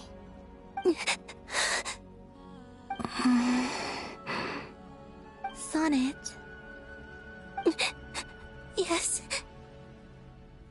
Don't... I wish I could tell her not to give in to the abyss. Not to be afraid. But is this really what I should say at this moment? Don't forget, I'm so glad to have a big sister like you.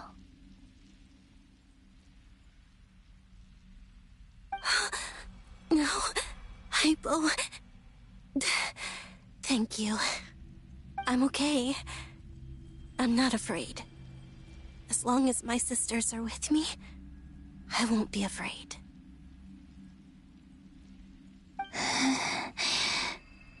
It looks like this is goodbye, sisters. Goodbye, Columbina. Take care of this world in our stead. I will.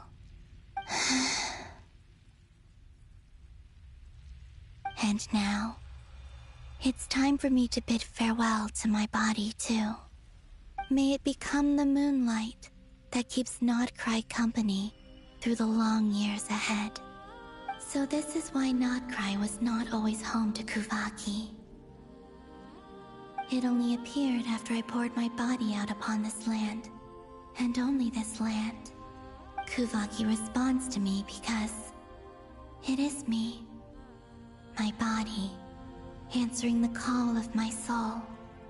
And the golden energy I've encountered on my way here was, in fact, that very soul, which I am about to leave here to guide me. O power Triloon, eternal moonlight. I, Columbina Hyposelenia, lay aside my body. Let it be cast into the dark night to illuminate the future. May it be a companion to all who dwell beneath the moon.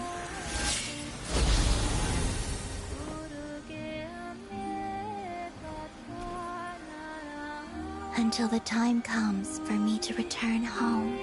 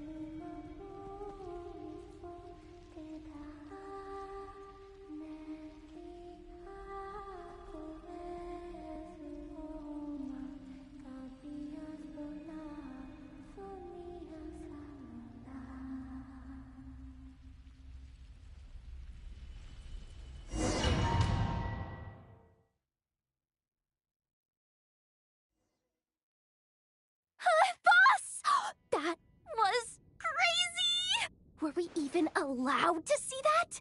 Is anyone? Oh, can you still see? How many fingers am I holding up? I see 2 fingers, and a look of sheer terror on your face. Truly astounding, Miss Nefer. Your eyes have glimpsed the very ends of the world, and yet they remain as sharp as ever. Or is the credit for this miracle due to Miss Lauma? It seems that even time itself is no match for your medical skills. Surely you jest, Mr. Flins.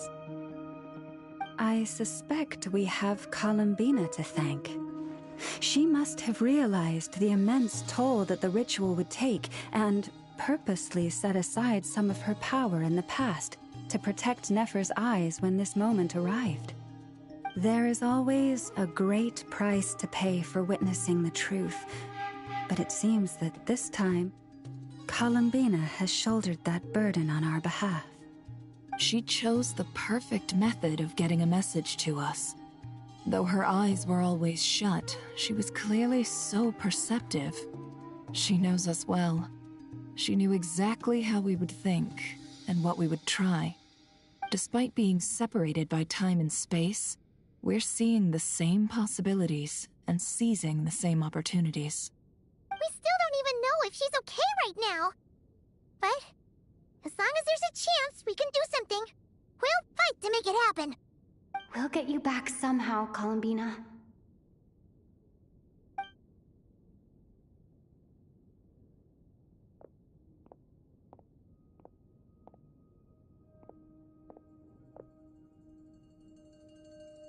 Well, based on the information we now have, let's figure out our next moves. Thanks to these gentlemen, we have a much clearer picture of the situation with Dottore. The civilian population has been moved to safety, so we no longer need to hold back. Miss Androne, how are the calculations going? So far, so good. I'll keep seeing how far I can push the system, though. Can't have Hatman being powered down for nothing. There's still a long road ahead. Where should we begin?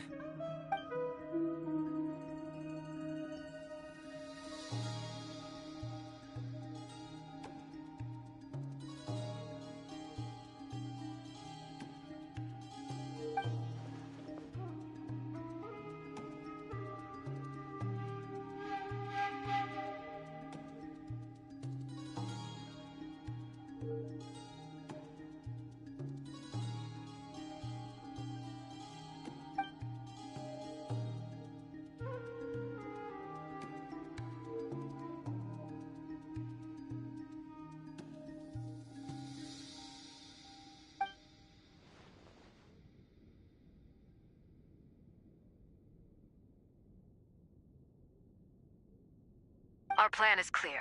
Time is short, so let's get moving. There's just never enough time, is there? Time is the bane of my existence. Ugh. Anyway, I'm gonna get back to work. All right, we'll do our part too. Yeah.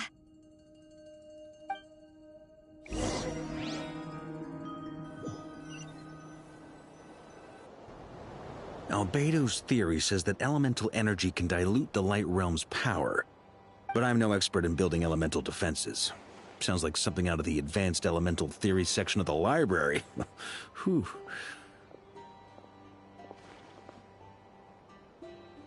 You seem quite troubled. Well, yeah. I mean, who doesn't get a little flustered when they're completely out of their depth? You were the very picture of confidence back when you approached the Hexen Circle. Yeah, I could have been faking it through that whole meeting for all you know. Who's to say I'm not just a ball of nerves in a charming and gregarious package? Oh gosh, really? I'm so sorry, I had no idea.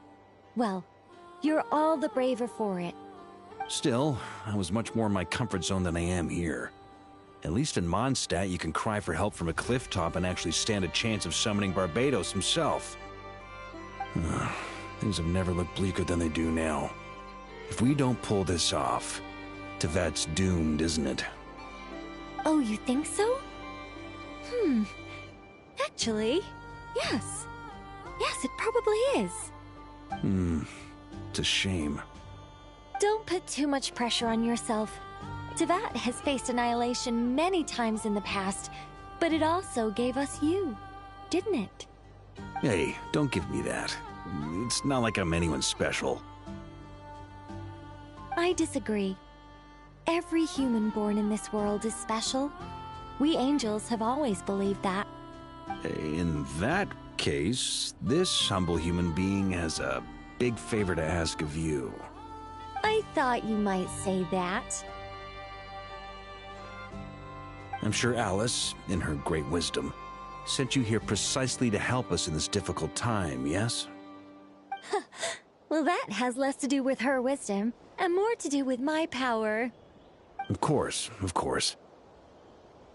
Well, the thing is, these elemental defenses we're about to build, I don't think it's a question of if they'll fail, but when. Durin's findings from his patrols make it clear that Dottore is constantly expanding his territory. First it was his lab, then the design bureau, and now this.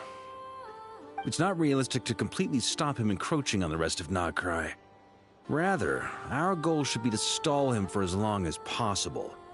If Miss Sandroni's calculations are correct, well, they're the closest thing to certainty we have in this situation, so let's assume they are. Anyway, her calculations suggest that our best hope for victory lies in Miss Columbina's return. It's up to us to slow Dottoro's advance and buy time for her to make a return. Are you asking me to help you with building the defenses? No. I'd like you to prepare for what comes next.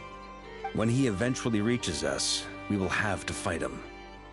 You were an angel once and a mage now. I'm asking you to lend us your protection. Oh. Can I take it that you're triggering the terms you fought for during our three-way talks?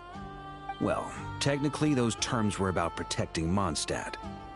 But if you're happy to agree to the change in location, then yes, let's do that. You're cashing in on this much sooner than I'd imagined. Well, yeah. The way things are going, I might not get another chance. Very well.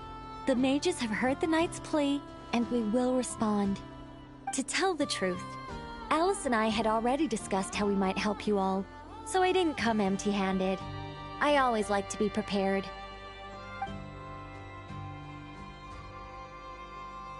This is... wow. Yeah. This is great. Seriously, thank you.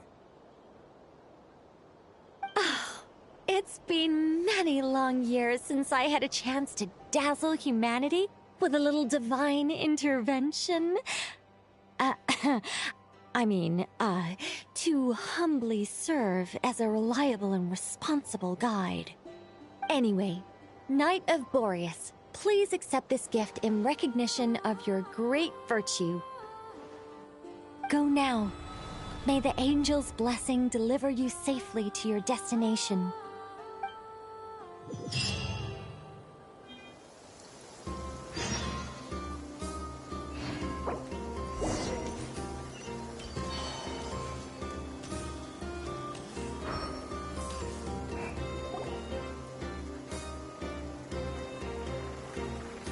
Ah, you're here. Sandrone! How are things going? Glad you asked. You two are about to become the first people to lay eyes upon my masterpiece. Or should that be the first person and the first, specter? Hey! Whatever. Come, feast your eyes on this. Wow! We've never seen something like this before!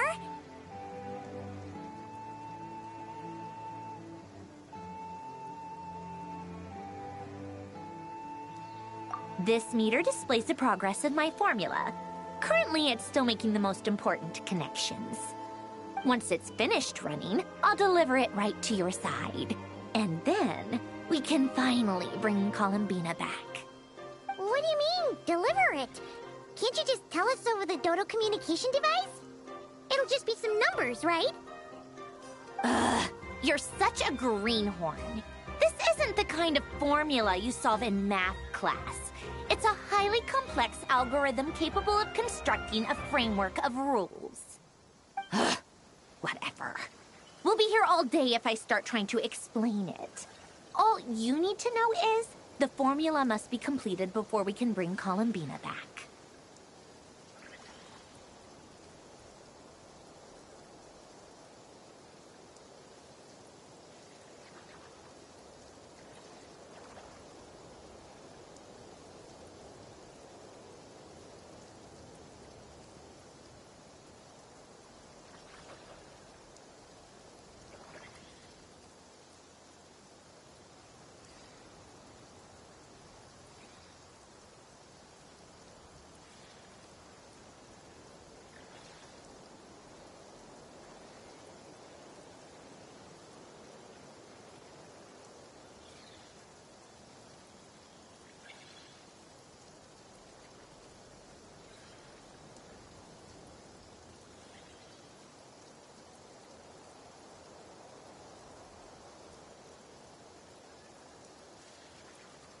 I'll share the data with you.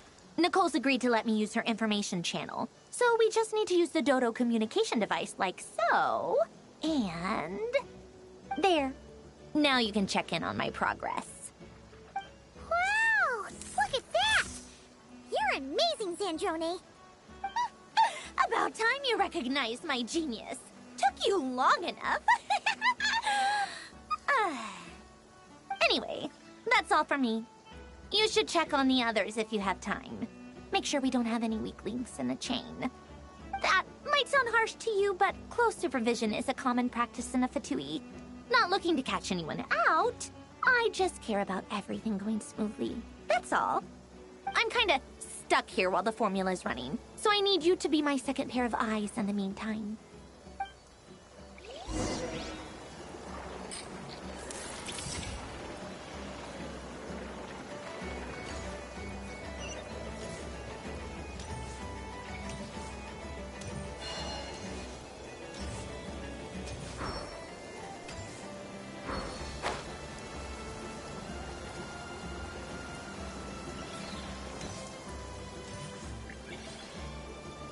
Thankfully, Miss Nicole has come to our aid.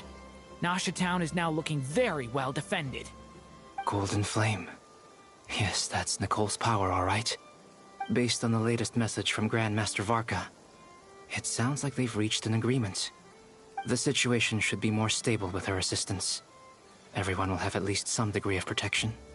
Albedo! Durin! Hello there, you two. Are you well rested?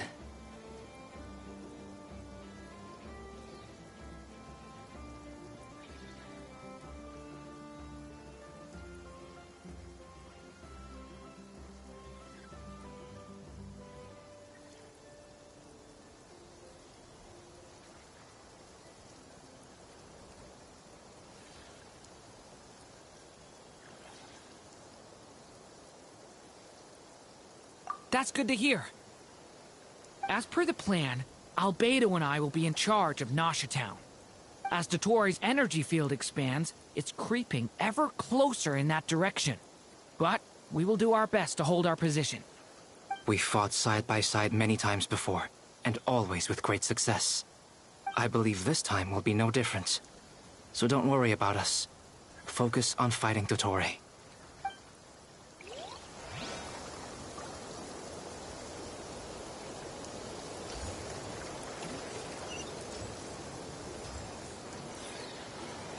Yes, Miss Moonchanter? What are you staring at? You always address me in the strangest ways. Lady Moonchanter 1 minute, Miss Moonchanter the next. Yes, and?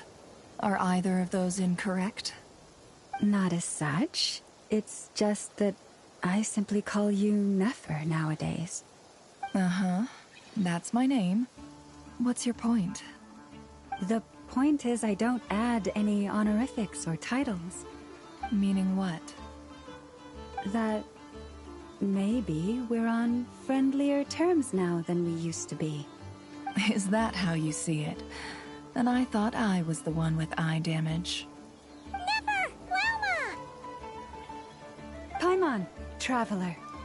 Just swinging by to check in on you. How are things going? Did you manage to get some rest? Don't worry about me. I won't slow us down. And I give my all to ensure our victory. Ah, yes. Allow me to give you two a quick checkup. All done. You're both in good shape.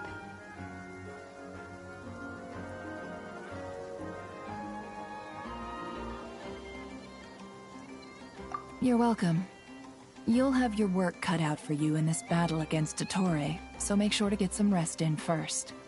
Paimon will keep an eye on her. Don't you worry. I'm glad to hear it.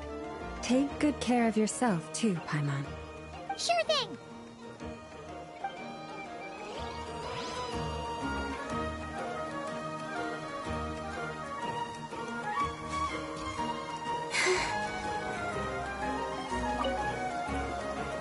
Traveler, Paimon, a pleasure to see you both. Flans! How's everything coming along? Fairly well, if I do say so myself. Personally, I am ready to confront Dottore head-on. Ooh, you sound much more serious than usual. To be honest, I am not usually fond of exercising my full strength. For one thing, it's hardly conducive to maintaining a low profile. Besides, I believe one should have the right to choose when to show their hand. I am conserving my strength until the moment of battle is upon us. anything to boost our chances of victory. Seeing you get into the zone like this really puts Paimon at ease. Huh, Traveler? I consider it an honor to have your trust. Rest well. I look forward to seeing you both in your element during the battle.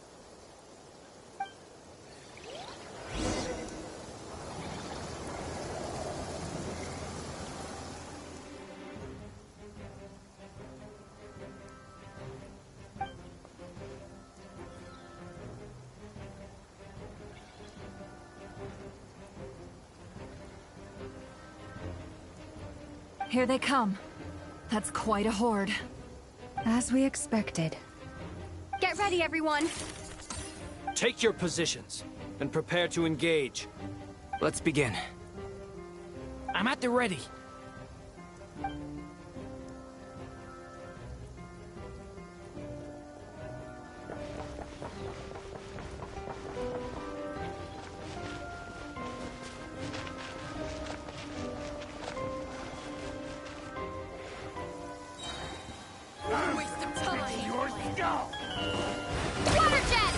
Be silent. You can fear the dark. Another one. Fine. Beware the creatures of the night.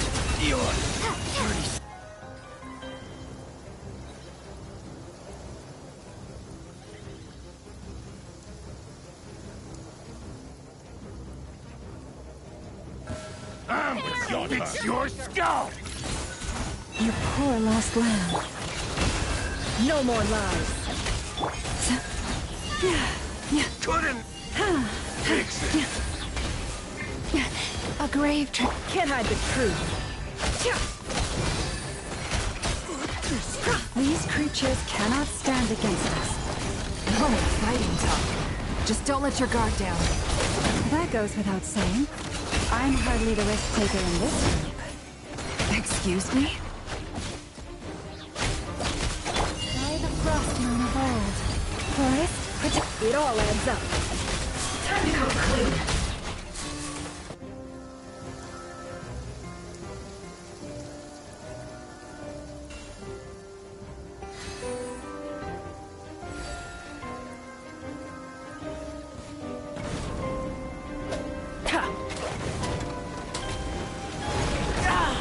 Burst forth. Witness my great undertaking.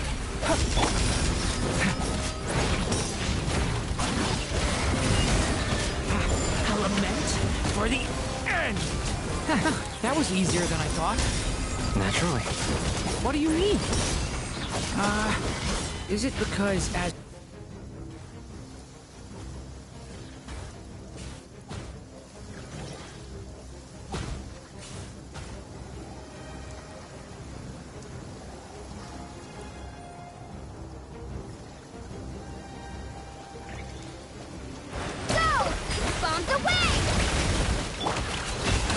No more lies.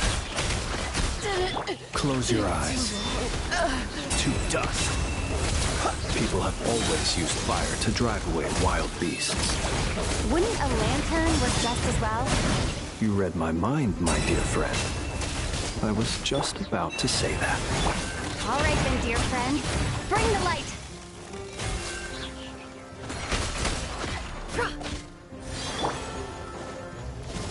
With one heart, we pray. No more lies.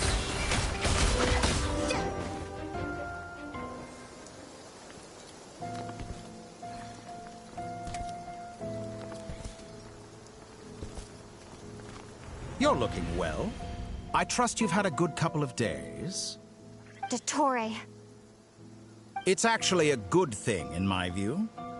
If the subjects of my experiment were to die prematurely, it would throw quite a wrench in the works. And so, I must thank you all for your resilience. We are no longer on the same level, but you are nonetheless worthy of my respect.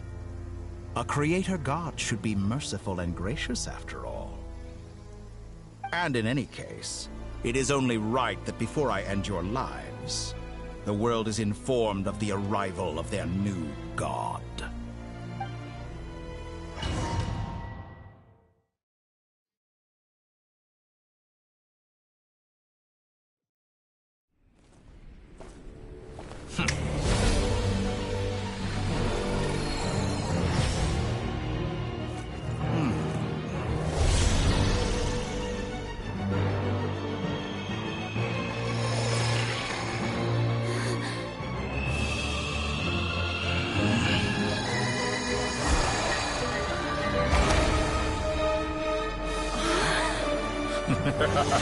The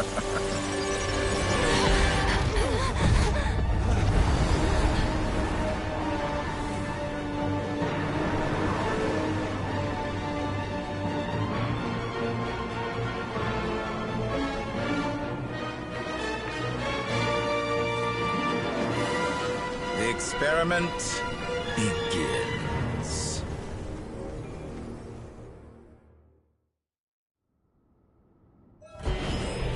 With the marrow of the 3 moons in my hand, behold the false moons fall!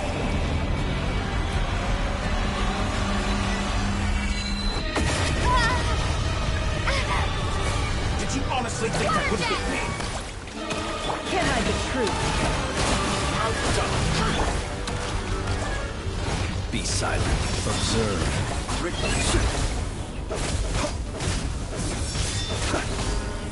Forest, protect us. No more lies. Seek within. That's more like it. Summer's, did you honestly It think all that adds would up. hit me? Be silent. Close your eyes. Do you feel the dark? Go! Me! Wipe out! By the frost man of old. Leave this place. Observe. First, like an ant in my palm. Wow. I've been moved inside another space. And it's sealed off. Looking at the structure of it, it seems like the Torre intends to trap us here. There's no exit. Our endurance is about to be put to the test. Moon's remnants fall.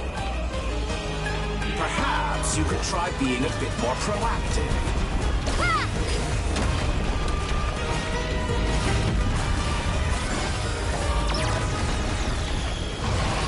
Water jet! Pathetic. Can't hide the truth. Good. Keep it up. You cannot face me. No more lies. You.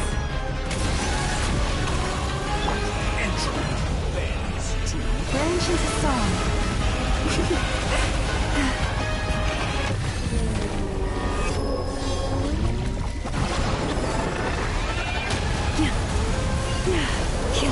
Forest, protect us. Water jet! Did you honestly think that would hit me? With the marrow of the 3 moons in my hand, behold the false moons fall!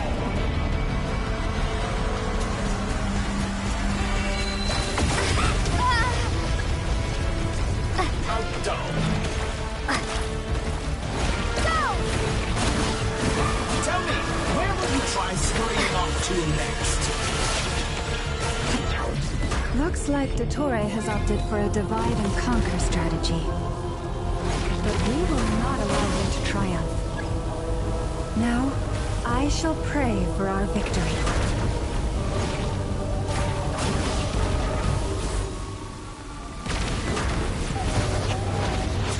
Entropy bent to me. How inefficient.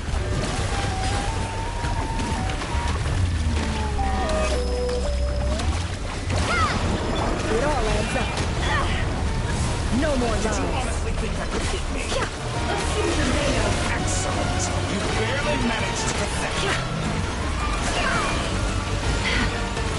Can't hide the truth. Found you. Water jet! No more lies.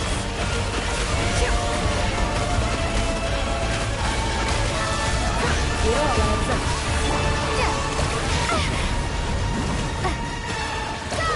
Moon's remnant. Can't hide the truth. What a joke. Outdone. Water jet!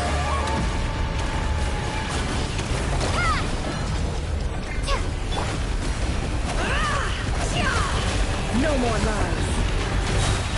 The mystery unravels. Can't hide the truth. Time to come clean. Good. Keep it up. I'm still be annihilated.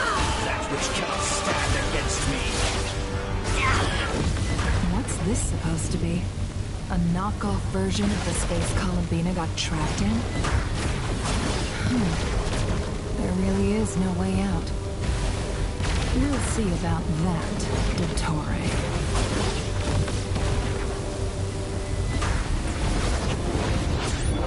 My apologies. I had not intended to take your teammates from you. But you have a choice. Obey, and I can release you. Excellent deal, if you ask me. Won't you consider it? Did you honestly think that would hit me? You cannot face me! Foul!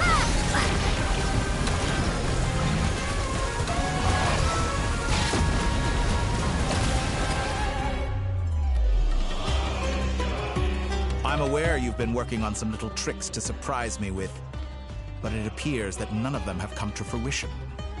My guess would be that you're trying to bring Columbina back. But then, where is Sandrone? Or are you trying to buy time for her? I always found their friendship to be a curious phenomenon.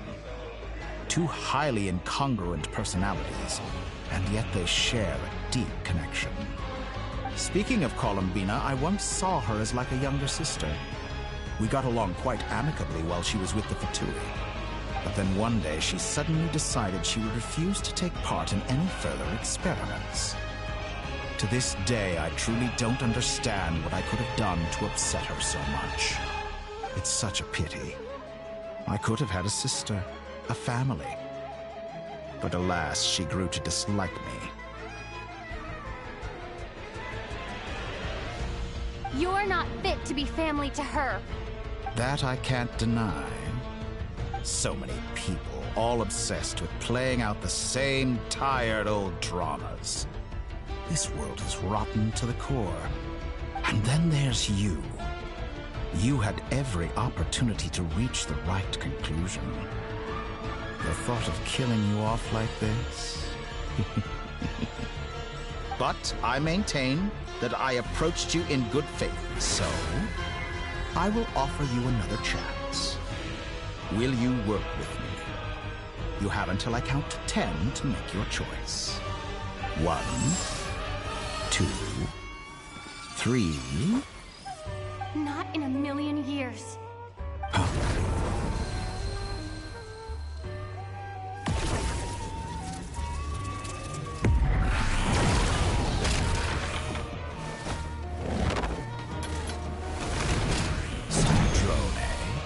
What a pleasant surprise. I didn't think you'd join us all the way up here. You're as sick and twisted as ever. Don't fool yourself into thinking anyone's grateful for the chances you're offering them. Sandrone, the formula hasn't finished running yet. Funnily enough, I was just discussing a collaboration opportunity with the Traveler, and then I see you, who I must say is a good example of an opportunity gone to waste. Gone to waste? I said that everyone would get one chance, and you've used yours to march right back into the lion's den. So yes, it's an utterly wasted opportunity. And what makes you think I believe a word that comes out of your mouth? I was planning on disposing of your little formula after wrapping up more urgent business here. But since you've taken the trouble of serving it to me on a silver platter, I can simply bring it forward in the schedule.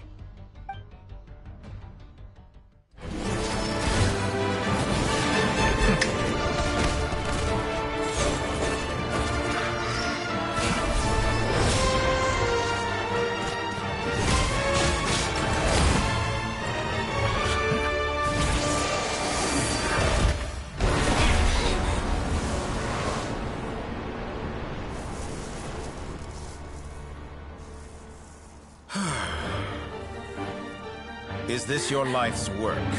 This piece of trash?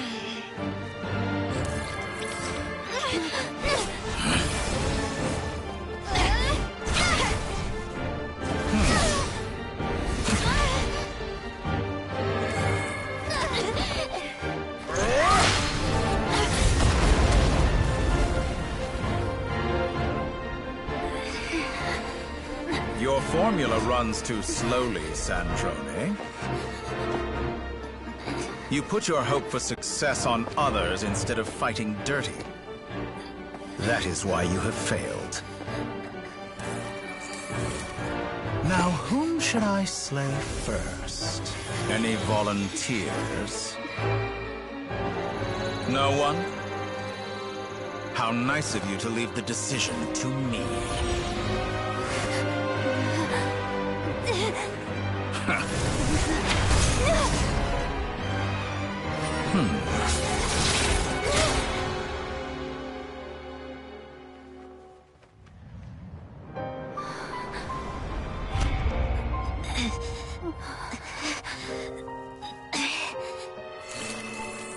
Oh, how unexpected.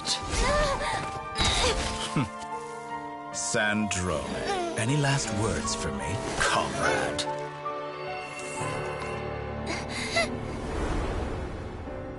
Is there anything you wish for? Not really. But I've always known what I don't want. Go to hell, Dottore.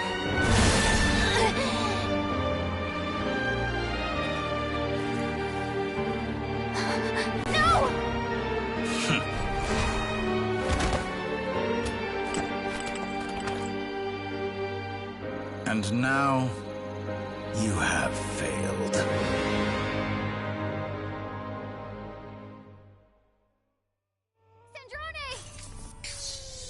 Now you see how fragile mechanical contraptions are.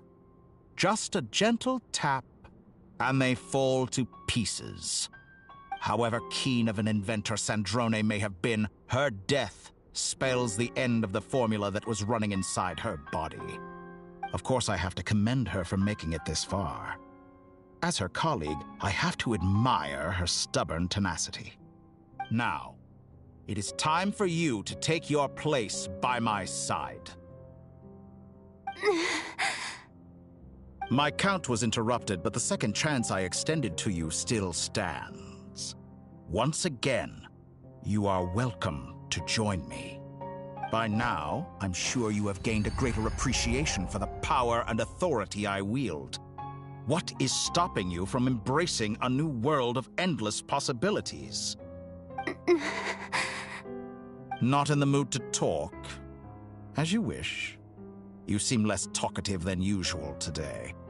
I'll change the topic to something more apropos. Sandrone was always like this, never trusting anyone. Always so reluctant to share her research with them. Objectively speaking, she had her strengths.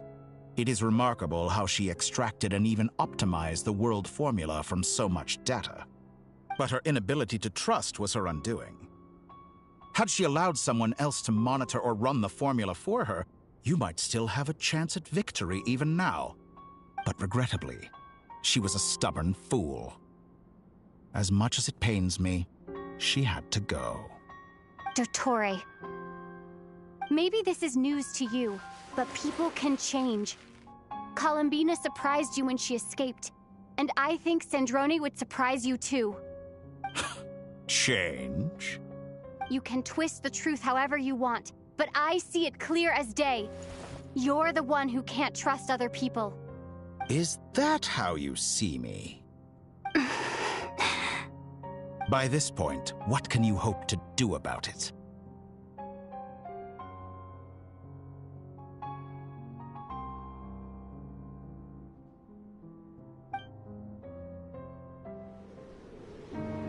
It is pointless to fight on. You've already lost.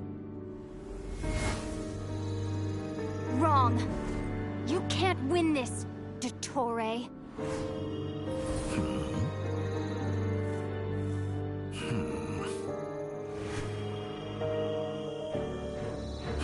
What?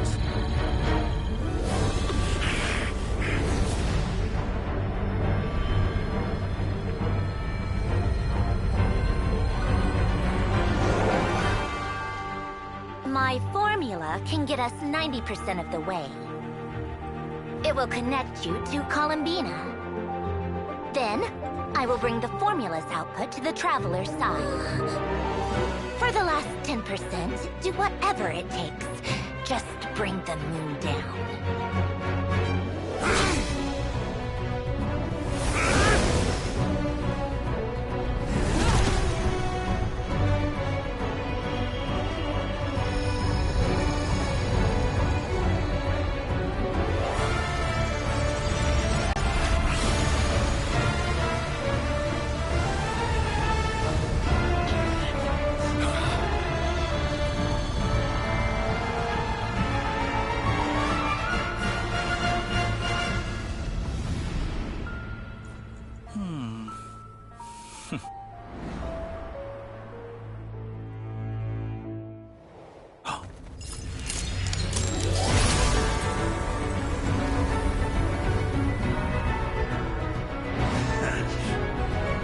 The moon will never be yours.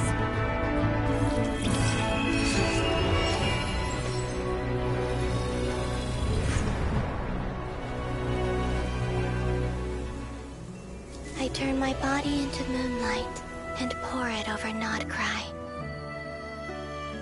My soul, I leave here to inform my future friends. Lastly, I will hide the Trilune Authority within the Frost Moon. And when my body, soul, and authority are reunited, finally...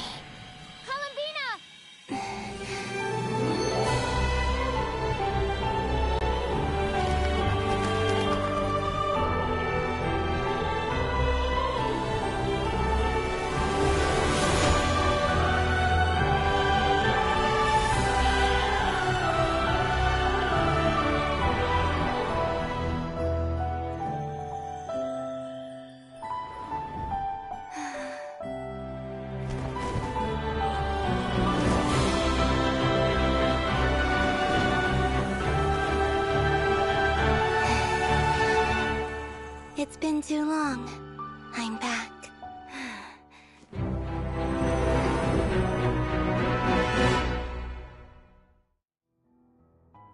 Stay focused on the battle, Traveler. What a touching reunion. Though I personally find myself repulsed by the sight of weaklings huddled together for war. Now, quite finished patting yourselves on the back. Show me how long you can struggle before you drown. Watch out, Kalina! He can manipulate space itself! I know. Wait for the right moment. We'll strike together. Moon's remnants. Go! Water jet! Go! Water jet! Such a simple attack, and you're already struggling. Wipe out! Surge.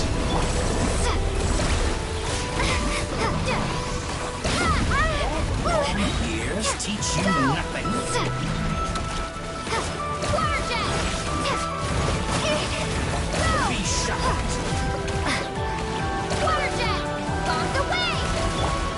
Found. Enough. Water jet! Like an ant in my palm.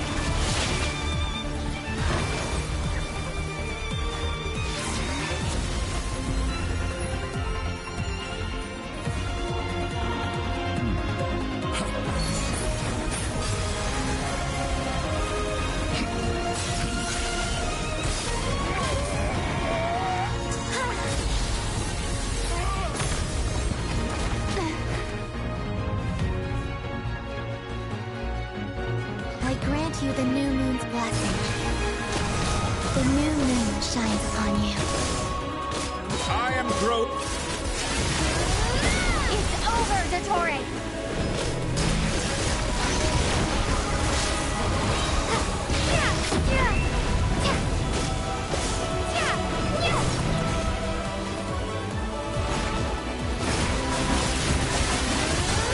Time to pay for your heinous crime!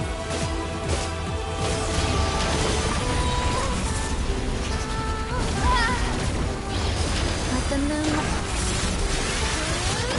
Our future is not yours to command!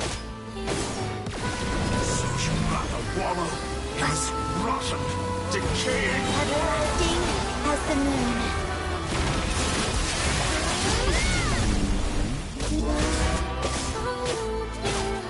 So you'd rather wallow in this rotten, decaying world?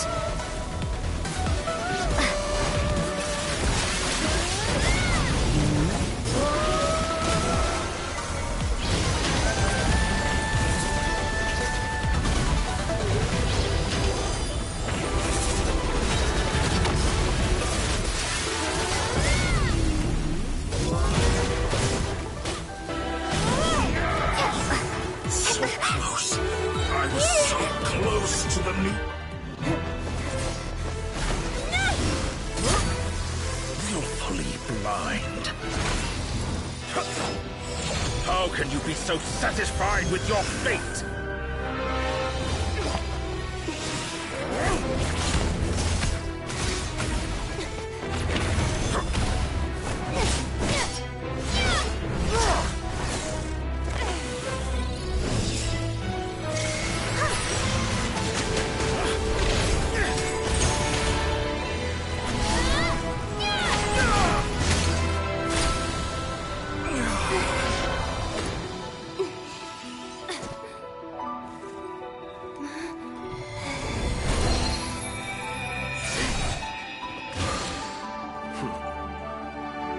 This battle was never about fate. It's about friends, family, and the home you stole from them. So dull. Only the weak rely on each other for comfort. You shall see. Once I transcend fate, you will be nothing but fodder for my grand experiment! That will never happen.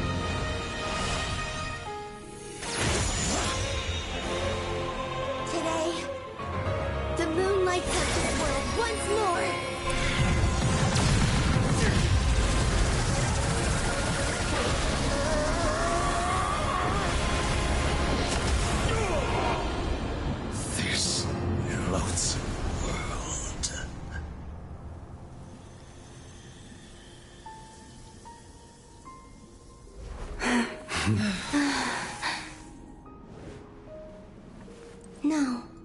This world is our home.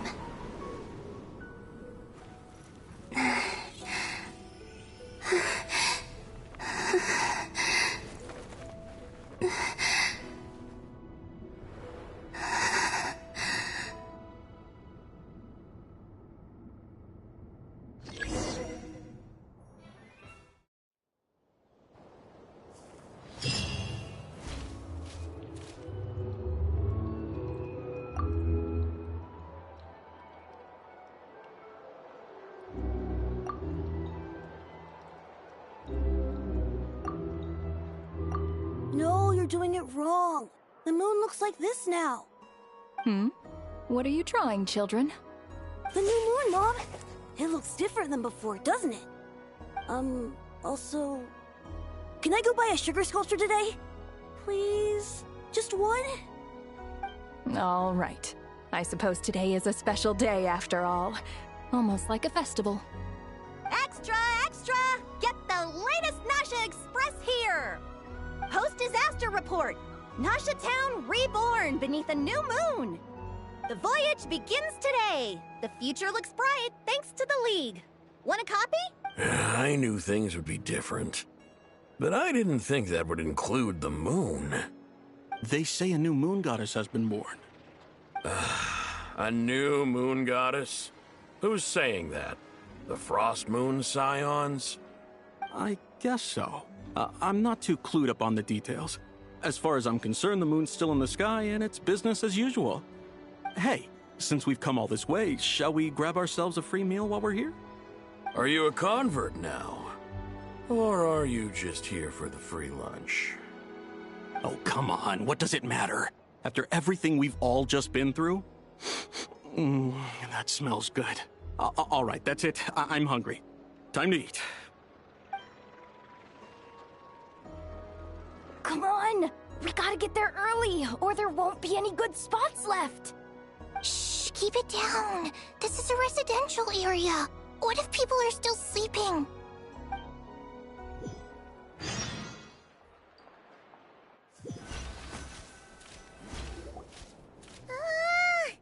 Why is it so noisy outside? It's okay. Paimon was pretty much awake anyway. It's been so long since we last had a chance to relax, huh? Feels like time is moving slower than usual. What about you? Did you rest well? Still winding down from everything that's happened? Or are you wondering how our friends are doing? Or is it about what Dotori said to you? Okay, if you say so. But don't push yourself, alright? Let Paimon know if you need to talk. What we just went through was a lot. It's totally normal if you need some time to get back in your groove. Luanatar disappeared after Columbina came back. Apparently, she was part of Columbina's soul or something. Still, Paimon kind of misses Luanatar somehow. But anyway, you did great. So did Paimon. We all worked our butts off to contain this disaster, and in the end, we made it! So, chin up, Traveler. You should be proud of yourself. Hey! Don't poke fun. You should be glad that Paimon's growing as a person.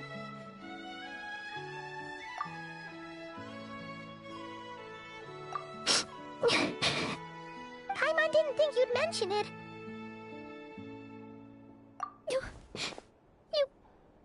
You have no idea how anxious Paimon was. She was worried sick about you. Well, if you really want to show Paimon you're sorry, you're gonna need to make it up to her. You better be ready to splash out on a lavish meal.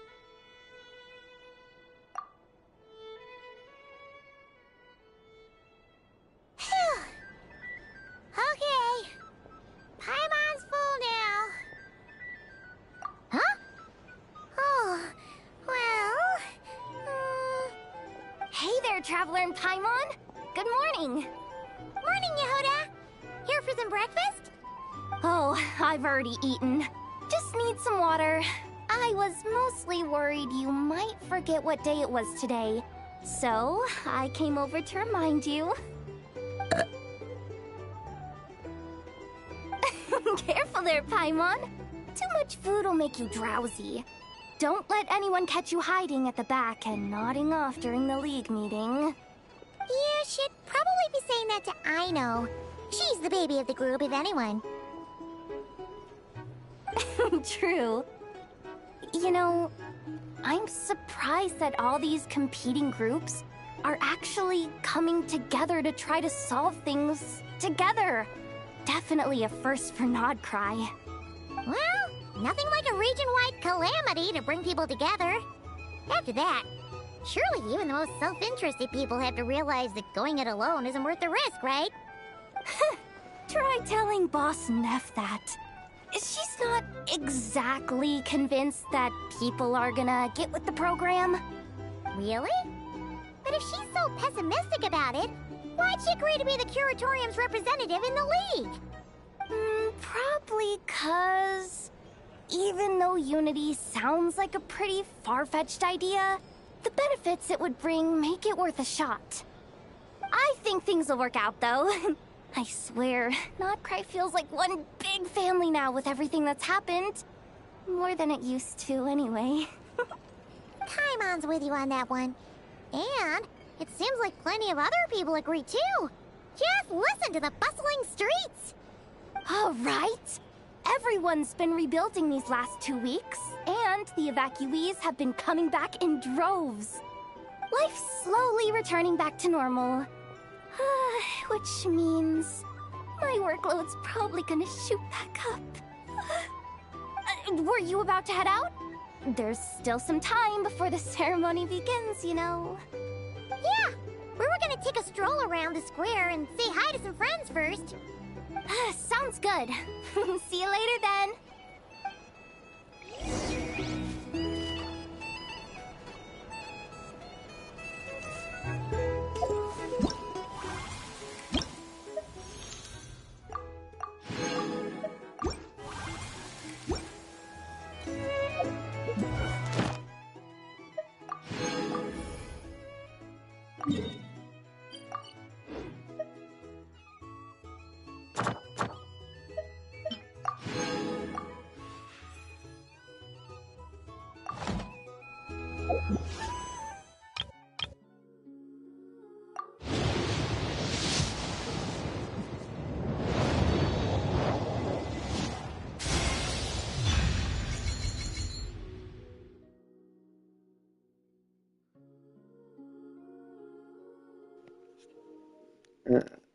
I'm kind of pissed. I know that's fucking stupid.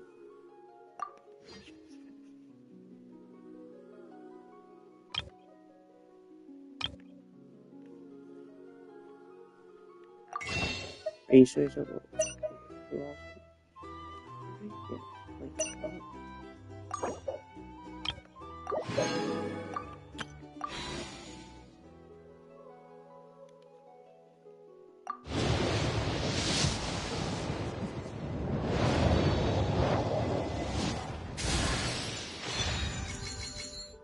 I remember seeing that one before. Oh my god, that looked cool.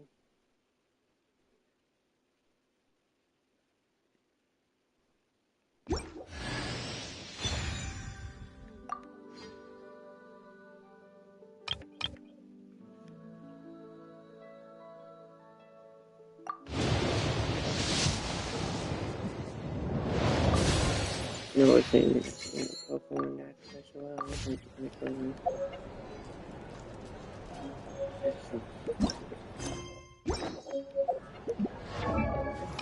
Put that one on Facebook.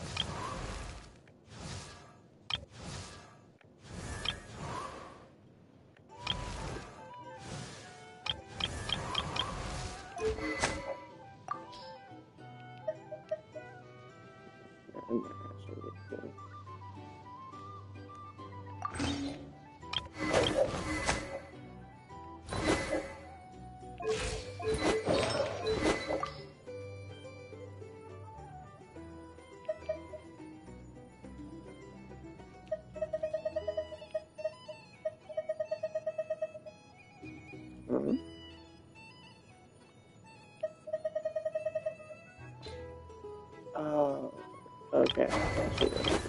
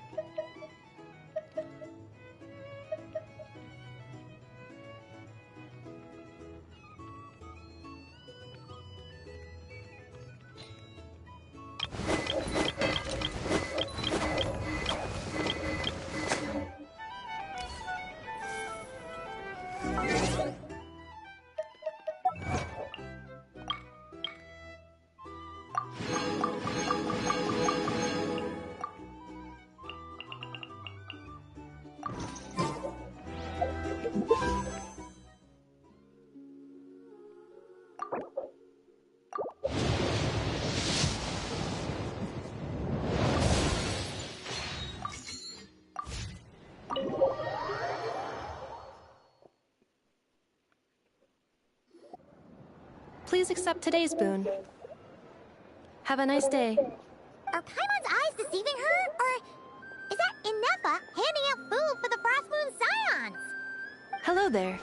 Would you like a feast of the moon, along with some snacks of the day? So, what's new, Inefa? It was only a few days ago when we last saw you, but it looks like you've joined the Frost Moon Scions in that time. And I know too? What are you talking about, Paimon? We're just here to help. Duh. In the wake of the disaster, it's all hands on deck. We responded to Lama's request for support. At times like these, the smallest good deed can inspire others and help them through the hard days ahead. And we're using eggs and heating tubes to make that a reality. In true Krumkake craft shop style! Enough! Did you hear that? The Traveler said I did good. The Traveler! That's because it's true, I know. Proposal. If you can resist eating today's dessert, I will provide you with compliments, too. No way! Well, that proposal got shot down quickly. I need something to get me through the hard times too, you know. Mom! Yes, dear. Go right ahead. Excuse me. Could I take a photo with the robot lady? She helped us get safely out of Notcry, and she helped us get back home too. She's the best. Of course she is. And since I'm the whiz kid who built her, that makes me even better than best, right? But you stole my snacks, though. Oops. Shall we move to the open space near the center? The view there is better.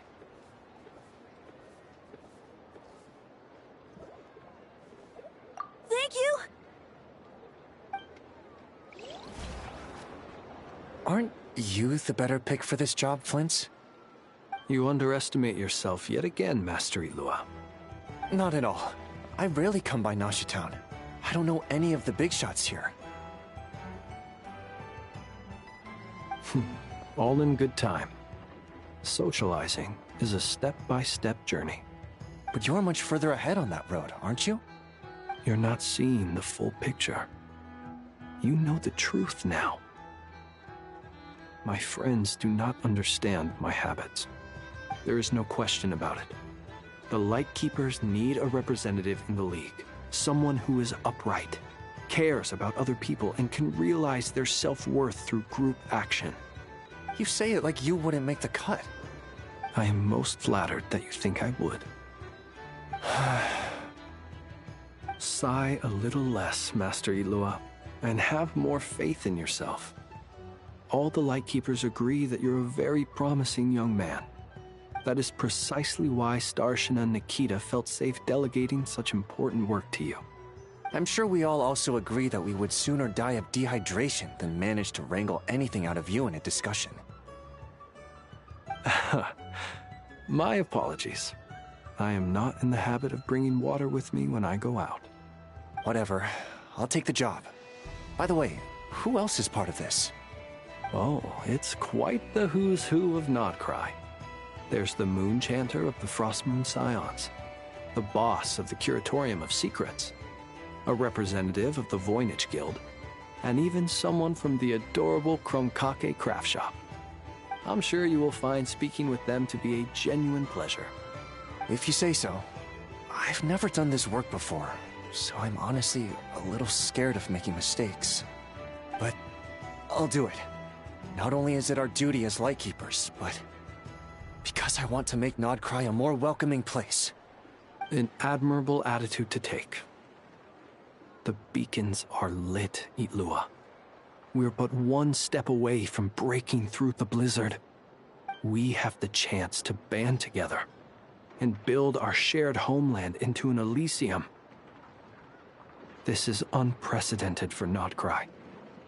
An opportunity not to be missed. Yeah. You're right. I'll do my best. Quite a few familiar faces have arrived. Let's go, shall we?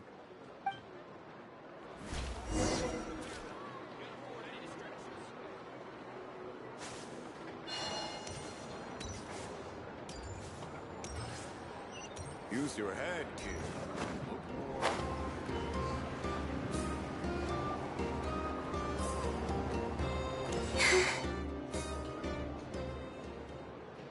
Wow! Everyone's here! You seem well rested. I know no one's asked, but I'm sure you all want to know, so let me just say, we're doing great. Thanks.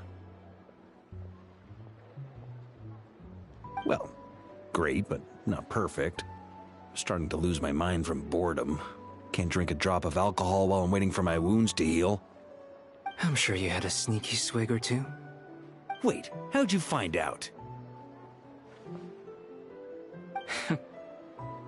I'm sure you must be missing Mondstadt after all these years away, Grandmaster. Yeah, you could say that again. Every time I get news from Mondstadt, it makes me want to go back and see the place for myself. Honestly, once things are wrapped up here, I think it'll be time to head back home. Hey, looks like someone's taking the stage. Can everyone see okay? Anyone need a boost? I'll just listen from the back. It's fine. You're taking this pretty seriously, huh, Durin? Well, it's not every day that I get the chance to see how people speak in official settings. Soak it up like a sponge. I'll make sure you get a chance to practice for yourself later down the line. Actually, I know just the thing. You can debrief the Knights of Favonius for me. Mr. Varka, are you forgetting that I'm not a Knight of Favonius? I can knight you. Any particular title you'd like? Is he joking? I really can't tell. You'll have to figure this one out for yourself. It'll be a good learning experience. It is my honor to host the opening ceremony for the League, and to have this opportunity to speak to you all in my capacity as Voynich Guild representative. Could this person also have been pushed onto the big stage by the real big shots? Guess I'm not the only one then. We come here today, having weathered the trials and hardships of yesterday, and having learned from them the importance of unity and cooperation. All right, here we go. Uh-oh, looks like Aino's off in dreamland already. Wait, Boss is looking kinda drowsy too. What's up with her? Come on, get this speech over with already. Nodcry is our home, the land we rely on for survival. And as we chart a course for the future, may we persevere through the storms ahead as we sail towards a new era of prosperity, freedom, and hope.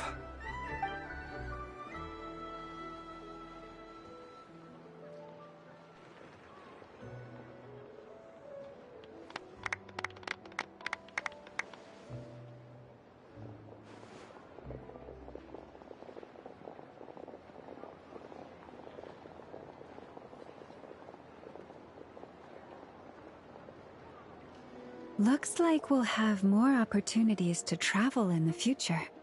I'm sure you'll cope, Lady Moonchanter, given how fleet of foot you are.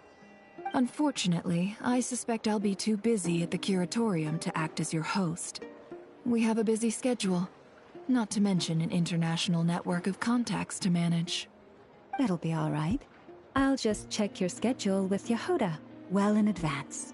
And if she's not available, I can simply ask Ashru. You... So giving my employees extra workload isn't enough for you? You're really going to drag my cat into this too? I thought you'd approve. Aren't you forever increasing your employees' workloads? That's a bold statement. Are all the Frostmoon Scions feeling more audacious now that your moon goddess has returned? Columbina's return has brought joy to all who care about her. That includes both you and me. As for the Frostmoon Scions, we are learning how to thrive independently, without relying on the moon goddess. It is up to us to make our home a more livable place. Joining the League is one of the steps we are trying towards that end. I like the word try. It's nice and non-committal. You can opt out at any time and still say you tried. You don't see a bright future for the Frostmoon Scions? Or did you mean the League? I'm just not as optimistic as you. The Frostmoon Scions should count themselves lucky that they have a leader as stubborn and enterprising as you. But Nodcry's a big place, with all kinds of people.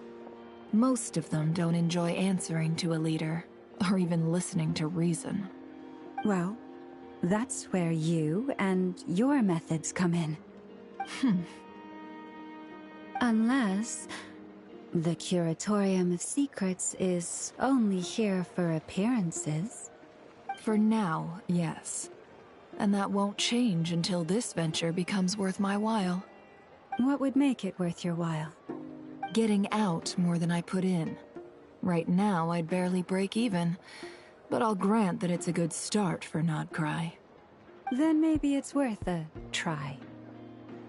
All right, you can stop now. Or do I have to join the Frostmoon Scions before you'll get off my back? You'd be very welcome to join us. Hey, you two! Congrats on all your hard work! What are you chatting about?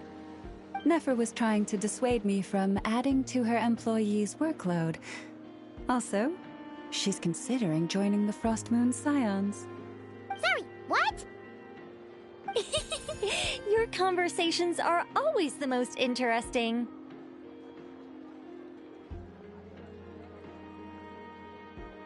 Would you two care to join me for some tea before heading to your next destination?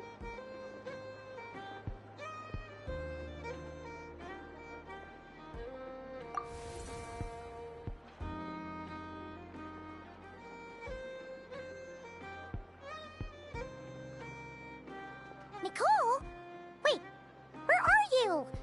Aren't you gonna show up today? Sadly not. I'm otherwise occupied right now. I'm sorry, Paimon. I can hear how disappointed you are. If it's any consolation, let me say that how things appear on the surface is a far cry from what they are at their core. Perhaps you'll feel better if you focus on the fact you have a special line of communication with the great mage herself. Okay? Has something happened? No, or not yet, anyway. Well, that's not ominous at all. Not for the time being. Just think of this as a general check-in to make sure this communication system is still running smoothly. Besides, it's good to chat once in a while if we want to maintain our friendship.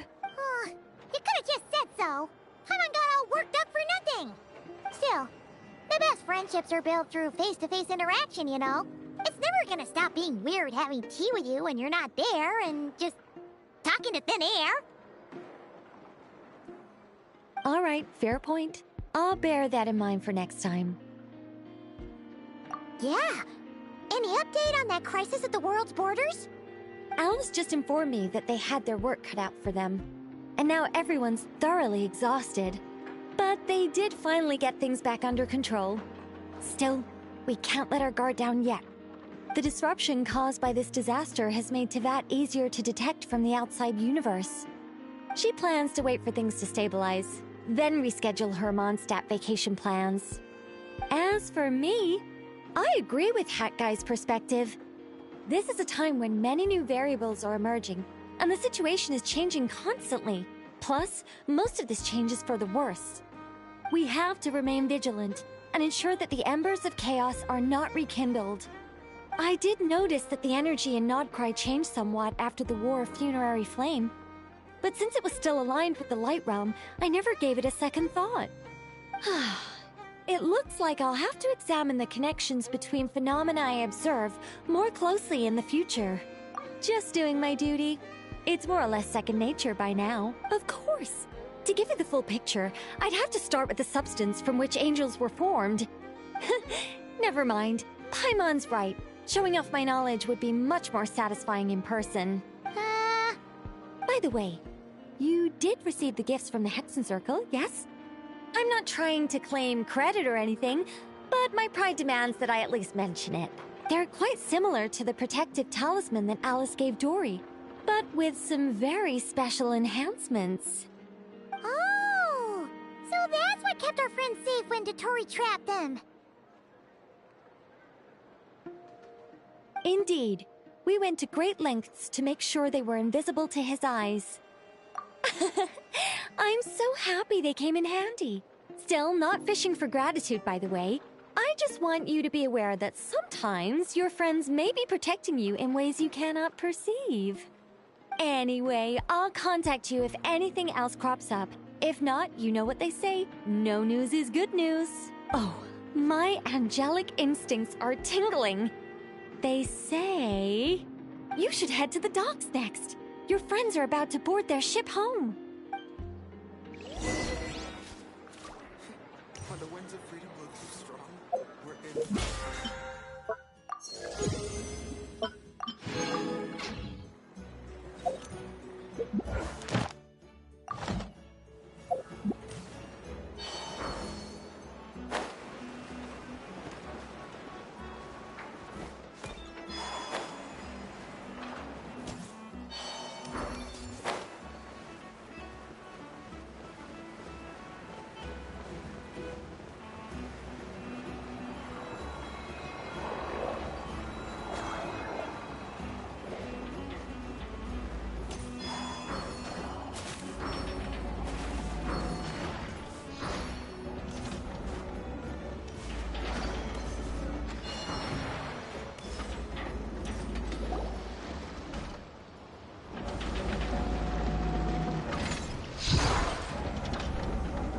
You're here.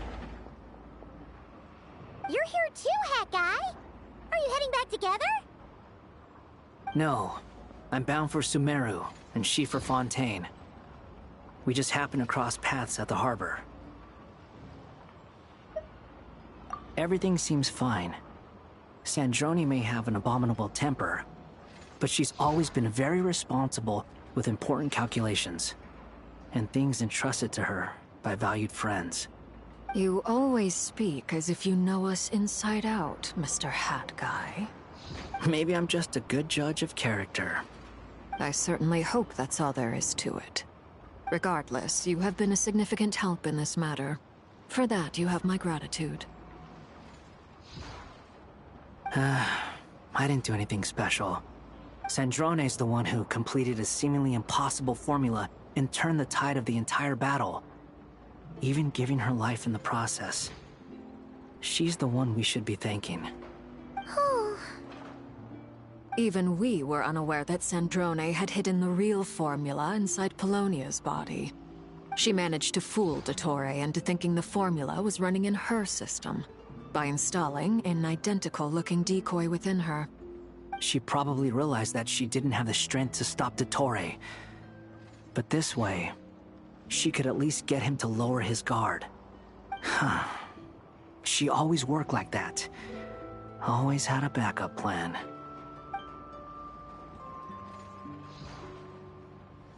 Well, that's why I'm traveling to Fontaine. She made a request of me long ago, and the time has come to fulfill it. Think of it as her will. She said that should she ever fail in a mission, she'd like me to deliver her core and Polonia's to the Fontaine Research Institute. She also mentioned that she had made arrangements for people there to set her affairs in order. Some of her personal effects, such as her notes, were left to me. I've decided to take them back to the House of the Hearth, for safekeeping primarily, but also as mementos, I suppose. However, there is one book among them that I'd like to leave in your care. I'll have someone deliver it to your residence at the flagship at a later date. No, I was specifically warned not to tell her. This is her last wish, and I will abide by it. I can only hope so, but none of us here can know for certain. I bade farewell to Columbina earlier today. As promised, she turned the iridescent moon's marrow over to me, time with Sandrone's body, saying her goodbyes. Oh, is she alright? Sandrone's passing has left a great wound in all of our hearts. It will take time to heal, but Columbina surprised me. She offered me some words of comfort before I departed. Despite being grief-stricken herself, she showed an awareness of the feelings of others around her. She never used to act like this. Clearly, she has grown. And I suspect that we have you to thank for much of the change we are seeing in her. Huh. After these recent events, the Tsaritsa has revoked the Pale Star Edict. Snezhnaya now realizes that the arrest warrant for Columbina was just a ploy by Dottore, who coveted her powers. I shall return to Nodcry to see her as soon as I find the time. I hope that from now on, she too will explore more of the world. Columbina Hyposelenia's journey is only beginning. My ship is here. Traveler, Paimon, we shall meet again. You too, Hat Guy. What are you still bumming around for? Isn't Columbina waiting for you? I thought today was the day you'd agreed with her to go find out the truth about your sibling. You're afraid you won't like the truth when you see it. Well, this is new. I was starting to think that nothing could scare you. Don't say that! Wouldn't you be if you were in this situation? Fair point. But I'd say I have more experience facing up to unpleasant truths than the Traveler. They say blood's thicker than water. I know how much you need your family back. More than you need any of your friends. And I'm sure that all your real friends understand that too. No matter what the truth turns out to be, they will stick by you and support you, whatever decision you make. Finding the truth is important. But more important still is what you choose to do once you've found it. At least, that's the life lesson I've learned from my experience, grappling with the truth.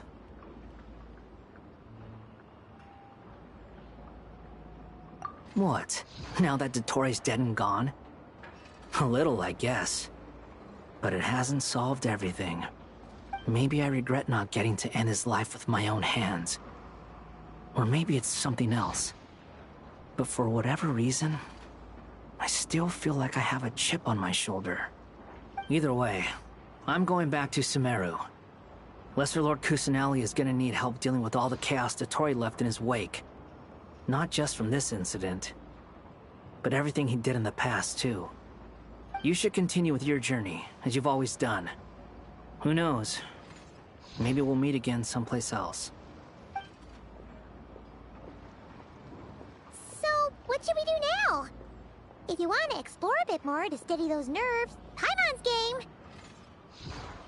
After all, when Columbina said she knew where your ship was hidden, Paimon promised to give you two some alone time with the truth. It hasn't been all that long since we were last apart, sure, but with Columbina there, Paimon's sure things will be just dandy. Ain't no biggie. Paimon might be all about that food and fun, but she knows how to do right by people. Paimon's sure you'd prefer to digest the news about your brother in peace. But, no matter what you see, just know you can share it with Paimon. Of course, as long as it's not super private. If you can't make sense of something, let's give it some thought together. And even if we both can't figure it out, Paimon can at least treat you to a nice meal. Glad to hear it. Feel better now?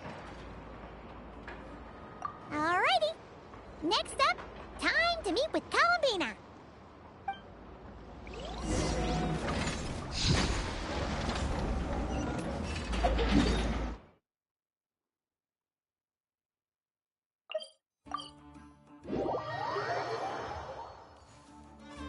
Ad Astra. Thank you for completing. Ad Astra.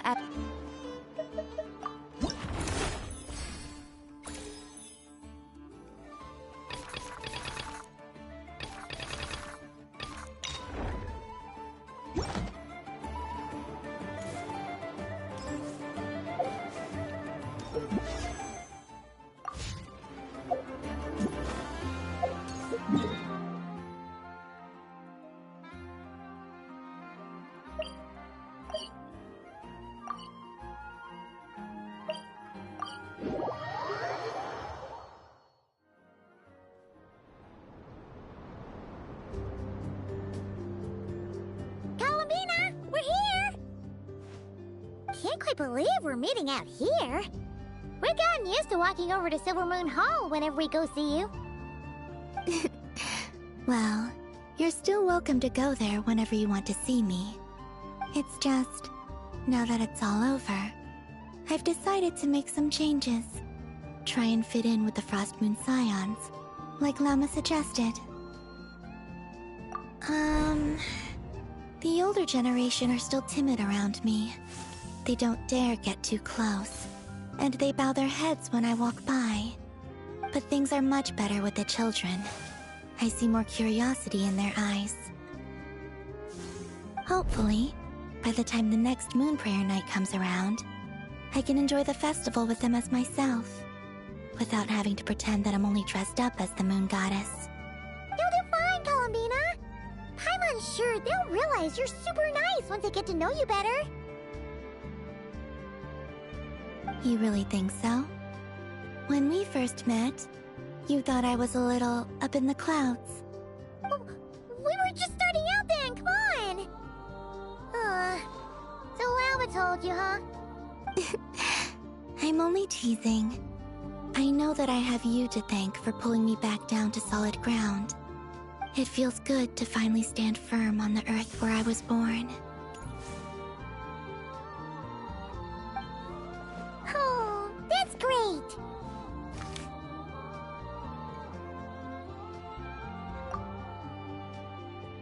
Thank you. I'll make sure not to lose it this time. Well then, are you ready? Ether, what happened to our spaceship back then? Why did you leave? It's time to learn the truth at last. I'm ready as I'll ever be. Good. Then let me open the way for you.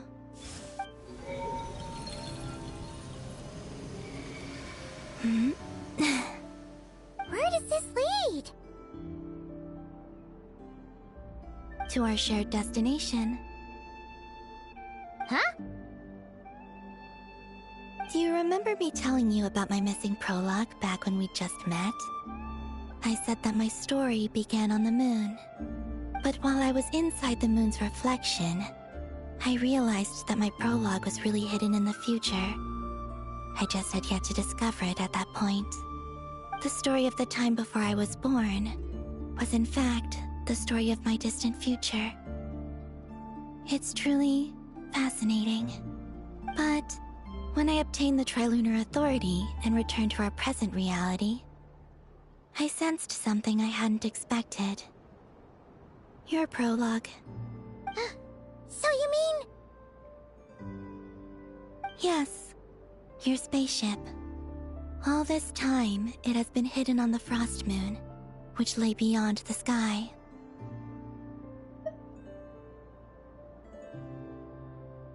The great ruler of the firmament. The heavenly principles. Wait, them? Why would they do that? I don't know. Perhaps your ship contains something that is incompatible with Tevat. Or something that cannot be known. Oh, did I pick a bad time to say this? I know it must have been hard to work up the courage to do this. Maybe I should have waited until you were on the moon, with no chance to back out. That would have been kind of mean, you know.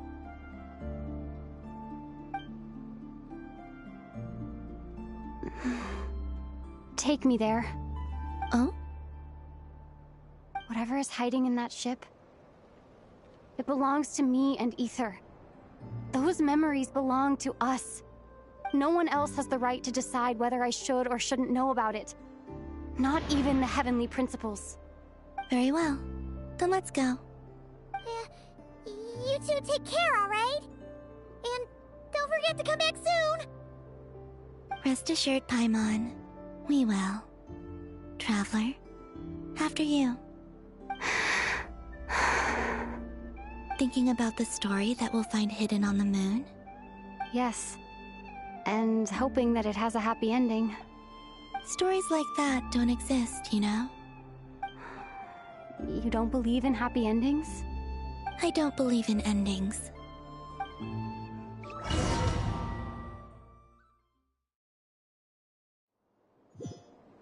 Where am I? This is the pathway I built between Tevat and the Frost Moon. The moon is very far away from us, so it could be a long journey.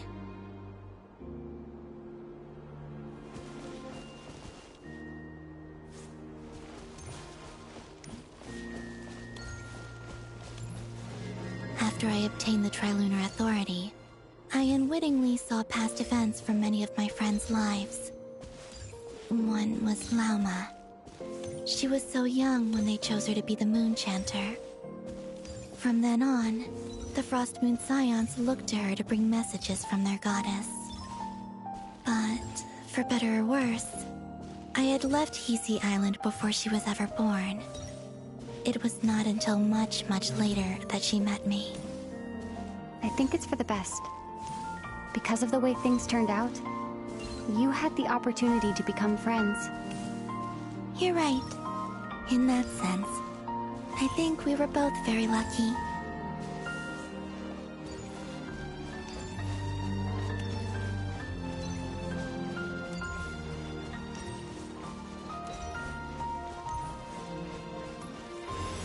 Oh, and about that mage, Nicole. I only recently learned that she has lived in Tevat since the time of the Three Moon Sisters. The Moon Goddesses always had a good relationship with the angels. I suppose our friendship continues that tradition.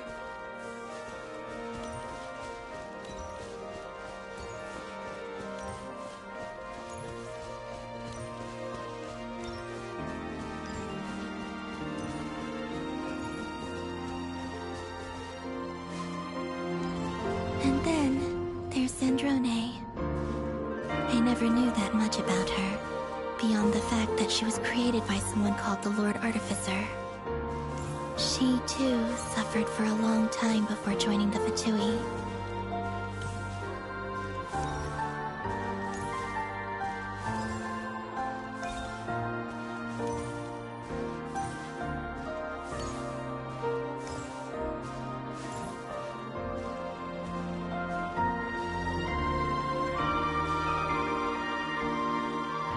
How I wish I could talk to her again. Even if only to hear her say nasty things to me.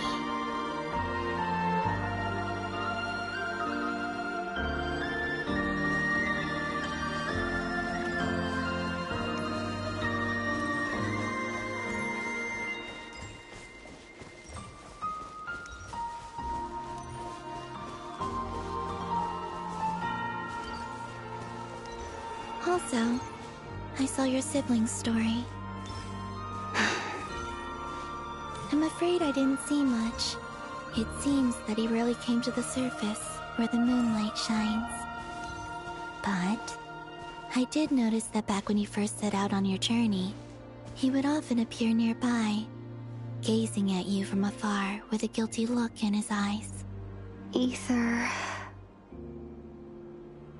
Let us speak no more of the past. I probably shouldn't reveal so much about my friends. It's not my place. Let the moonlight carry us forth. We are very close now.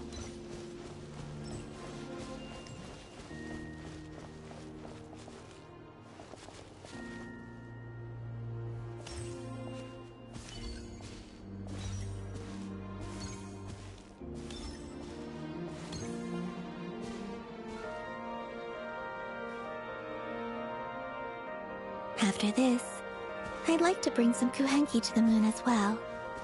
If they're willing, of course. What about your other friends? Will you bring them to visit too? Certainly. But I'll need to tidy the place up first. This home hasn't received any guests in a long, long time.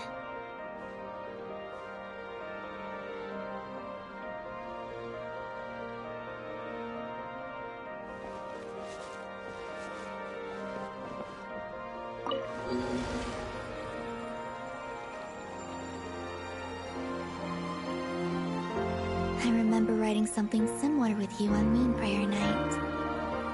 I believe it was called... Dodoko's Whirligig. Yes, that was it. You asked me if I was afraid to return to the moon, and I said that I was. The idea that I had gained something precious, only to lose it so quickly. That frightened me. But I'm not afraid anymore. Besides, this time, we're traveling together.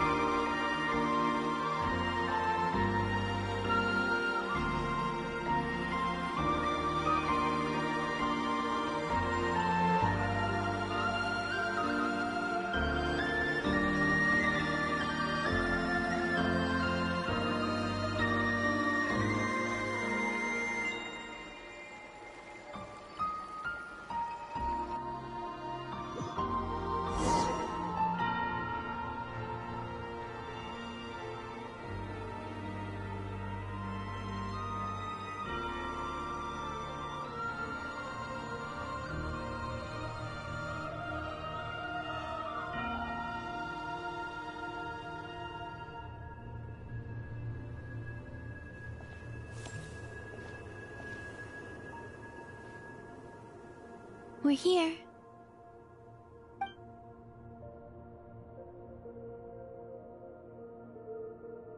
Over there.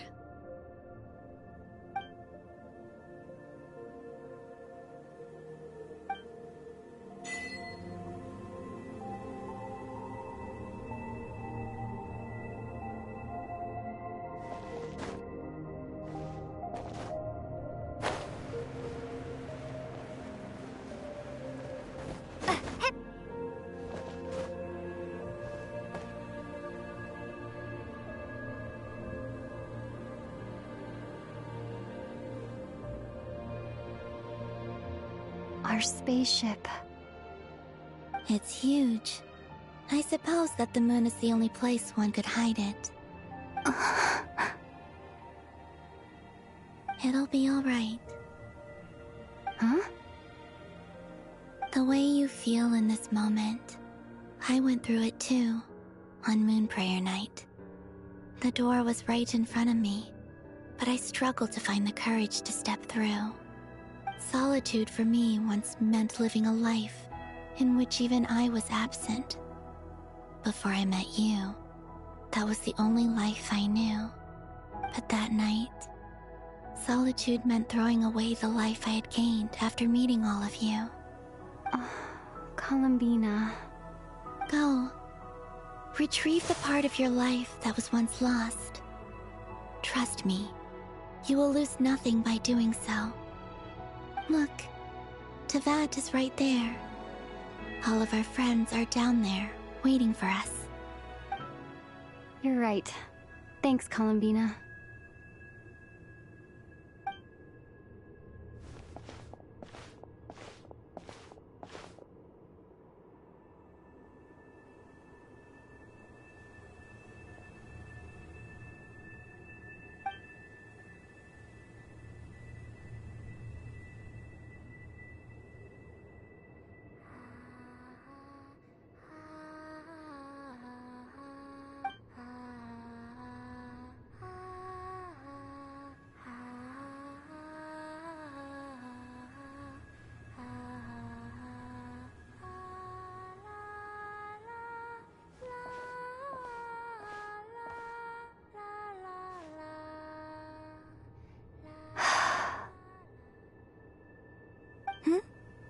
Finished? Yeah. Why did you take your eye mask off? Well, since my return, I've decided to take more opportunities to see the world with my own eyes. Besides, I've always wondered how Teyvat looks from the moon. And what do you think? It's beautiful. I could spend a whole day here just gazing at it. What about you? What do you think of the truth you found? I haven't looked at another person's expression in a long time, but I think yours is saying it was neither good nor bad. Keep this up, and it won't be long before you give Nefer a run for her money. Oh, I don't think that's going to happen. I'm much more used to sensing what's going on around me with Kuvaki. I think I'll save my eyes for seeing special moments I really want to remember. I read the spaceship's flight logs. I always assumed that this was my first time in Teyvat. I thought that Ether and I must have been hibernating in space for centuries on end, but the logs show that our spaceship flew over the skies of Teyvat once before. A long, long time ago. Flew over? So you didn't land? No. The ship barely came to a stop before flying on again. After that, it continued traveling through space for a long time. Some of the data is corrupted, but I suspect that it kept flying for thousands of years. It was only after that that the ship made a forced landing in Nodcry. When Ether found me, he came from outside the ship. Could this mean that he left the ship long before I did? Maybe even during our first pass over Teyvat? Are you alright? Yes. I can feel that the truth is coming together, one small piece at a time. I remember Ether telling me that when he first arrived in Conria, he could not recall the past. So this might be something that even he doesn't know. Here, I made some space for you. Your mind must be racing, and this seems like the perfect place to relax and clear your head. Oh, wait, there's one more thing. What is it? Wait here a moment.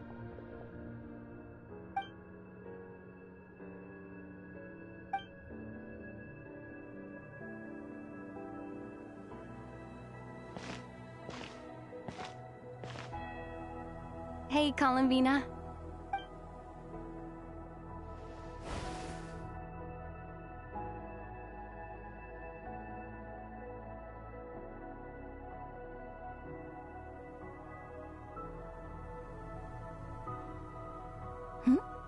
Is that a new outfit?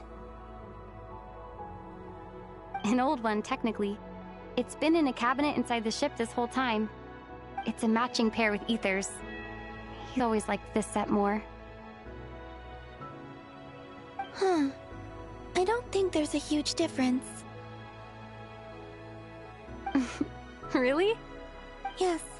It's still the same you. You're the same person, no matter what clothes you wear.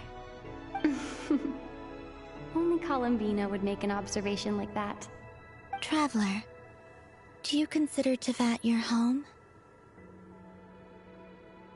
Home is wherever Ether is. But then, after all the time I've spent here and everything I've been through...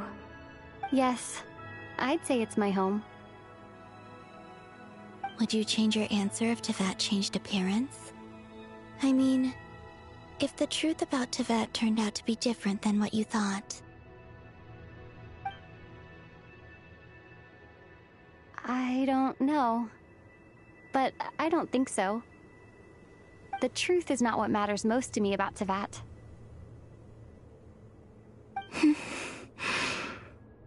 When I was first born, I longed for a home. And when you get something before you're mature enough to understand the world, you just take it at face value. I thought that a home was a transaction. You give me what I want, and I'll do the same for you. But you and your friends taught me what a true home should look like. You never asked for anything, yet you gave so generously to me. That's because your friendship matters to us. It was worth it. In the past, I thought that my birth in Nodcry must have been a mistake. But after journeying to the distant past where the story began, I realized that it was I who chose Nodcry to be my future home. Now, I am glad that I made that choice. I'm sure your friends are just as glad. In fact, I intend to make the same choice today as I did back then. What do you mean? Well, I've given the Eternal Moon's Marrow to Lauma, and the Iridescent Moon's Marrow to Arlecchino.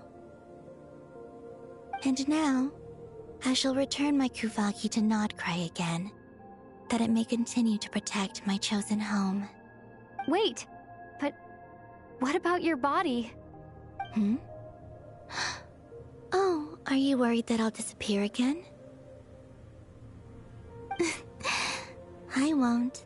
Not this time. The Frost Moon has now entered the fall sky, and I am the Trilune Goddess. I am only returning to Nod Cry the part of me that it needs. I am giving what I can, because my home is worth it. Oh, and I have something for you, too. For me? Yes. Come closer.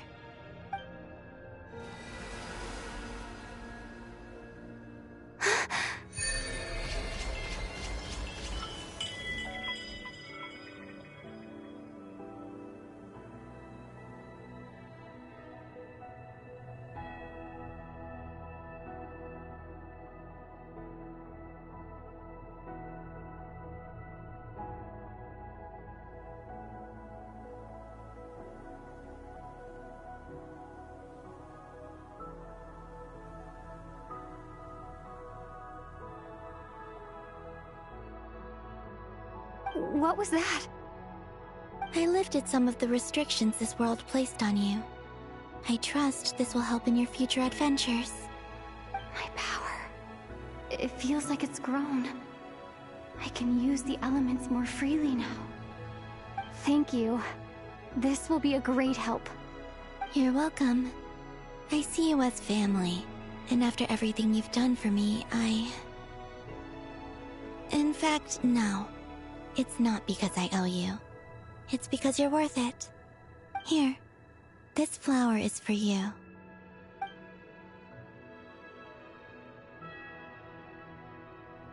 Hmm? Isn't this a moon prayer blossom? Yes. Don't worry. You will never see these flowers lose their color again. I'm finally discovering the joy of giving. How I wish I'd learned this sooner. Hey, better late than never. What are you thinking about now? Why don't you take a guess? You get... one shot. I don't think I'll get it in one guess.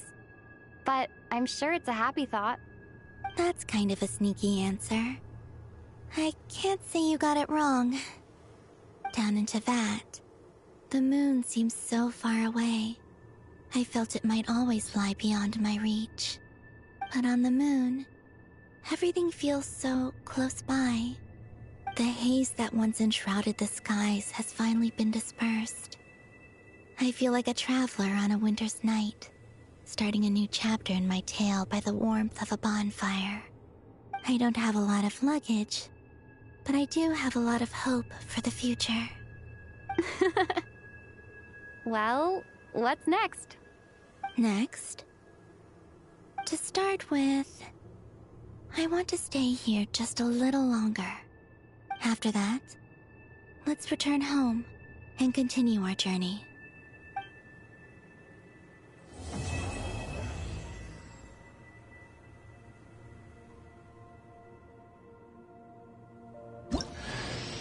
These clothes bring back so many memories.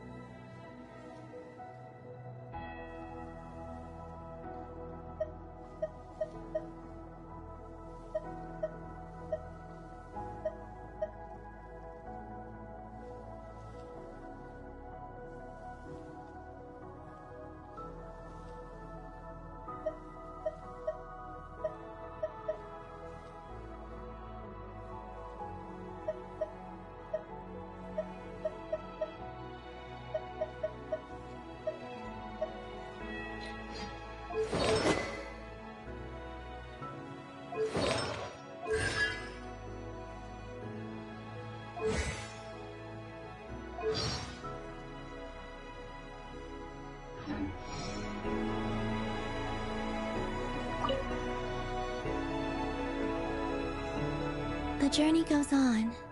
For you, and for me. Like I said, this is not the end. I don't believe there has to be an ending.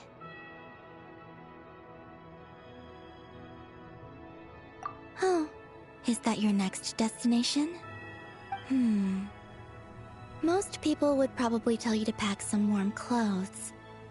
But I experience things differently than most people, so I can't know how cold it is. In fact, it is home to quite a wondrous heat source. I think they call it Kreshnik's torch. Every city in Snezhnaya is built around one of those. I sensed the energy it gave off as I was passing by on a railway train. It felt grand and distant. I also recommend the Korolievsky troupe in Snezhnograd. They give performances quite regularly, and entry was free for harbingers. I liked them a lot.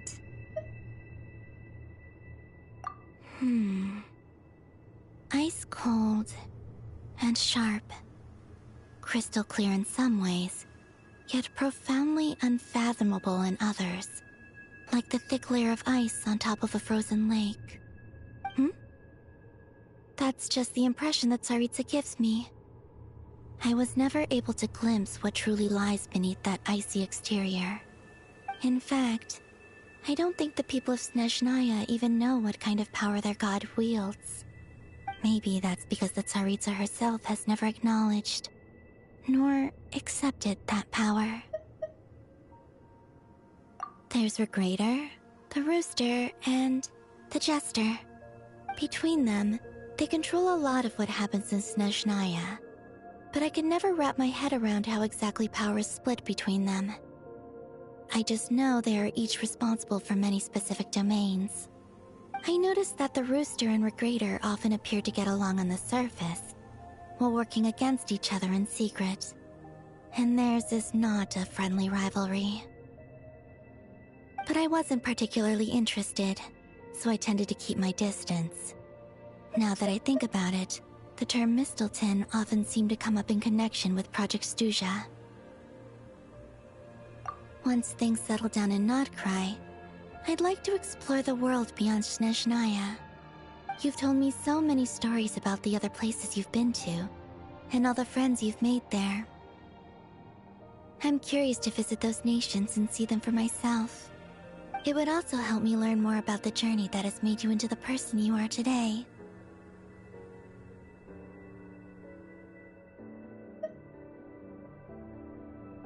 Okay. As you continue on your journey, don't forget to gaze up at the moon once in a while. It is, after all, no longer an illusion. It shall cast down its true moonlight, connecting us in truth.